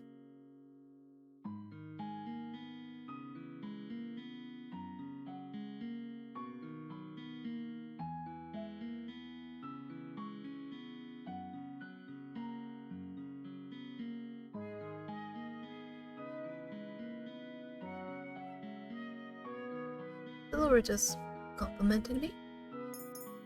Thanks. Out of all people, I did not expect Delora to compliment me. Not when she makes a point of always telling me the blunt truth. Thank you. There is no shock on Parfait and Dolores' faces when they smile at me.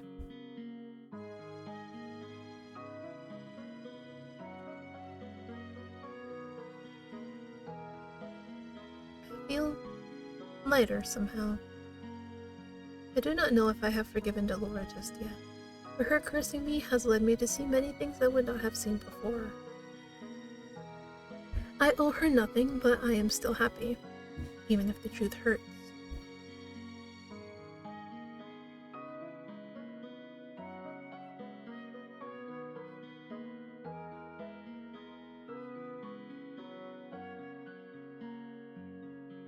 Rumpel's earlier anxiety is gone. He looks at me with unbridled enthusiasm.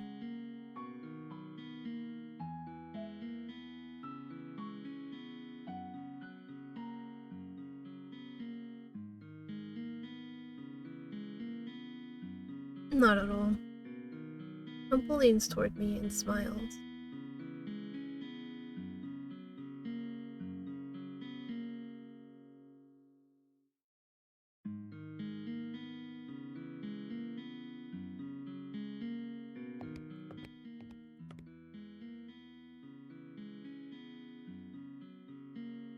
I quickly finish my chores and return to my room, where I lay on my bed contemplating tomorrow.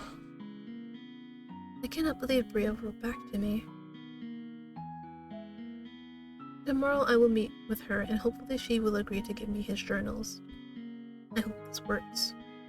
For Rumpel's sake. Chapter 8? Hell yeah, boy. Let's go. Time to get our second good deed. Today I am outside by myself. I think if Parfait or Delora knew, they would do worse than scold me.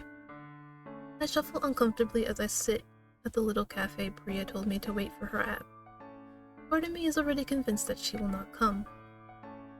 When I wrote her that letter asking for Rumpel's journals, and she responded so easily.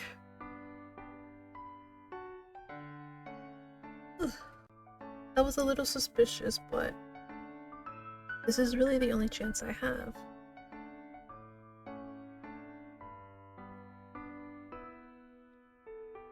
Bria appears in front of me, not looking altogether unpleased, but still not smiling. Nothing.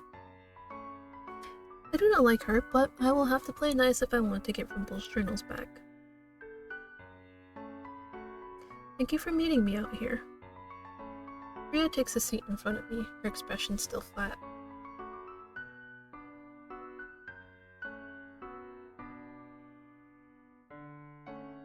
She reaches into a bag and pulls out a few journals that I assume are Rumpel's.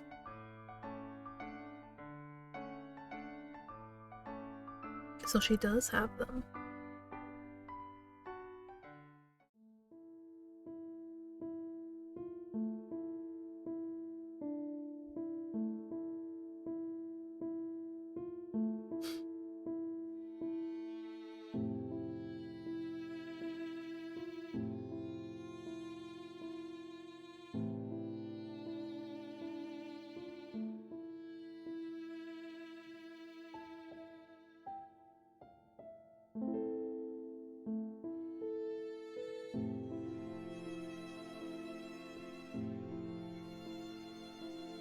That scarf was from Bria.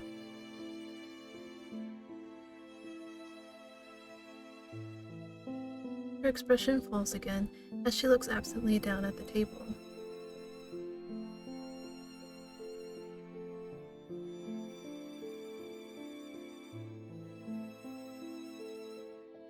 The surface?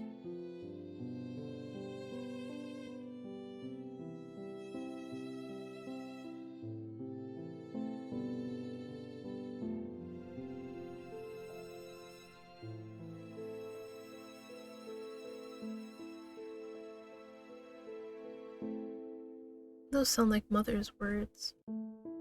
I shudder as I think about Mother's pessimism, the same kind that lies in me.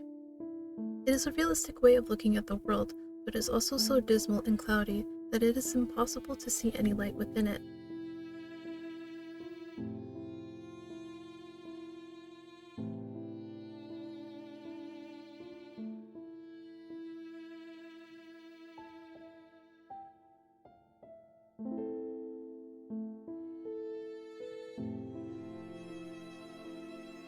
But to cheat on him behind his back, you couldn't just be like, yo, I can't live like this, I'm getting a divorce, and just leave him?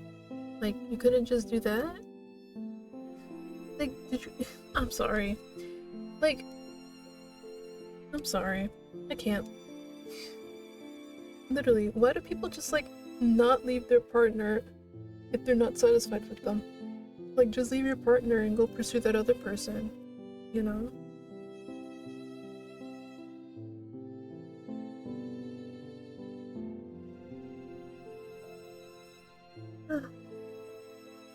I looked at her skeptically. In the back of my mind, I remembered the convenience of luxury, of so much money. I then recalled the feeling of living poor on the streets and flinch.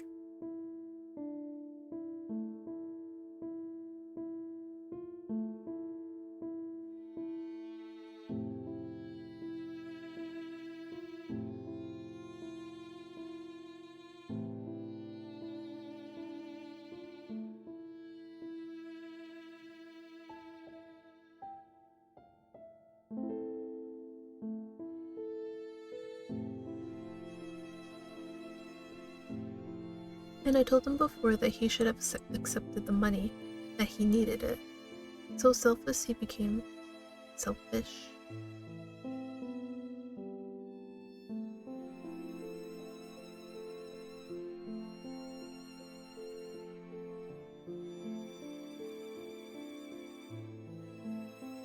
Rumple put his patience before Bria.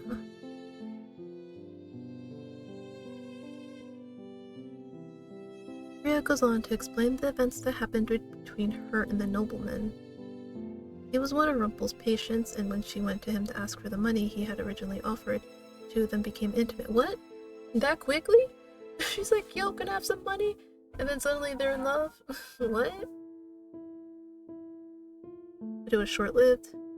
And when the nobleman left her behind, Bria had to deal with the soured reputation. You see? Stupid. Stupid.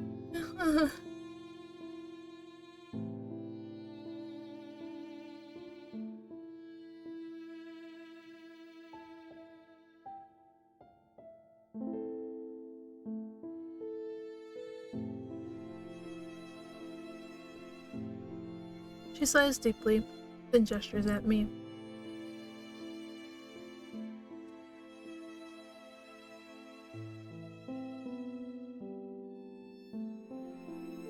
Listen, we're just breaking a curse together. Bria hands me the bag of journals.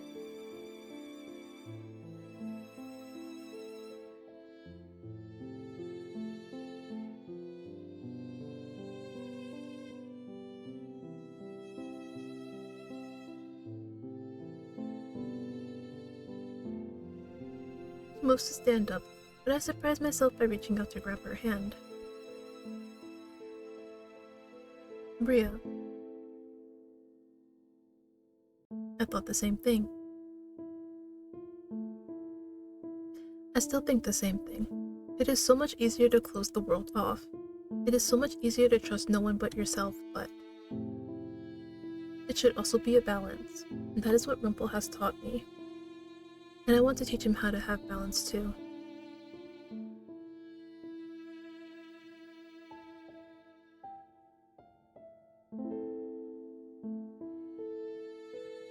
Yep. My heart thumps once, loudly in my chest. Love?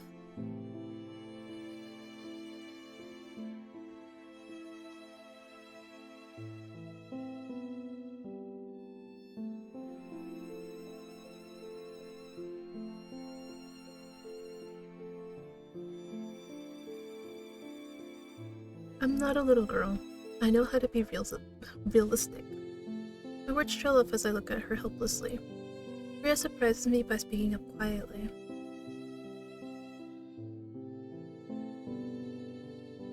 She pulls her hand away and slowly smiles at me. It is the first honest smile I have seen on her face. I feel something warm at my chest, and then a bright light emanates from my necklace. A good deed? Listening to Bria, or I glanced down at the bag of journals, then down at my necklace. We're almost there! I touched the pendant. The new piece brings a brief smile to my lips. I have 2 good deeds now. Only one more and I can break my curse.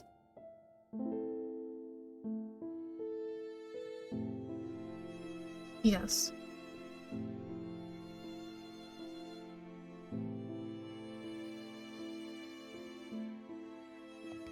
Bria walks away, leaving me by myself in the town square.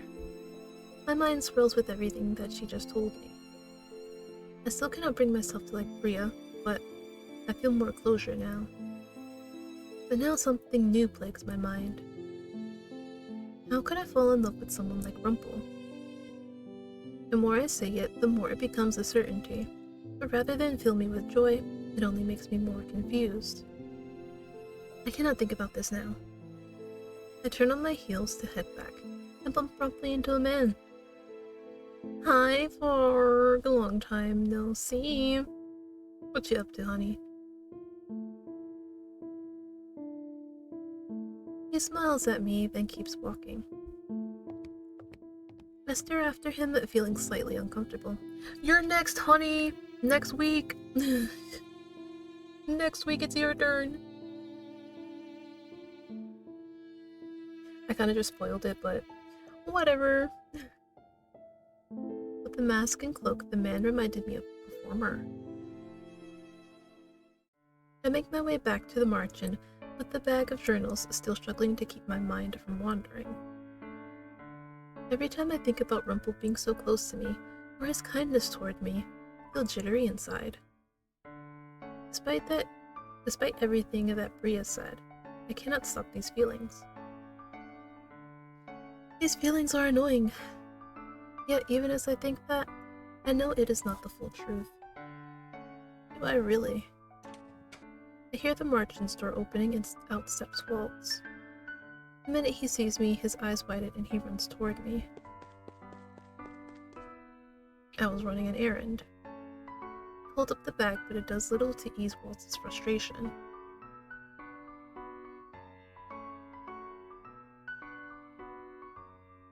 What? I'll go. His expression softens somewhat until all I can see on his face is worry.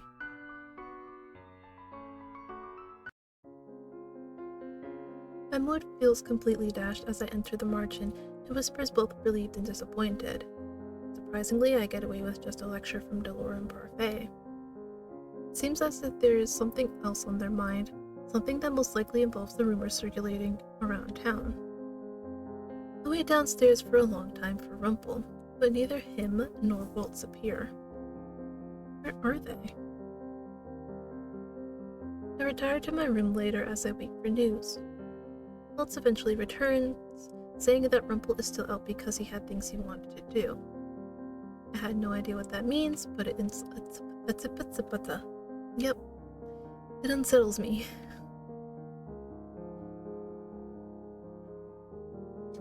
You see, as much as I would love to go out and look for him, they told me to stay inside, so I'll stay.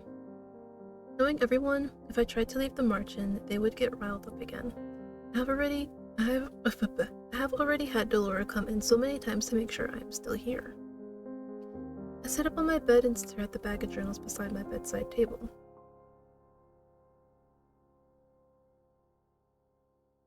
And here I was looking forward to giving those journals to him. I am still here, Delora. Rumple stands in the doorway. I stare at the bouquet he has in his hand, wondering where he got it, and what it might be for.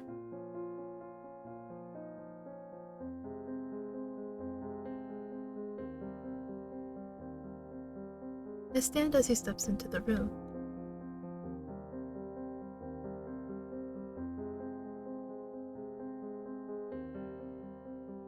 Rumple holds out the bouquet with a glittering smile.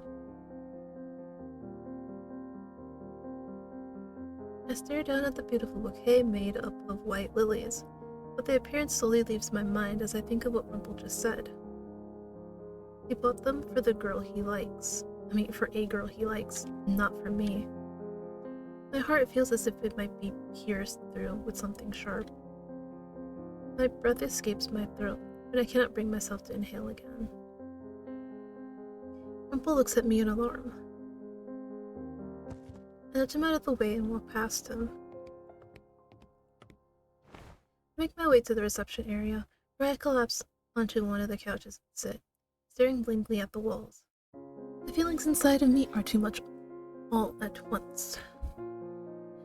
I tell myself they do not make any sense, and that the way I reacted to what Rumple said was pitiful. And yet I cannot stop myself from feeling small. I sink into the couch and close my eyes, willing away the sound of my rapidly beating heart and the tears stinging the edges of my eyes. I am not weak. I will not cry. Mother told me. The thought of Mother makes the tears worse, and soon I am sinking even further into the couch, trying to hide my tear-stained face in my hands. Mother. Rhea. They both said the same things. They both see the bad in people, and I, too, have seen the bad in them. When I was on the streets, no one in Angiel showed me kindness. People will never show you kindness unless there is something in it for them. They will never. I feel sudden warmth as arms wrap around me. I recognize the sensation. The warmth. The comfort. It is also comforting, so soothing.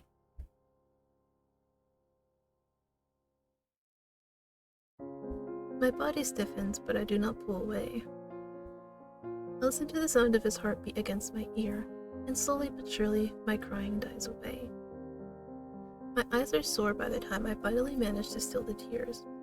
I feel drowsiness descend upon me like a blanket, but I will not fall asleep. Slowly, I pry myself from the arms holding me.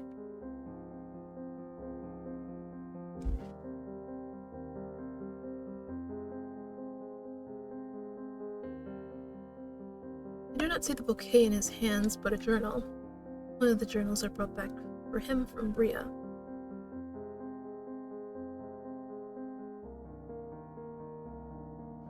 He reaches out and touches my necklace. I glance down at it.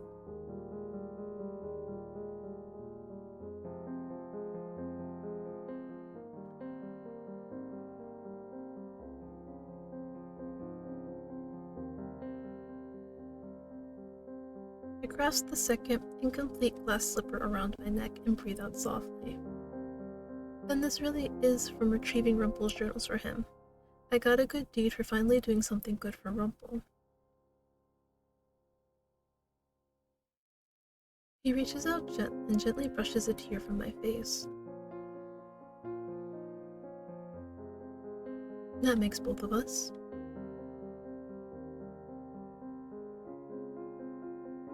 I nod, even though I should be shaking my head. Even though I should still be hurt, I cannot stay mad at Rumple.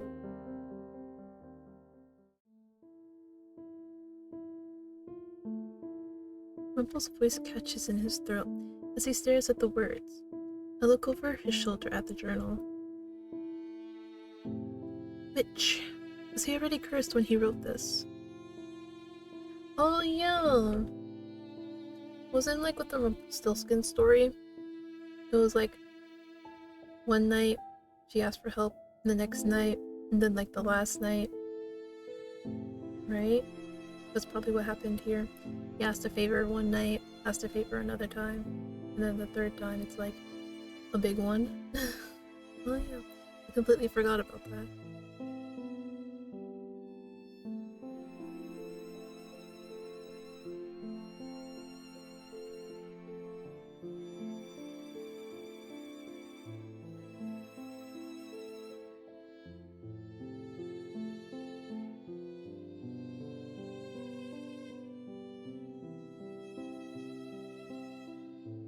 Rumple's finger goes to the page, where he softly touches a single word. His eyes have the glazed look on them that they have before, and I can tell his memories are snapping back together.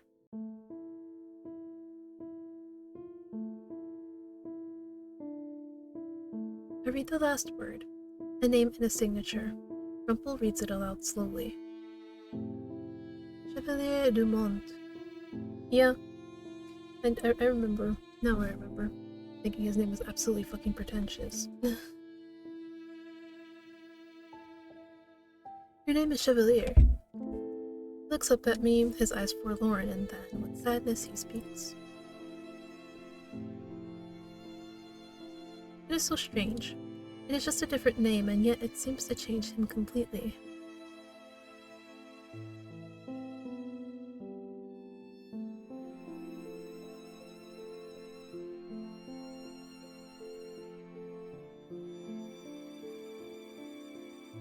He mentioned striking a deal with a woman.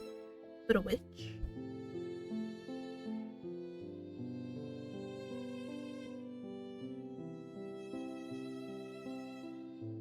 The witch doctor?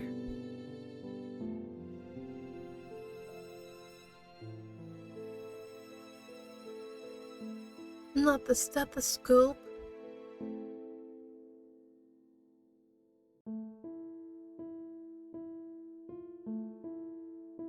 Not the engagement ring.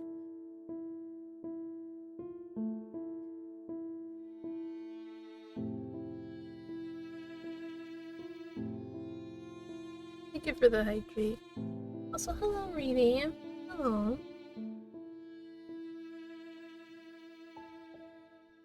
He gave away things that were precious to him, all to help those people.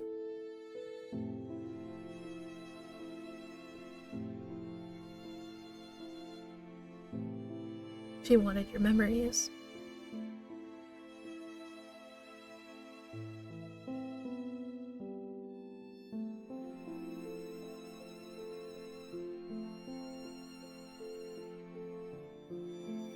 Rumple.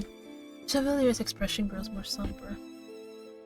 Have a good stream. Oh, thank you, thank you. So sweet.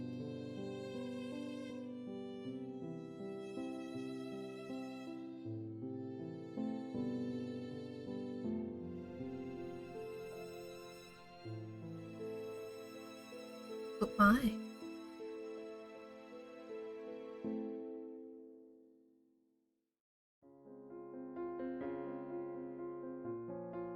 My heart plummets again as he looks at me.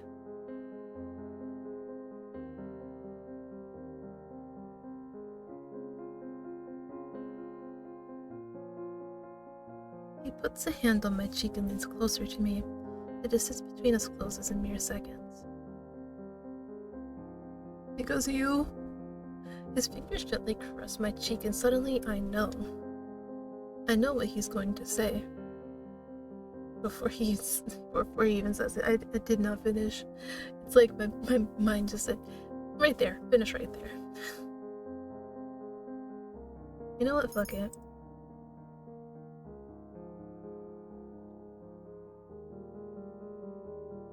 Whether you are Rumple or Chevalier, you are the same person.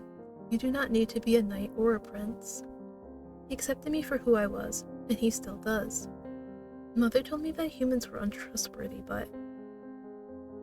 Chevalier smiles at me as he puts his other hand on my back and pulls me closer. The smile is so genuine and so gentle. The same smile I have grown to love.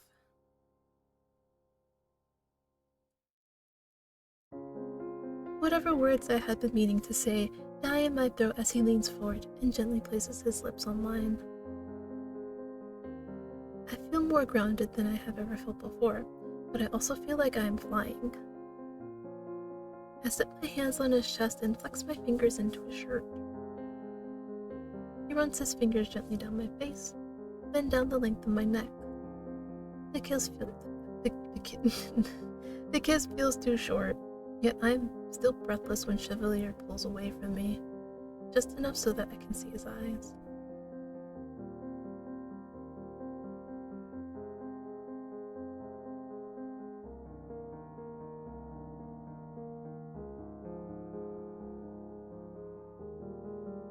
The compliment warms my heart in a way that makes me feel like it might be melting. He reaches behind him and holds out the bouquet from earlier. I take the bouquet from him and bring it to my nose, These have always been my favorite flower. How did you know? Chevalier grins at me, and it is so similar to his previous smiles that I know he must not have changed. I figured out that Chevalier was perceptive before, but the bouquet in my hands feels all the more meaningful now.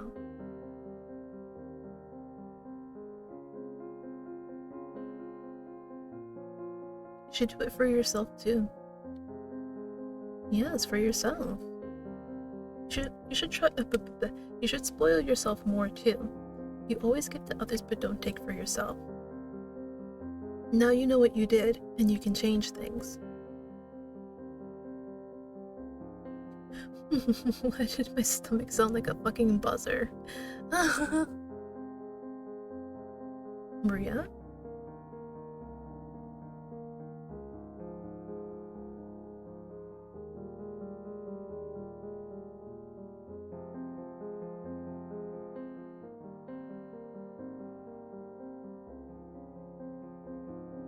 All the good things I have done are for you.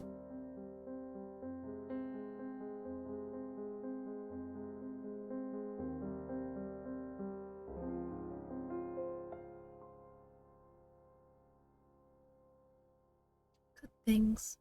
Even though I am still curt and say more hurtful things than not. I fingered the necklace at my neck and thought, maybe Chevalier is right. Maybe I have changed. And it is a good change. I sit close to Chevalier as the night goes on. He tells me a little bit about his past and I tell him about mine. About Mother and the palace. The night is not one for advice, just listening. And I remember what Chevalier told me once, that listening can be just as meaningful as advice. That listening to others can help you understand them. And he was right.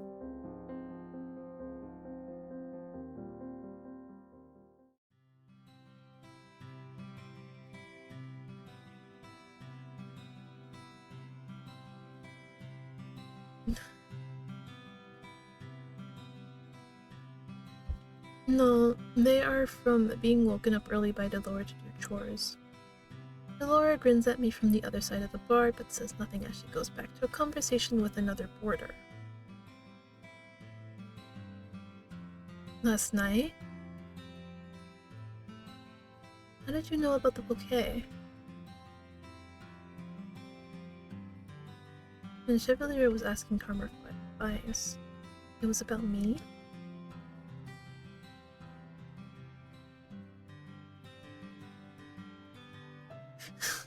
Ennis, keep up, please.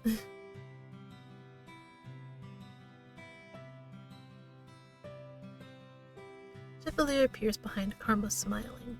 He seems a lot calmer today than usual. He glances over Karma at me, and we catch each other in a silent gaze. Seeing his eyes reminds me of last night, which makes me inadvertently flush. Chevalier just winks at me. What a person is this? No, that's his name. Rumple, that is. Chevalier. Broke his curse yesterday. There is stunned silence from everyone in the immediate area. Even Delora walks over to us.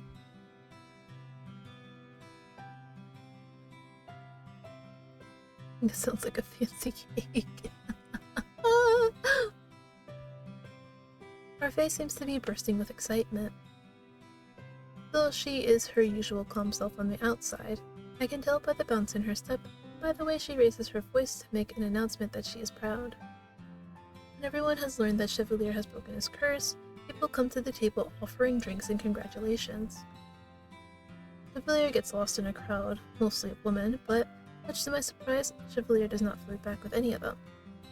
And then in between our celebration for Chevalier, the front door to the marchant opens and Waltz rushes inside.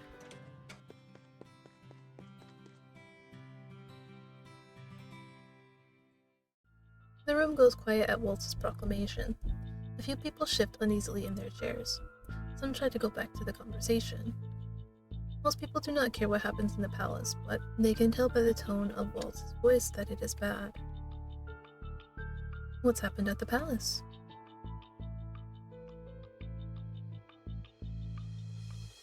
What? The information is so sudden, it makes me dizzy. I reach out to grab the table, and my hand lands on the wood before I can slip.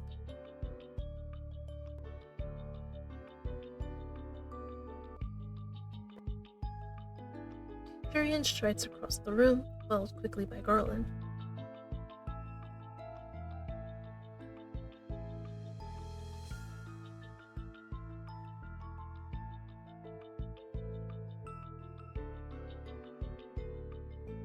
No.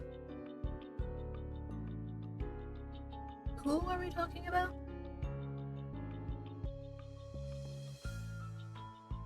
Sir Mithros, the king's advisor. He's a witch?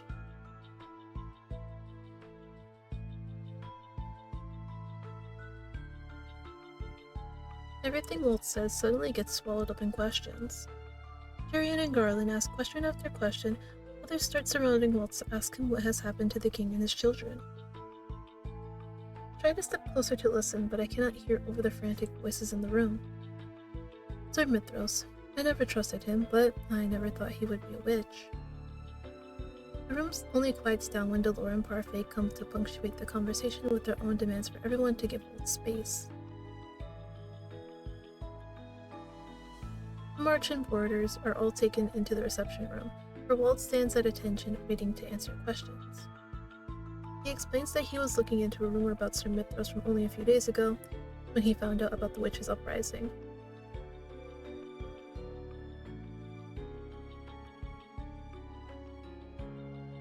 Oh!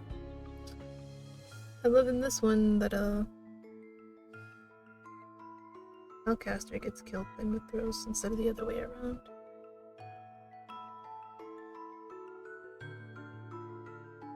After his explanation, I feel even worse than I did in the main room. I stare at Walt at a loss. What of Fritz? Sir Alcaster's son. Fitzgerald. He was my personal knight. If Sir Alcaster was killed during the uprising, where did that put Fritz? Was he working with Sir Alcaster or with Sir Mithros? Did he escape?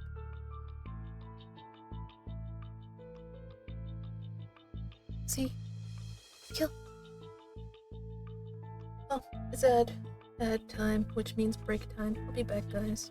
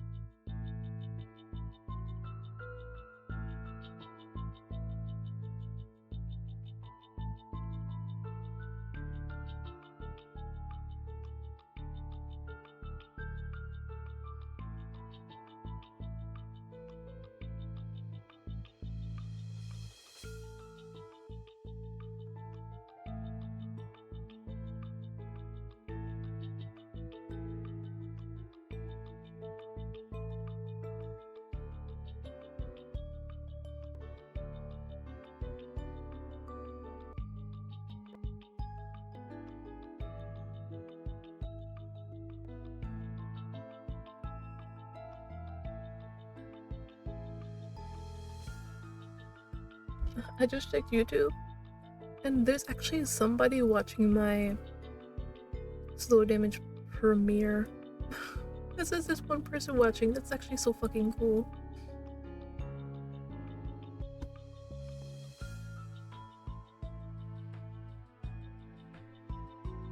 But yeah, let's get back to the story. What makes my heart plummet? No, Fritz could not possibly be dead. I have to believe that he is still alive. I feel Chevalier's hand on my shoulder, briefly, before it slides off.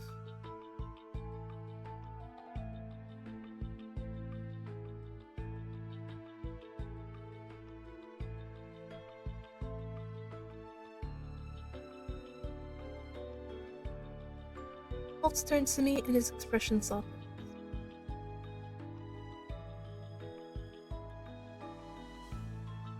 I have so many questions, but I suppose I will ask them one at a time. So, King and the others? I never cared for any of my step-family, but hearing that they are okay is still a relief. Right, Glamour? Dolores steps in to answer the question.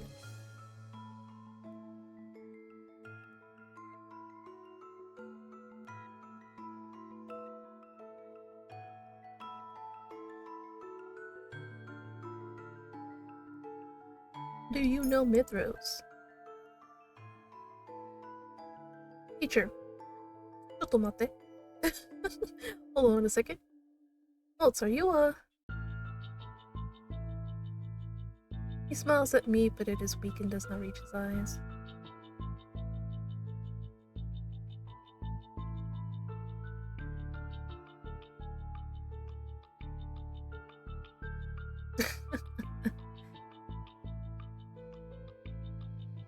Hey yo. Waltz X Mithros fanfic? Let me stop.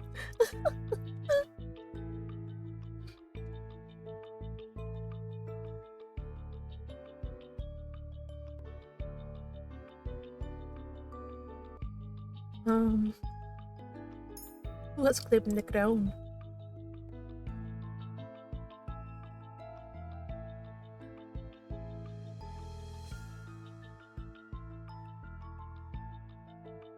Is he trying to win the throne over for someone?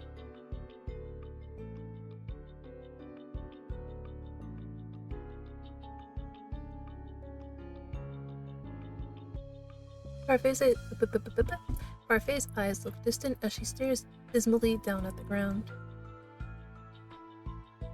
And destroy him. Okay, Waltz, calm down. Waltz's expression becomes so dark it sends a shiver through me. It isn't like Waltz to look so angry. We need to come up with a plan. Even if he weren't cursed, he would still not be able to defeat Mithros when he has other witches with him.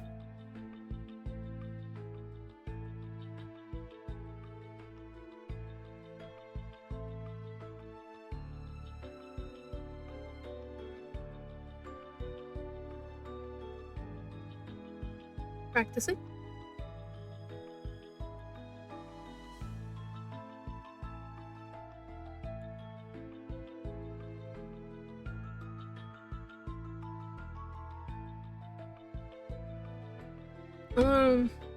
You'd probably be like, yeah, staying here is like the best thing you can do. Excuse me?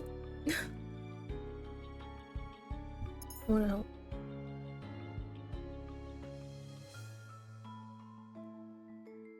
Chevalier wraps his fingers around my wrist and frowns.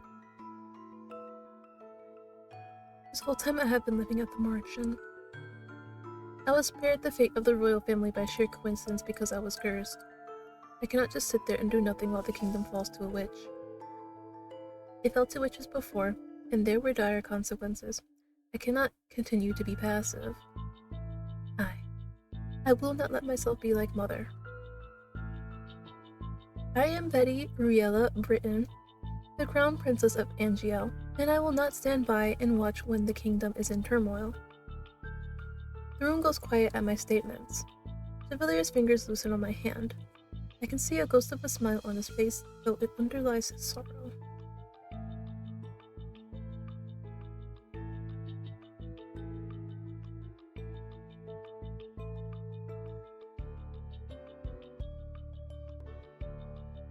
I cannot let that stop me. I will find a way. Even if I gotta wave a stick around and somehow poke somebody in the eye. The conversations in the room continue for a long while.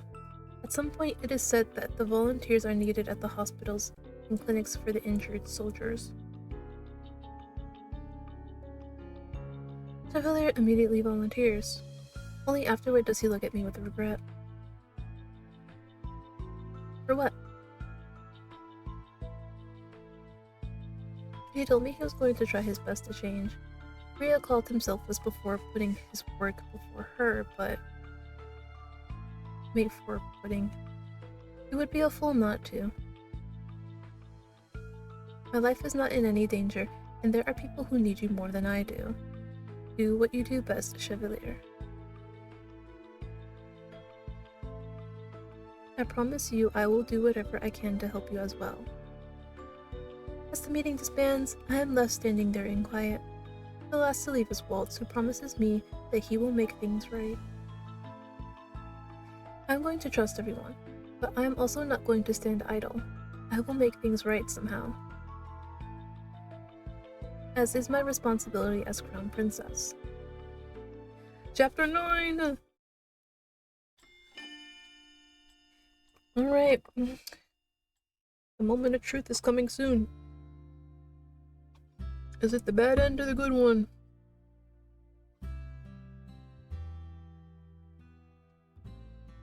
The two of us are on our way back to the Marchant after visiting a clinic in town. We were there for hours, and it is a relief to be out in the open now, where I can feel the wind on my skin.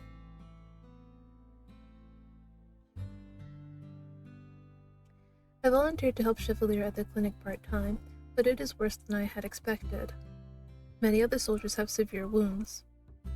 I had thought that most of the injuries sustained by the knights during the upheaval were only minor. But I was wrong. Their injuries are much worse. He reaches out and laces his fingers through mine, then gives me a soft smile as he squeezes my hand. I am fine. It has only been 1 day since the uprising at the palace. I had thought that there would be less blood. I was wrong. Is this what things were like after the Great War?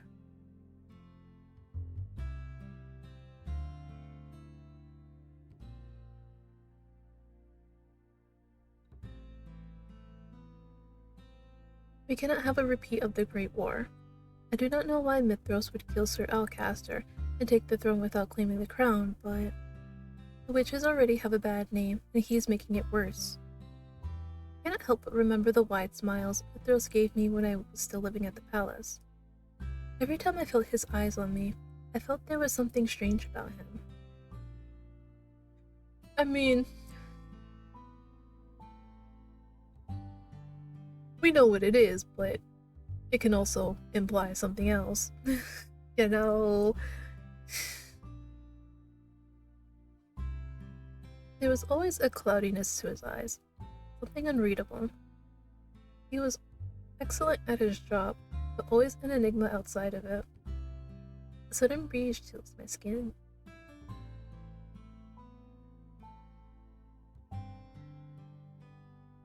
The two of us begin our walk back to the Marchant. Thoughts of the palace, the king, and my step-family cloud my mind. Since I have been staying at the Marchant, I have not seen Rod once. I was never sure if it was because he was ignoring me, or if it was because he only wanted to speak to Parfait. Regardless, I hope Rod and his family are okay. I would never wish this treatment upon anyone, not even to ones I hated. As we walk, I glance up at Chevalier, whose head is tilted skyward. I catch a glimmer of lights in his eyes and smile. Even for just a moment, I can forget about everything when I am beside him.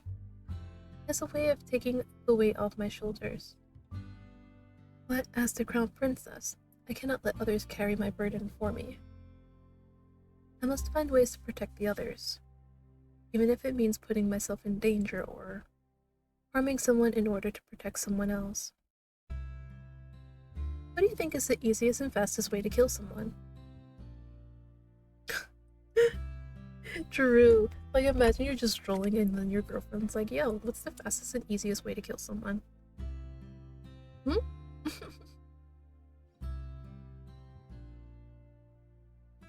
That's a massive hole.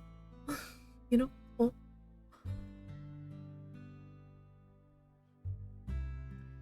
Chevalier's body goes rigid beside me. He stops to stare at me wide-eyed. I'm asking just in case I'm ever in danger. I have never fought anyone before. I can retaliate, but I do not know how to actually harm anyone. Yes, but sometimes it's kill or be killed, man. I pull myself away from him. But Mithros is not an innocent man. Would you rather he kill the royal family instead?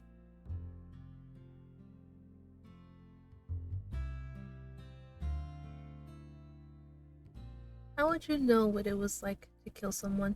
You have only ever helped people, not hurt them.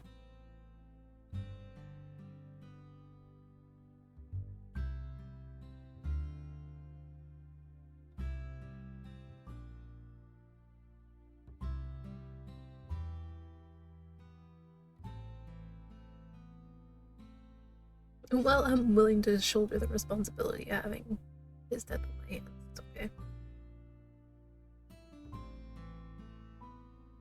We stand quiet for a few moments, facing each other. I know I am at odds with Chevalier. He speaks the truth, but I also know that I speak my own version of the truth too.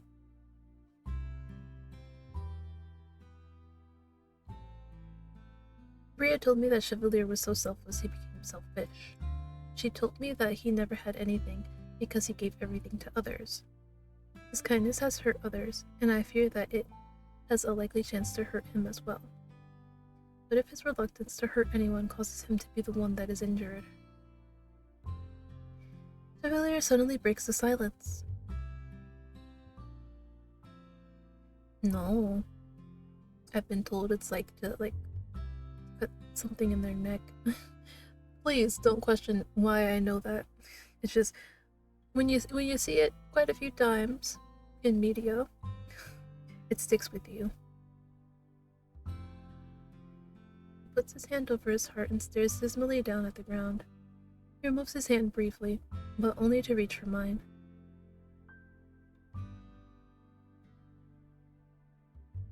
He takes my hand and settles it on his chest, slightly to the left. I can hear the beating of his heart beneath my palm. It is soft and gentle.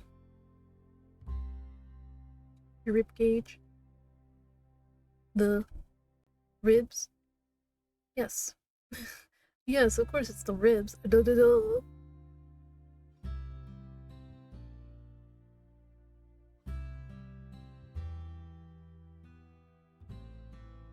The neck! Oh, wait, what did he say? Want to quickly kill someone, you have to stab somewhere where it would be difficult to stem the blood. The neck! Right? I'll just save here for the sake of saving.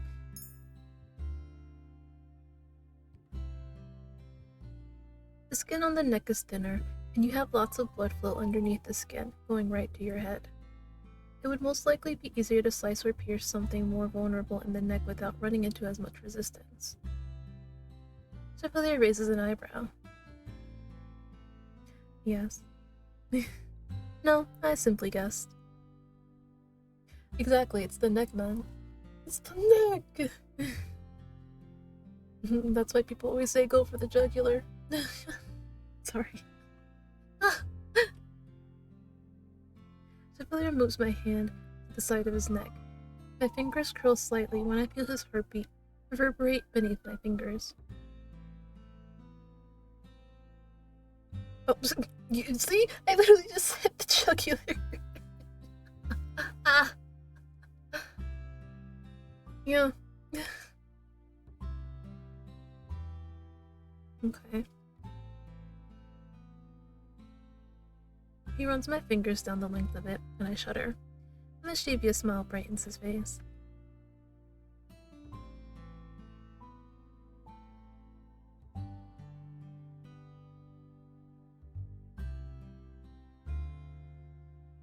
the jugular vein and the, what did he say? The what artery?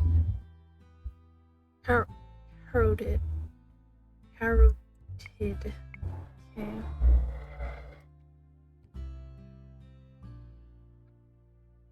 Why are you telling me all this now?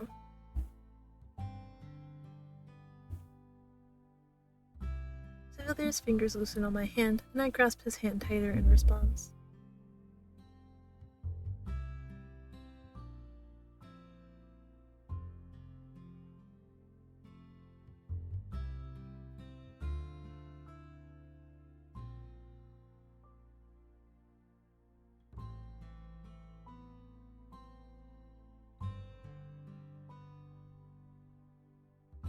His sincere expression, though pained, tells me that he is telling the truth. I do not want Chevalier to hurt a person either. It would destroy everything that he has worked toward as a doctor. He has seen so much suffering, and yet always seems untouched by it. I will do anything I can to protect his positivity. I don't know why I said positivity like that, but hey, here we are. The march-in was quiet when we returned. Everyone had already disappeared into their rooms, and so I went straight to mine. I also forced Chevalier to go back to his. He has been on his feet all day, and he needs rest. I flopped down onto my bed as soon as we returned home. I glanced briefly to the side, where Chevalier's bouquet is in the vase, or as some people call it, vase. Parfait had given it to me. Who is it? Come in. Parfait looks paler than normal. I realized with a start that Chevalier did not tend to her at all today.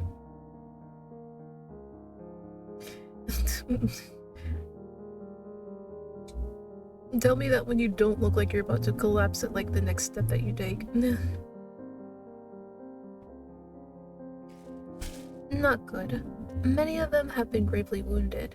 Some say they remembered magic, others say they do not remember anything at all. A shadow falls over Parfait's expression as she sighs. Did you all manage to come up with a plan?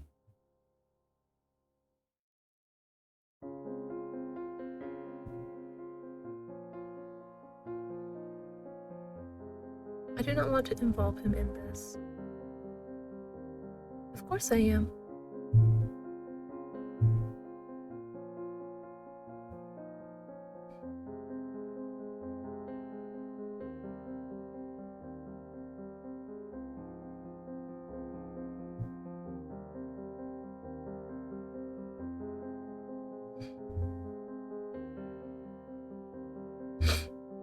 Oh jeez, I'm so sorry that was so loud.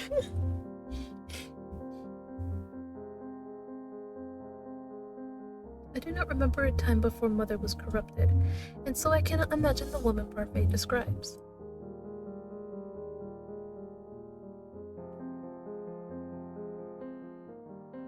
It was inevitable. If Delora hadn't cursed me, then I would still be in the palace, and I would still be just as helpless as everyone else. So while I'm out here, I have the responsibility to help everyone. I touched the incomplete glass slipper at my neck. I still haven't even done 3 good deeds.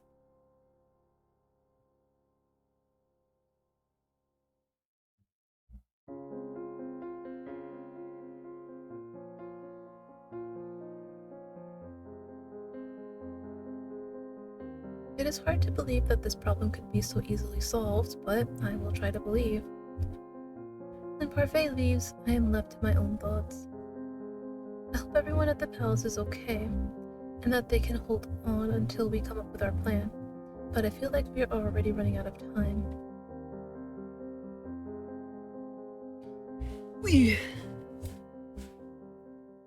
Days go by and I find myself assisting the Chevalier at times. Other times I remain at the margin to help conceptualize a plan. None of our plans have actually shown any promise yet, but with all of our minds put together, we should be able to come up with something, and I will be right back because the cat wants to get out.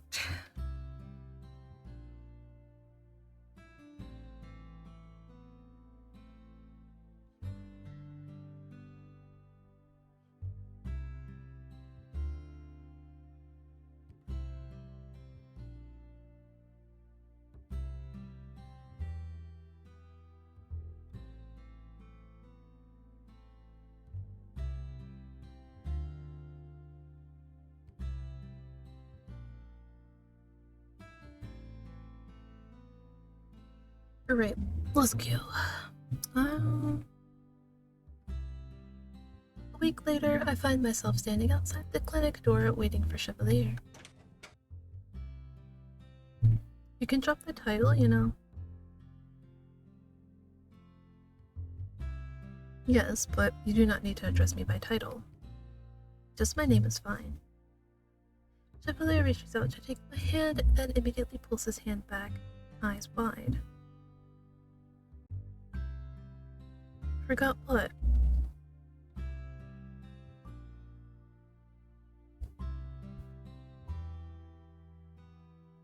Chevalier plants a quick kiss on my forehead before running inside. I stare at the stars as I wait. I turn but see no one walking around the plaza. I inch closer toward the door of the clinic as I take another look around.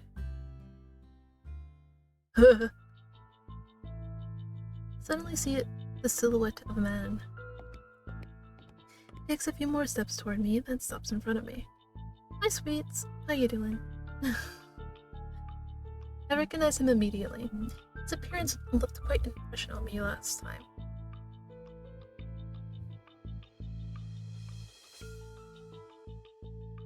What do you want? I take a step back and press myself to the door. I reach for the door handle, but the man reaches out a hand to grab my wrist, holding it.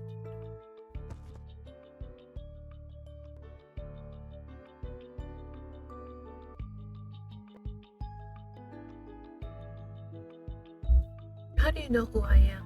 Well, he wouldn't if you wouldn't just sit there and confirm it for him. Why do they always do this? My people are like, oh, so you can do such and such, or you're such and such person. Why do they just immediately be like, how do you know? Or, you know, make a reaction that would, like, give away who they are. It's like, why do you do that? Why? Like, is it that hard to keep a straight face? Be like, what are you talking about? Like, come on now.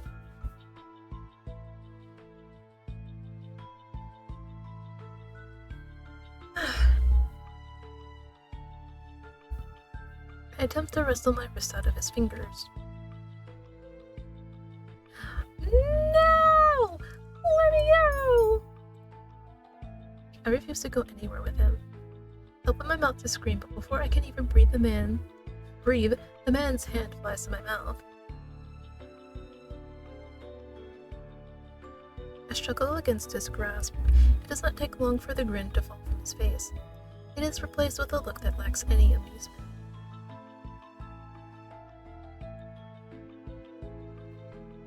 I bang my shoulder against the door, and a resounding creak follows my attempt. No more Mr. Nice Guy. The man opens a small vial right in front of my face. Something sweet waves in the air, and I suddenly feel myself falling into darkness as I collapse.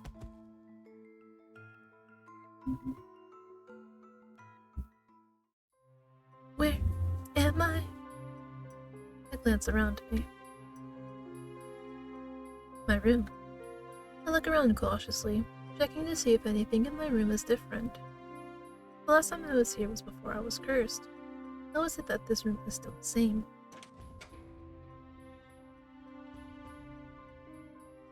I move to stand up before realizing that my legs are numb.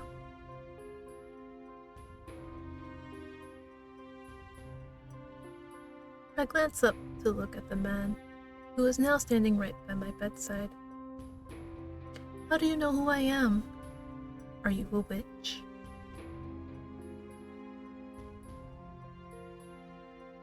He bursts into laughter. Yeah, if you call it, then you are cursed. The man simply smirks at me, but says nothing in response. He brushes the words aside with a gesture of his hand. Are you working for Mithros? Probably.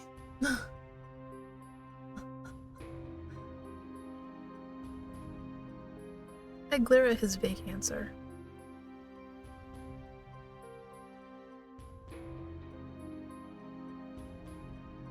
I already have a personal night. What? Remember that, guys. Remember that.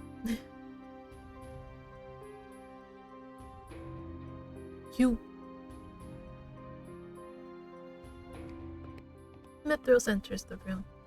Now he stands in the doorway, eyeing the both of us with a smile that is so oddly reminiscent of his usual one that it makes me sick. Mithros?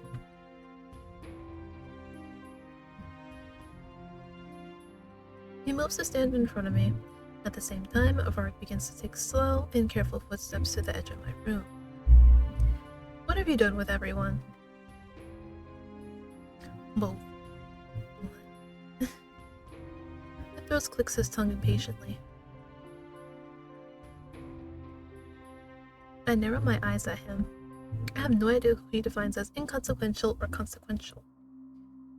Where are the king and the rest of the family? Where is Fritz? Were you the one who killed Sir Elcaster?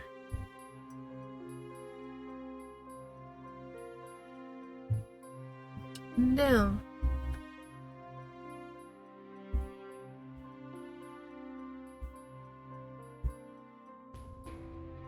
Sir Elcaster was also betraying the king?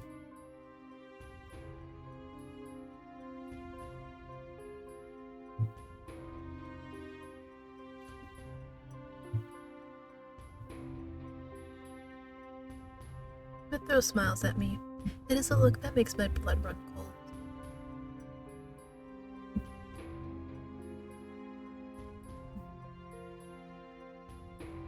What? I have my doubts about Mithros' story, but if what he said was true, then Sir Elcaster wanted to kill the royal family and Mithros saved them. But then he decimated the knights and took the royal family hostage. Why would he do such a thing? They are prisoners then.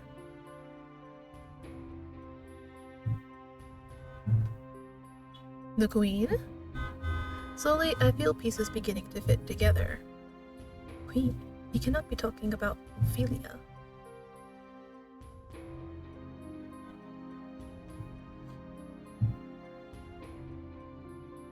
Mother is dead.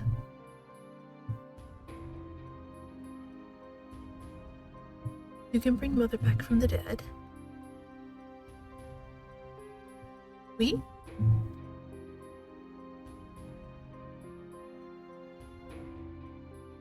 You are not making any sense. I struggle to keep my words from faltering. How is Mother alive? And what does he mean by a prison?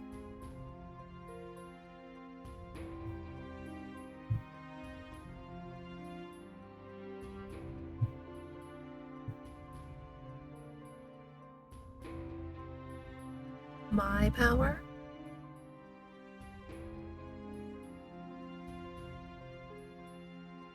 My birthday is in a week.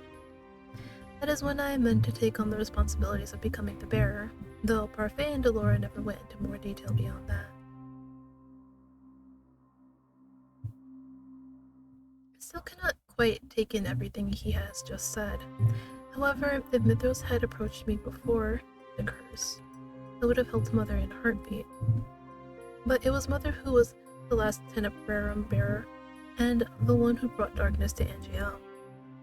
I once believed that Mother was the only person to ever love me. Now I know that I was wrong. That she shut me in from a world that I should have known. But still, even now, I wish she was here. I take a deep breath. But I cannot afford to be selfish. I cannot put anyone else in danger. I will not help you.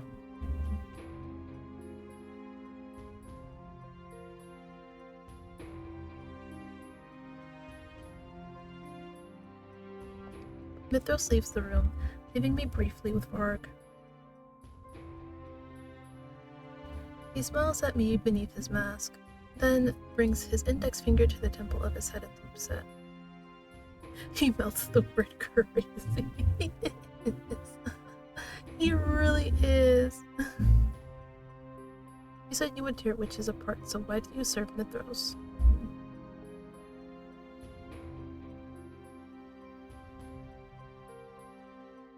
You're not going to answer me.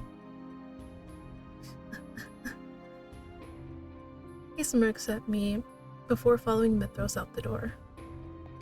I'm once again left by myself in the room. Everything Mithros just told me swirls through my mind. My mother, alive, and he killed everyone only to take the crown and keep it for her. The shudder runs through my body. She cannot return. I spend the next hour looking around my room for things that might aid my escape. I know where everyone else's rooms are too, but I have no idea how heavily guarded they are, and I doubt I could help them. I must return to the margin. I test the window, but it is locked, probably with magic. I search my shelves. The dolls that used to comfort me can do nothing for me now. Last, I check my drawers, but though there are many things in them, there is nothing that looks like it could help me escape. As I am searching, I come across a box and pause to pick it up.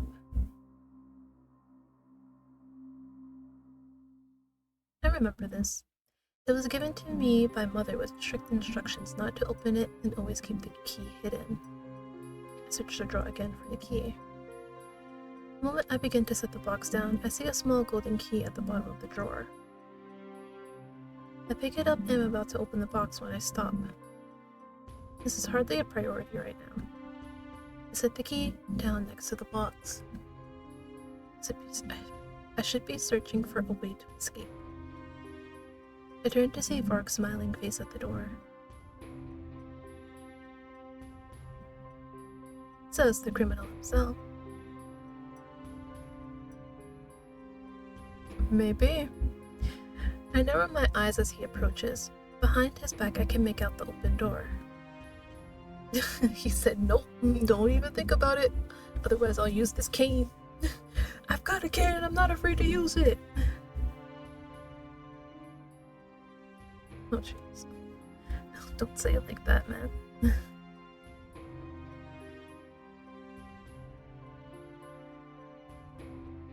Varg grabs my wrist. I attempt to struggle free, but he holds tight to me. I keep my head held high as Varg escorts me from the room. On the way to the dining hall, I glimpse the rest of the palace. It is mostly empty, save for a few soldiers. The soldiers that do stand there have a glazed look in their eyes and look right through me. A spell cast by Mithros. Varg does not answer me as he pulls me through the hallway. Soon I find myself in the dining hall. The guards usually standing by the walls are gone. Now there is only the royal family and they seem to be unharmed. Me? I can see recognition in the king's eyes. My heart flutters as he stands, or tries to. He manages to rise, but only just barely. I notice that his feet stay firmly planted where they are. Everyone's bodies look exceptionally stiff. Is this some kind of spell?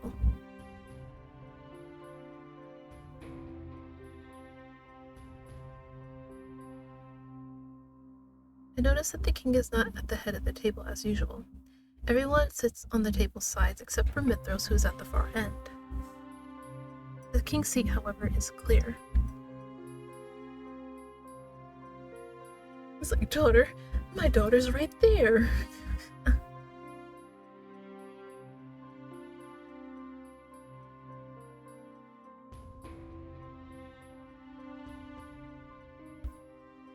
It's just a cat. It's like, is somebody coming in? The king raises an eyebrow, clearly skeptical. I can see in his eyes that he is loath to trust anything Mithros has to say.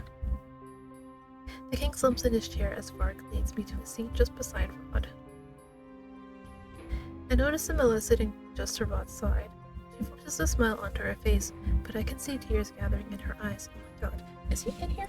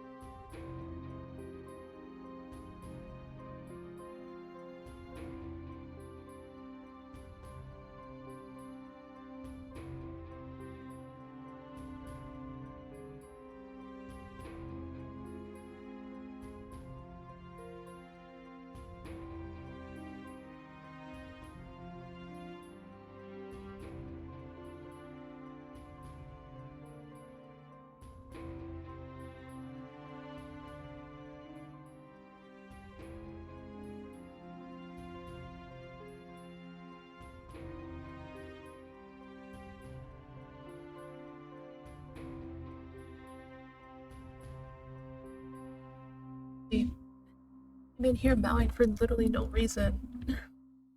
Goodness.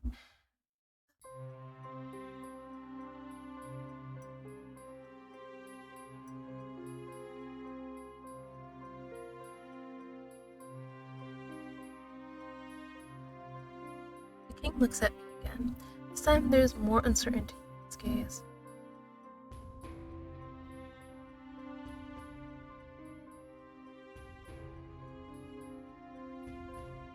Rod looks at me, his gaze quiet but expectant. I turn to the king and to the rest of the step family.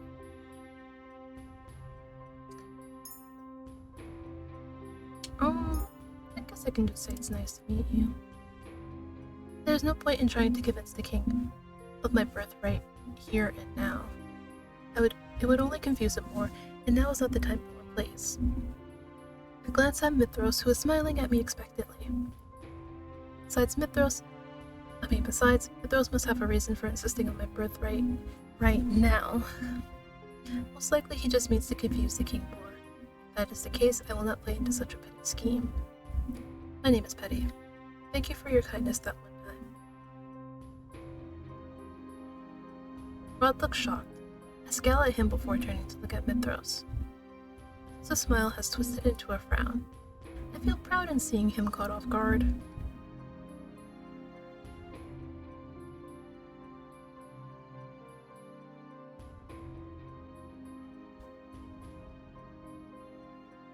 What? The king's eyes widen. He looks at a loss for words.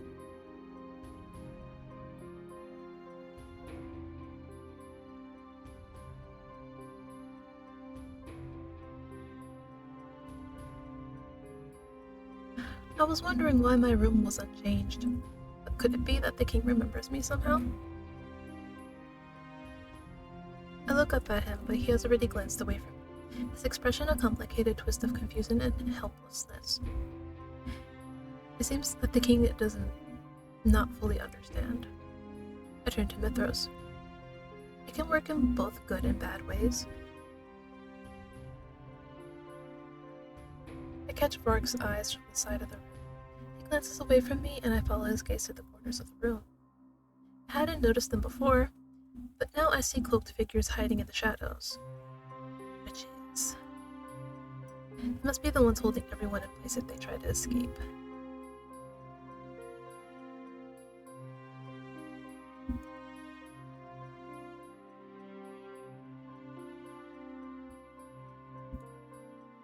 A sudden chill envelops the room. I can feel actual icicles on the table. I pull my hands away. We're going to eat dinner, and we're going to enjoy it! Mithros, probably.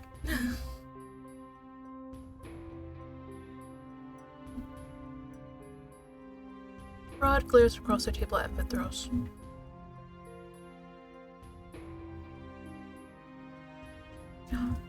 You know damn well that's not what he was asking why I do.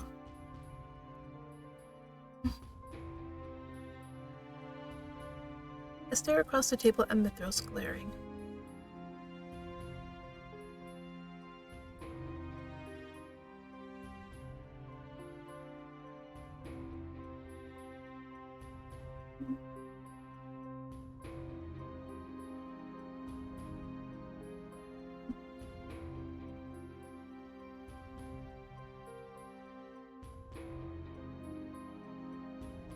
This time, guards come into the room with food. They set it before us, and we are forced to eat beneath Mithros' watchful gaze. Though I try to spot an opening in the dining hall, I can find no way out. This really is a prison. 2 days pass. I have been searching for ways out and trying to ease more answers out of Varg and Mithros. Neither of them is very forthcoming. Both enjoy speaking in riddles. Varg especially is an enigma. Whenever I try to ask him about Fritz, he smirks at me and remains silent.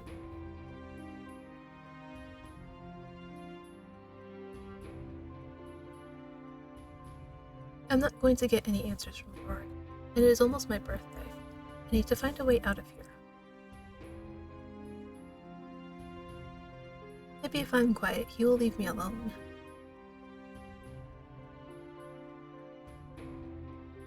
Varg bows mockingly. He leans down to pat me on the head before he turns and leaves. I cannot give up. I once again begin my search through the room. Time is running out, and there is nothing I can do besides search for a way out.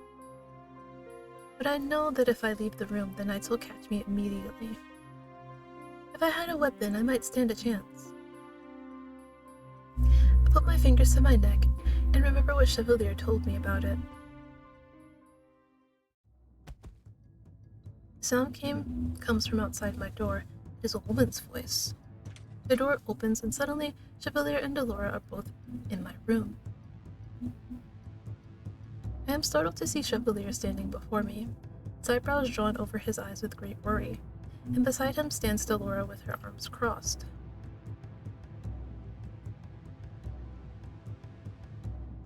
A daring rescue, that's cute.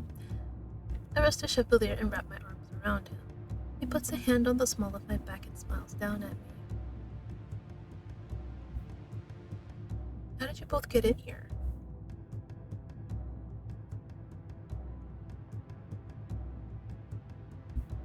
The two exchange a look before looking at me seriously.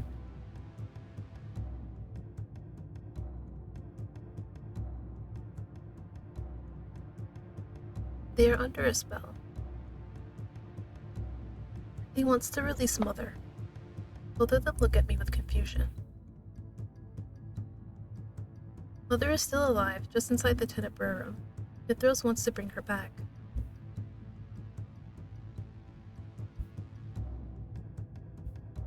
Chevalier looks worried, while Delora's expression is more rigid and resolute.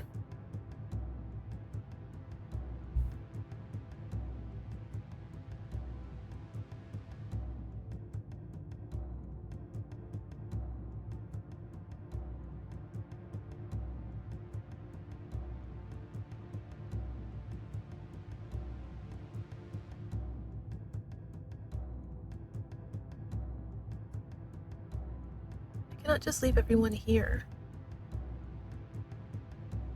Yeah, Garland! No, I cannot just leave everyone in the march in here to do things for me.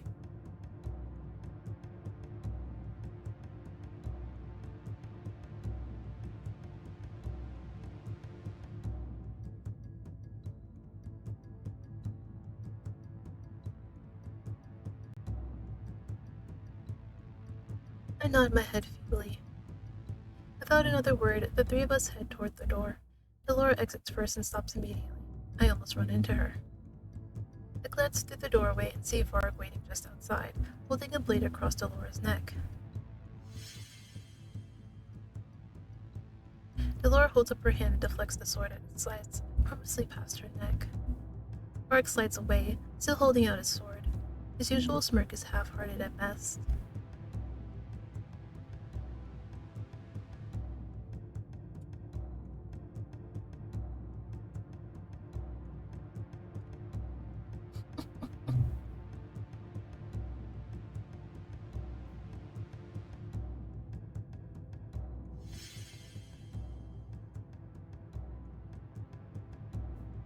Delora holds up her hand and summons a wall of electric orbs. With a flick of her wrist, she sends them rushing toward Varg, who dodges with surprising speed. Varg's movements appear sluggish, but I have seen his fast reflexes. He is playing with Delora, even though I do not think he has the advantage. He drops the sword, and for a few moments I feel Delora has the advantage. And suddenly, he raises the cane he usually holds at his side and taps it on the ground. A burst of smoke escapes from the bottom of it, shrouding the room.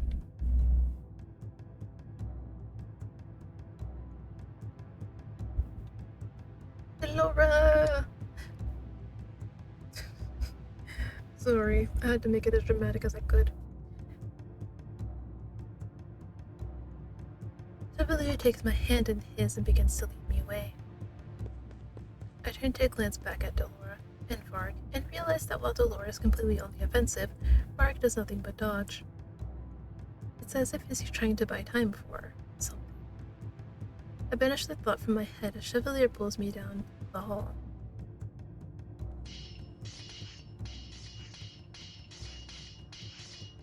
I spot Karma still in his dress, holding a sword out at the man in front of him. When the man lunges, Karma dodges back and grunts as his back comes to the wall. He steps off to the side as the possessed knight attacks him with his blade. The sword catches his dress, but it does not hinder him from stepping forward and aiming a jab with his sword beneath the knight's armor. The knight keels, but the sword does not fall from his hand. Karma looks up, just sharply.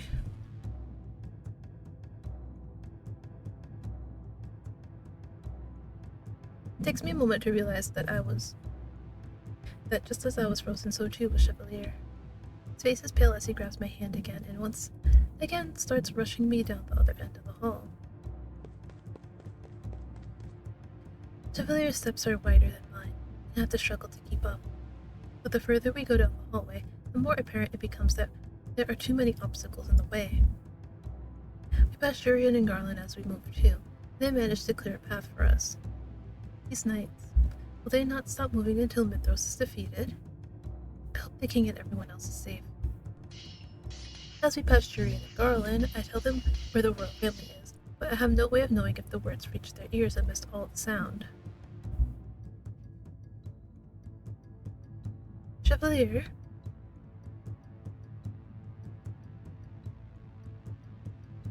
What? Chevalier's eyes are so distant, it is as if he is looking right through me. We need to keep moving. Come on, chop chop. I take his hand and lead him forward. I do not know what he is talking about, but we can talk about this later. Right now, we have to escape.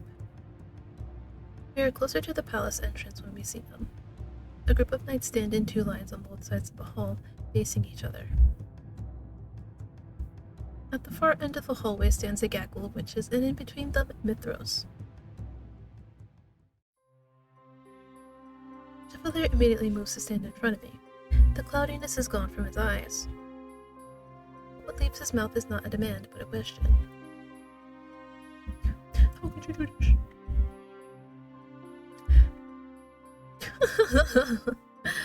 He said, well, it was quite easy. Oh god.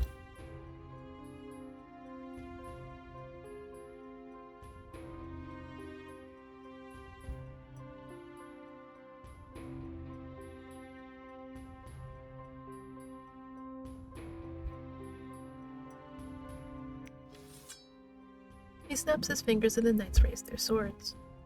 I tense, thinking that the knights are going to turn to us, but they never do.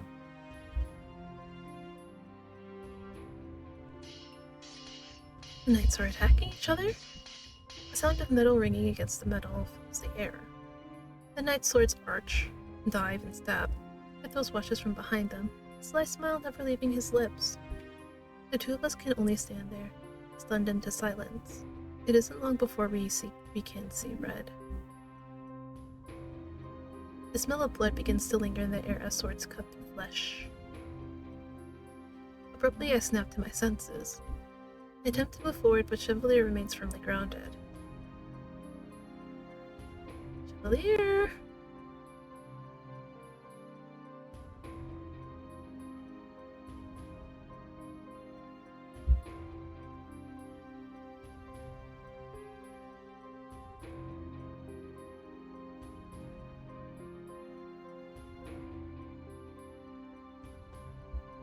Chevalier just stares blankly ahead. He almost looks like he is under a spell. His eyes are glazed. I continue to call his name. His eyes follow the sword movements of the knights, and he does not even spare me a glance.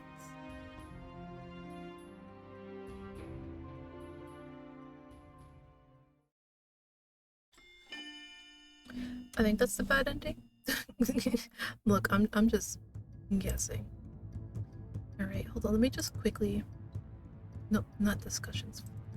Let me just quickly go to the walkthrough. So that way we can just, easily go get on it. No, that's not it.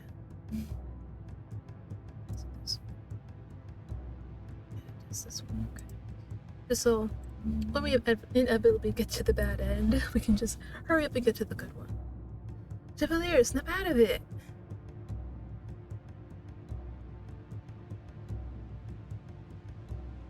Chevalier, we have to get away from here.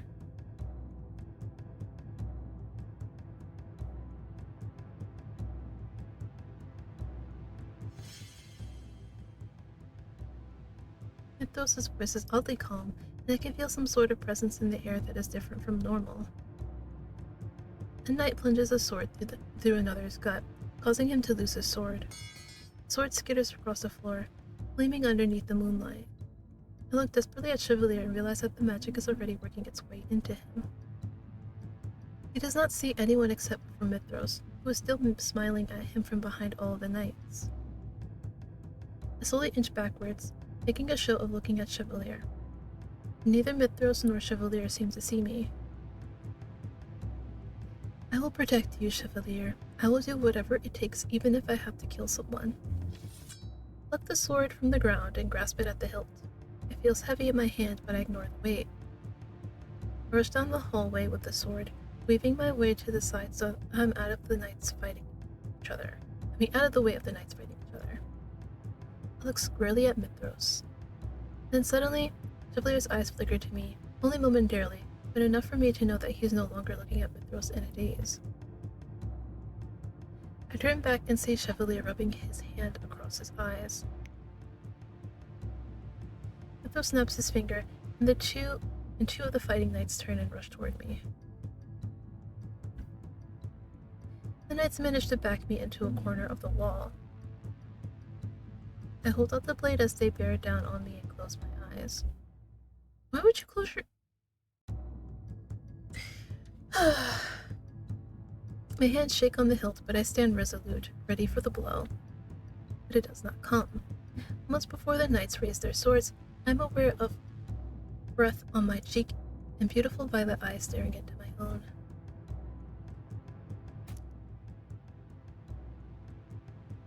But the word ends in a gasp as the blade is buried deep into Chevalier's chest. Oh yeah, I remember this one fondly. His words fade as his hands slide down on either side of me.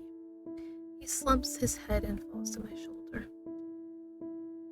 No! A raw sound escapes my throat as I feel the warmth leave Chevalier's body. Chevalier! I scream his name as he looks up. His eyes do not see me. They are somewhere far away. Mithros pulls Chevalier's body down to the ground, where it falls with a terrible... It's crazy. I am deaf to Mithros' words. I slump down beside Chevalier, my hands reaching for his. His eyes are still open, but the light in them is gone. No! Tears stream down my face. I cannot breathe. I cannot hear my heart. Everything is quiet and dark. Chevalier! Mithos' hands reach for me. I attempt to lift the sword, but he knocks it easily out of my hands. I cannot breathe, and I cannot stifle the sobs escaping my throat.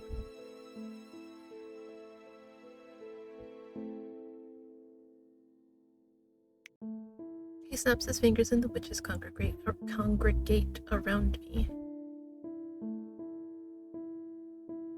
He nudges Chevalier's body. I look down at Chevalier's ashen face and sob. I let the tears gather in my eyes until I cannot see anything. Nothing matters anymore. Man, I have a great track record for getting all the bad endings just like that. Alright, let's see.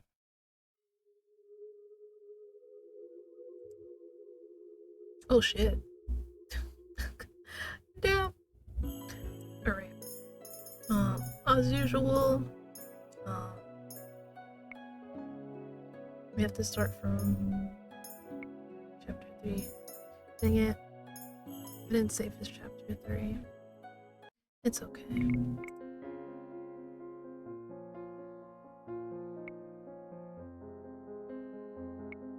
Oh, there you are. Alright. Come on.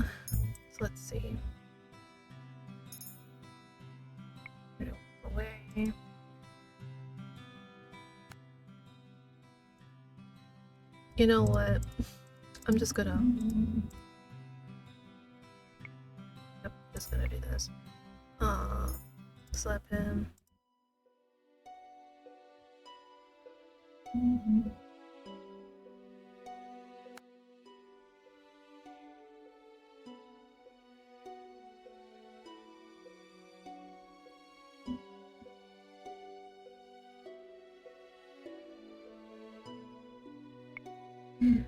What was the next one? Wait, where's the game? What the fuck is the game? Like, what is it? I can't find it. Let's see. Don't accept the gift. Okay. So basically, you just have to, like, do all the negatives. That's what it's really starting to seem like right now. Do all the negatives. Let's see. Attempt to flirt. Apologize.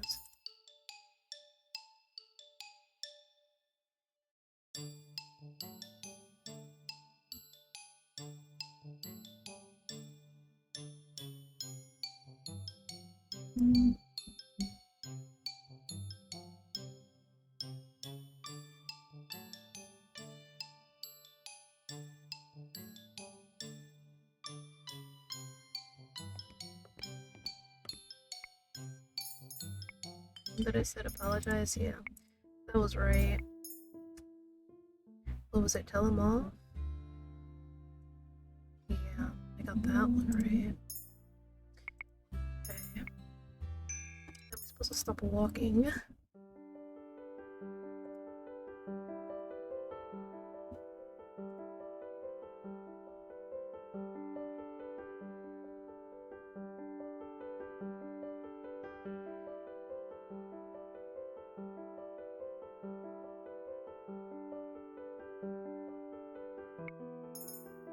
What's the next one? Go to room, defend him. Defend him. Dear God.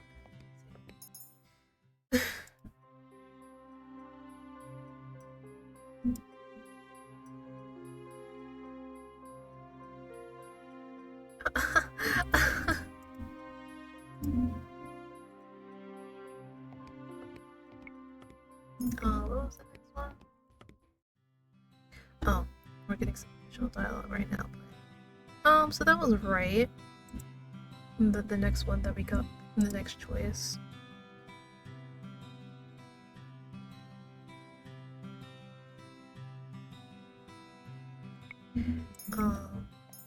So this one was right. Let's see, the next one was... Yeah, that one was right too. That's good. How many did I get right? 1, 2, 3, 4, 5. So far, I've only got 5 right. That's not good.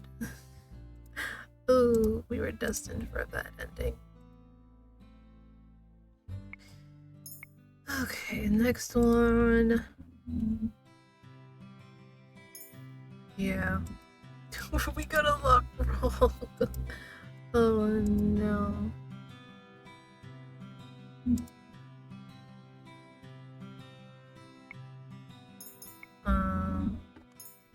Also wrong.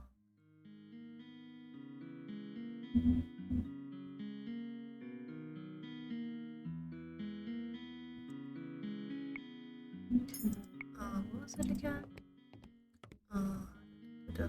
Thank you. So we got that one right. I have to go back and kill all of them again. Leave the room.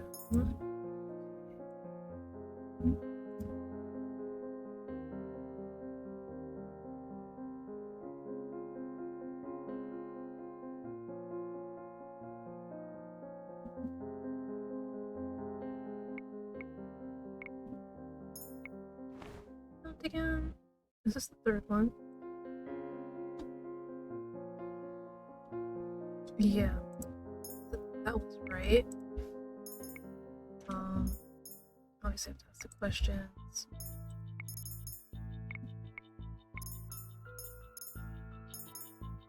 Oh, that was right. Whoops. So yeah, let me see. It was 1, 2, 3, 4, 5, 6, 7, 8, 9, 10, 11. I got 11 right. And it's like 3 choices per chapter. Well, usually. So it's 28 choices for this one. And I got 11 of them right. That's not good.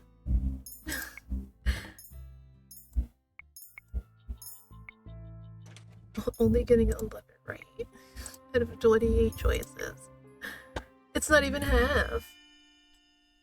It's not even half. Alright. Chevalier, don't listen to him.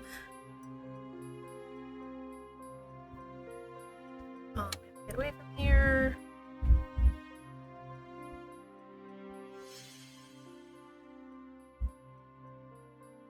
Difference in the air. Yeah, this is pretty much what we read already. Oh, wait. I think she said that before. I glanced at the sword, remembering what Chevalier taught me. Mythos is unguarded right now, but I have better judgment than that, and I told Chevalier that I was going to steer clear of the burden of taking someone's life and have a promise to keep. I gazed up at Chevalier and realized that this was how he looked every time he regained a memory, like he was stuck in his own mind. There's only one thing I can think of to get him out of his trance. I clenched my hand into a fist, and I punched Chevalier in the face.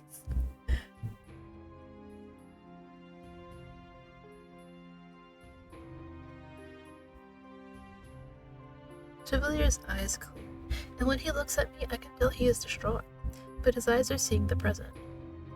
Sorry, I thought I lost you. Chevalier smiles sheepishly. It is fleeting and gone by the time we both turn to Mithros again. Chevalier looks straight past the still fighting knights. His bother Chevalier, which it must. He hides it beneath a neutral expression.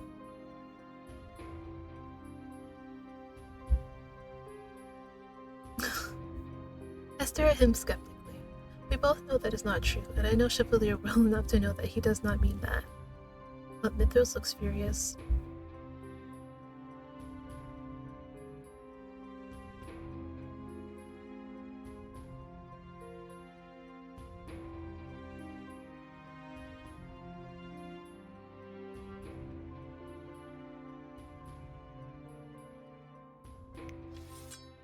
Mithros snaps his fingers and the knights all freeze. Then they turn to us, swords raised.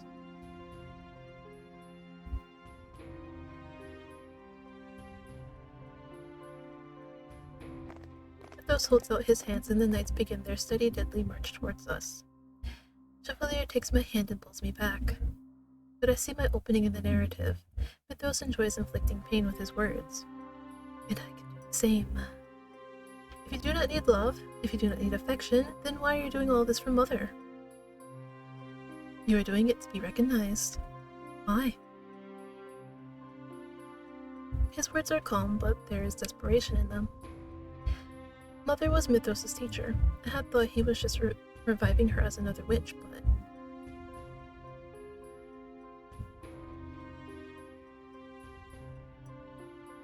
Waltz was Mother's student. No, I cannot think about that now, but I can use this to my advantage. I do not remember Mother's students in the least, but one of them turned out right. The other did not, and I can see the bitterness in you. It is the same bitterness I held, only yours goes deeper. The knights begin to rush us.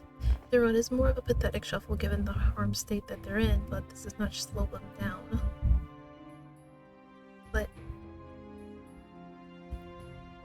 he grabs my hand and we wait. I can see Chevalier's eyes darting around as he searches for an opening. I can feel the pulse of his quickened heartbeat through his hand, and I know he is panicking. Suddenly, there is a massive luminescent gold wall in front of us.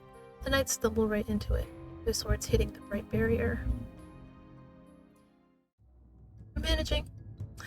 Alright, but I'm gonna like auto the rest of this. Or you know what? I'll skip the rest like I usually do.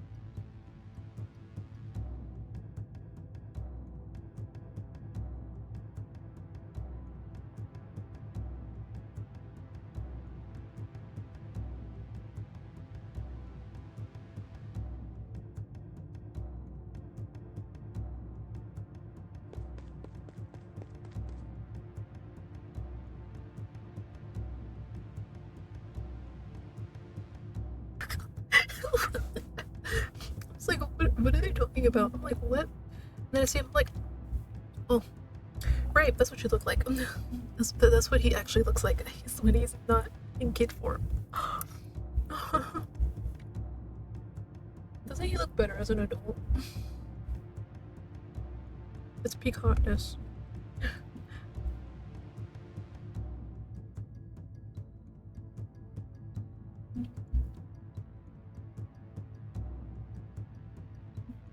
What's the big? That's adorable.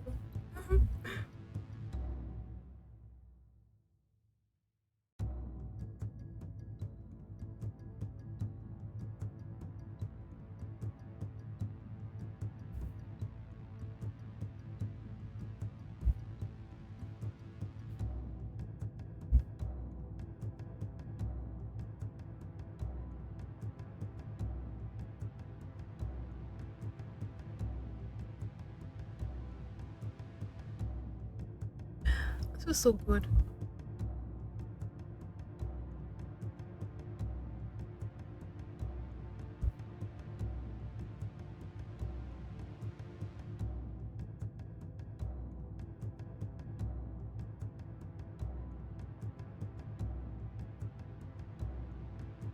Hey, Berg.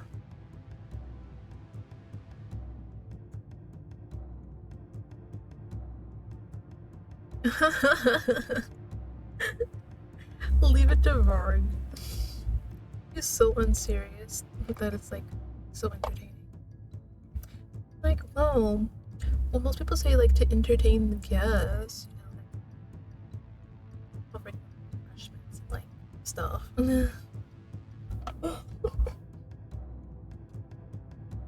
Bro's funny as hell.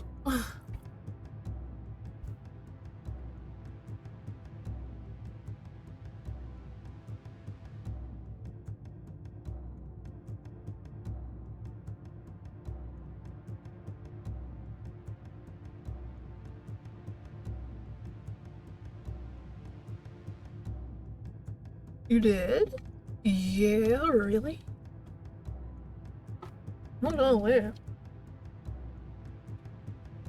I think I missed this like 8 years ago because I wasn't like actually giving the dude the time of day.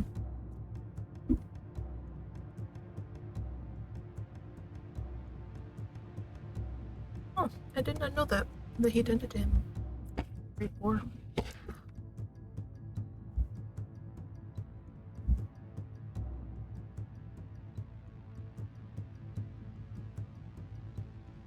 Shit.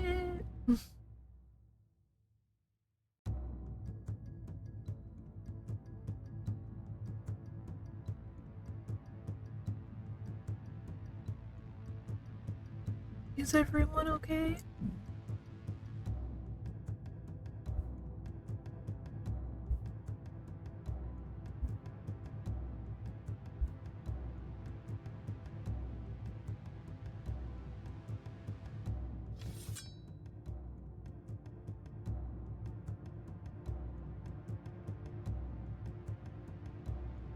I should, but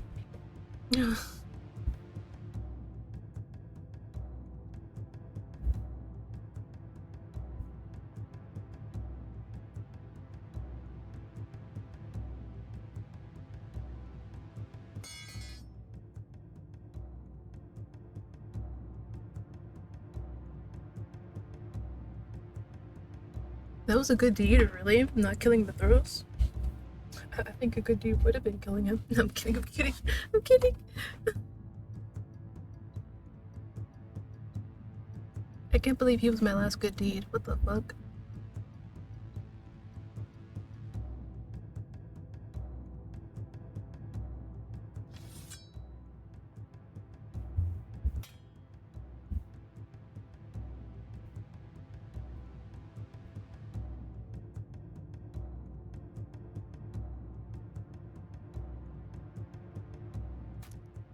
Oh yeah, did I say she had like a death flag on her? There you go.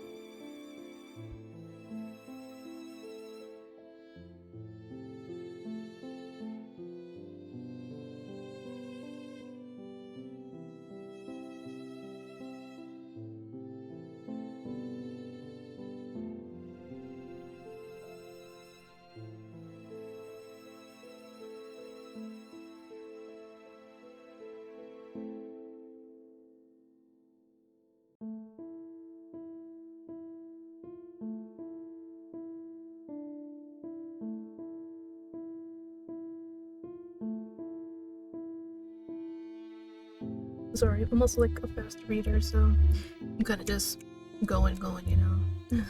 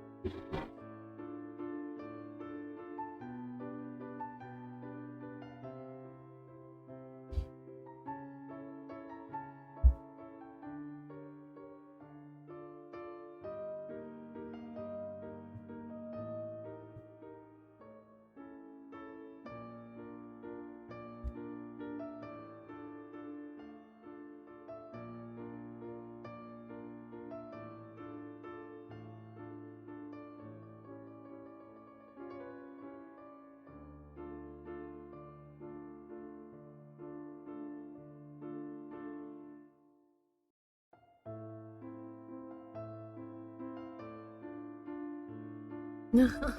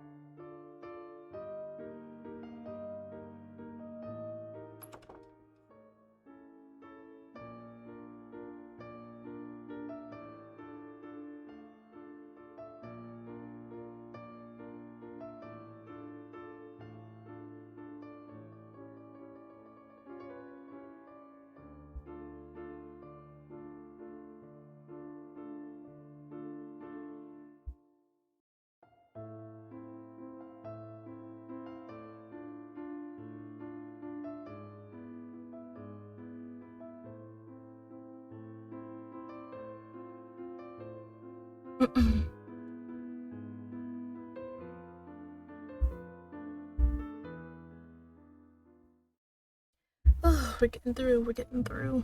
It's a lot.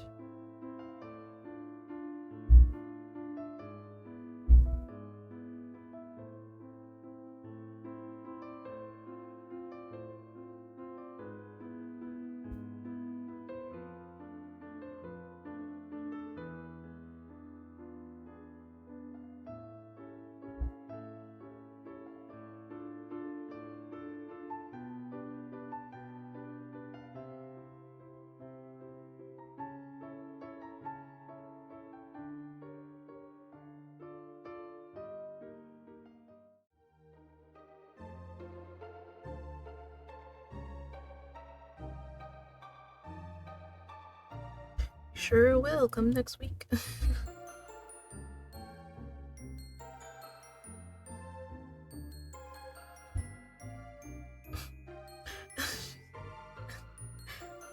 Like, oh, don't mind my husband. He always speaks like that.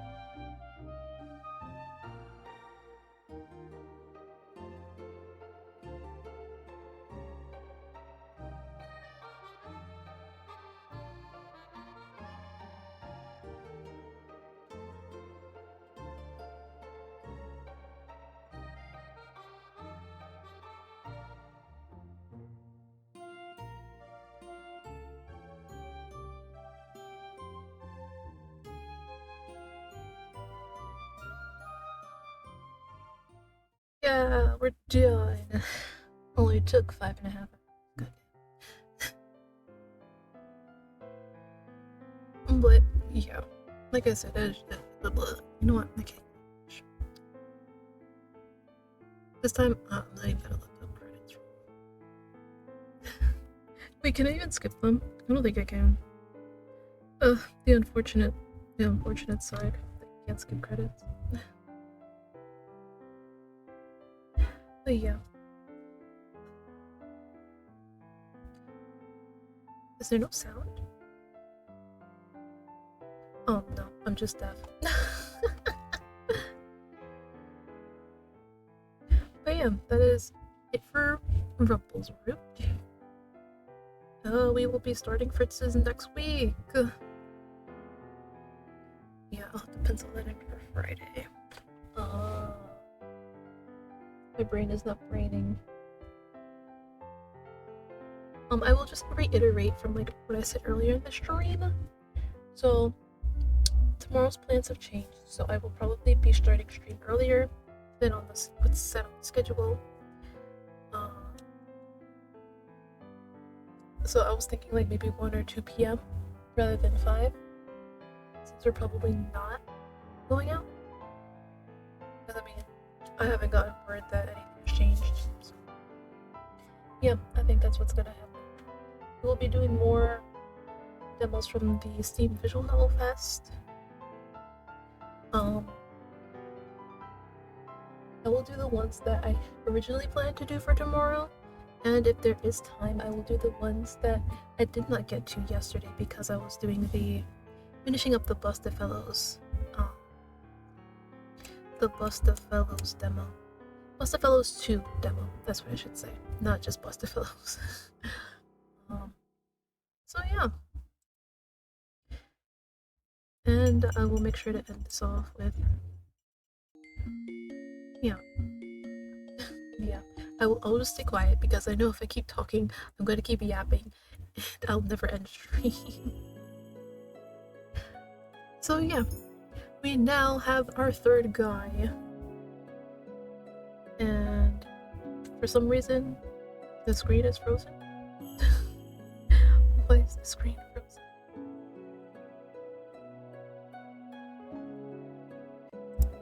There we go. For some reason, the screen froze on stream. But yeah, now we have our third guy. Next, we will be doing Fritz. So yeah, thank you guys for hanging out, and I will see you tomorrow. Bye bye!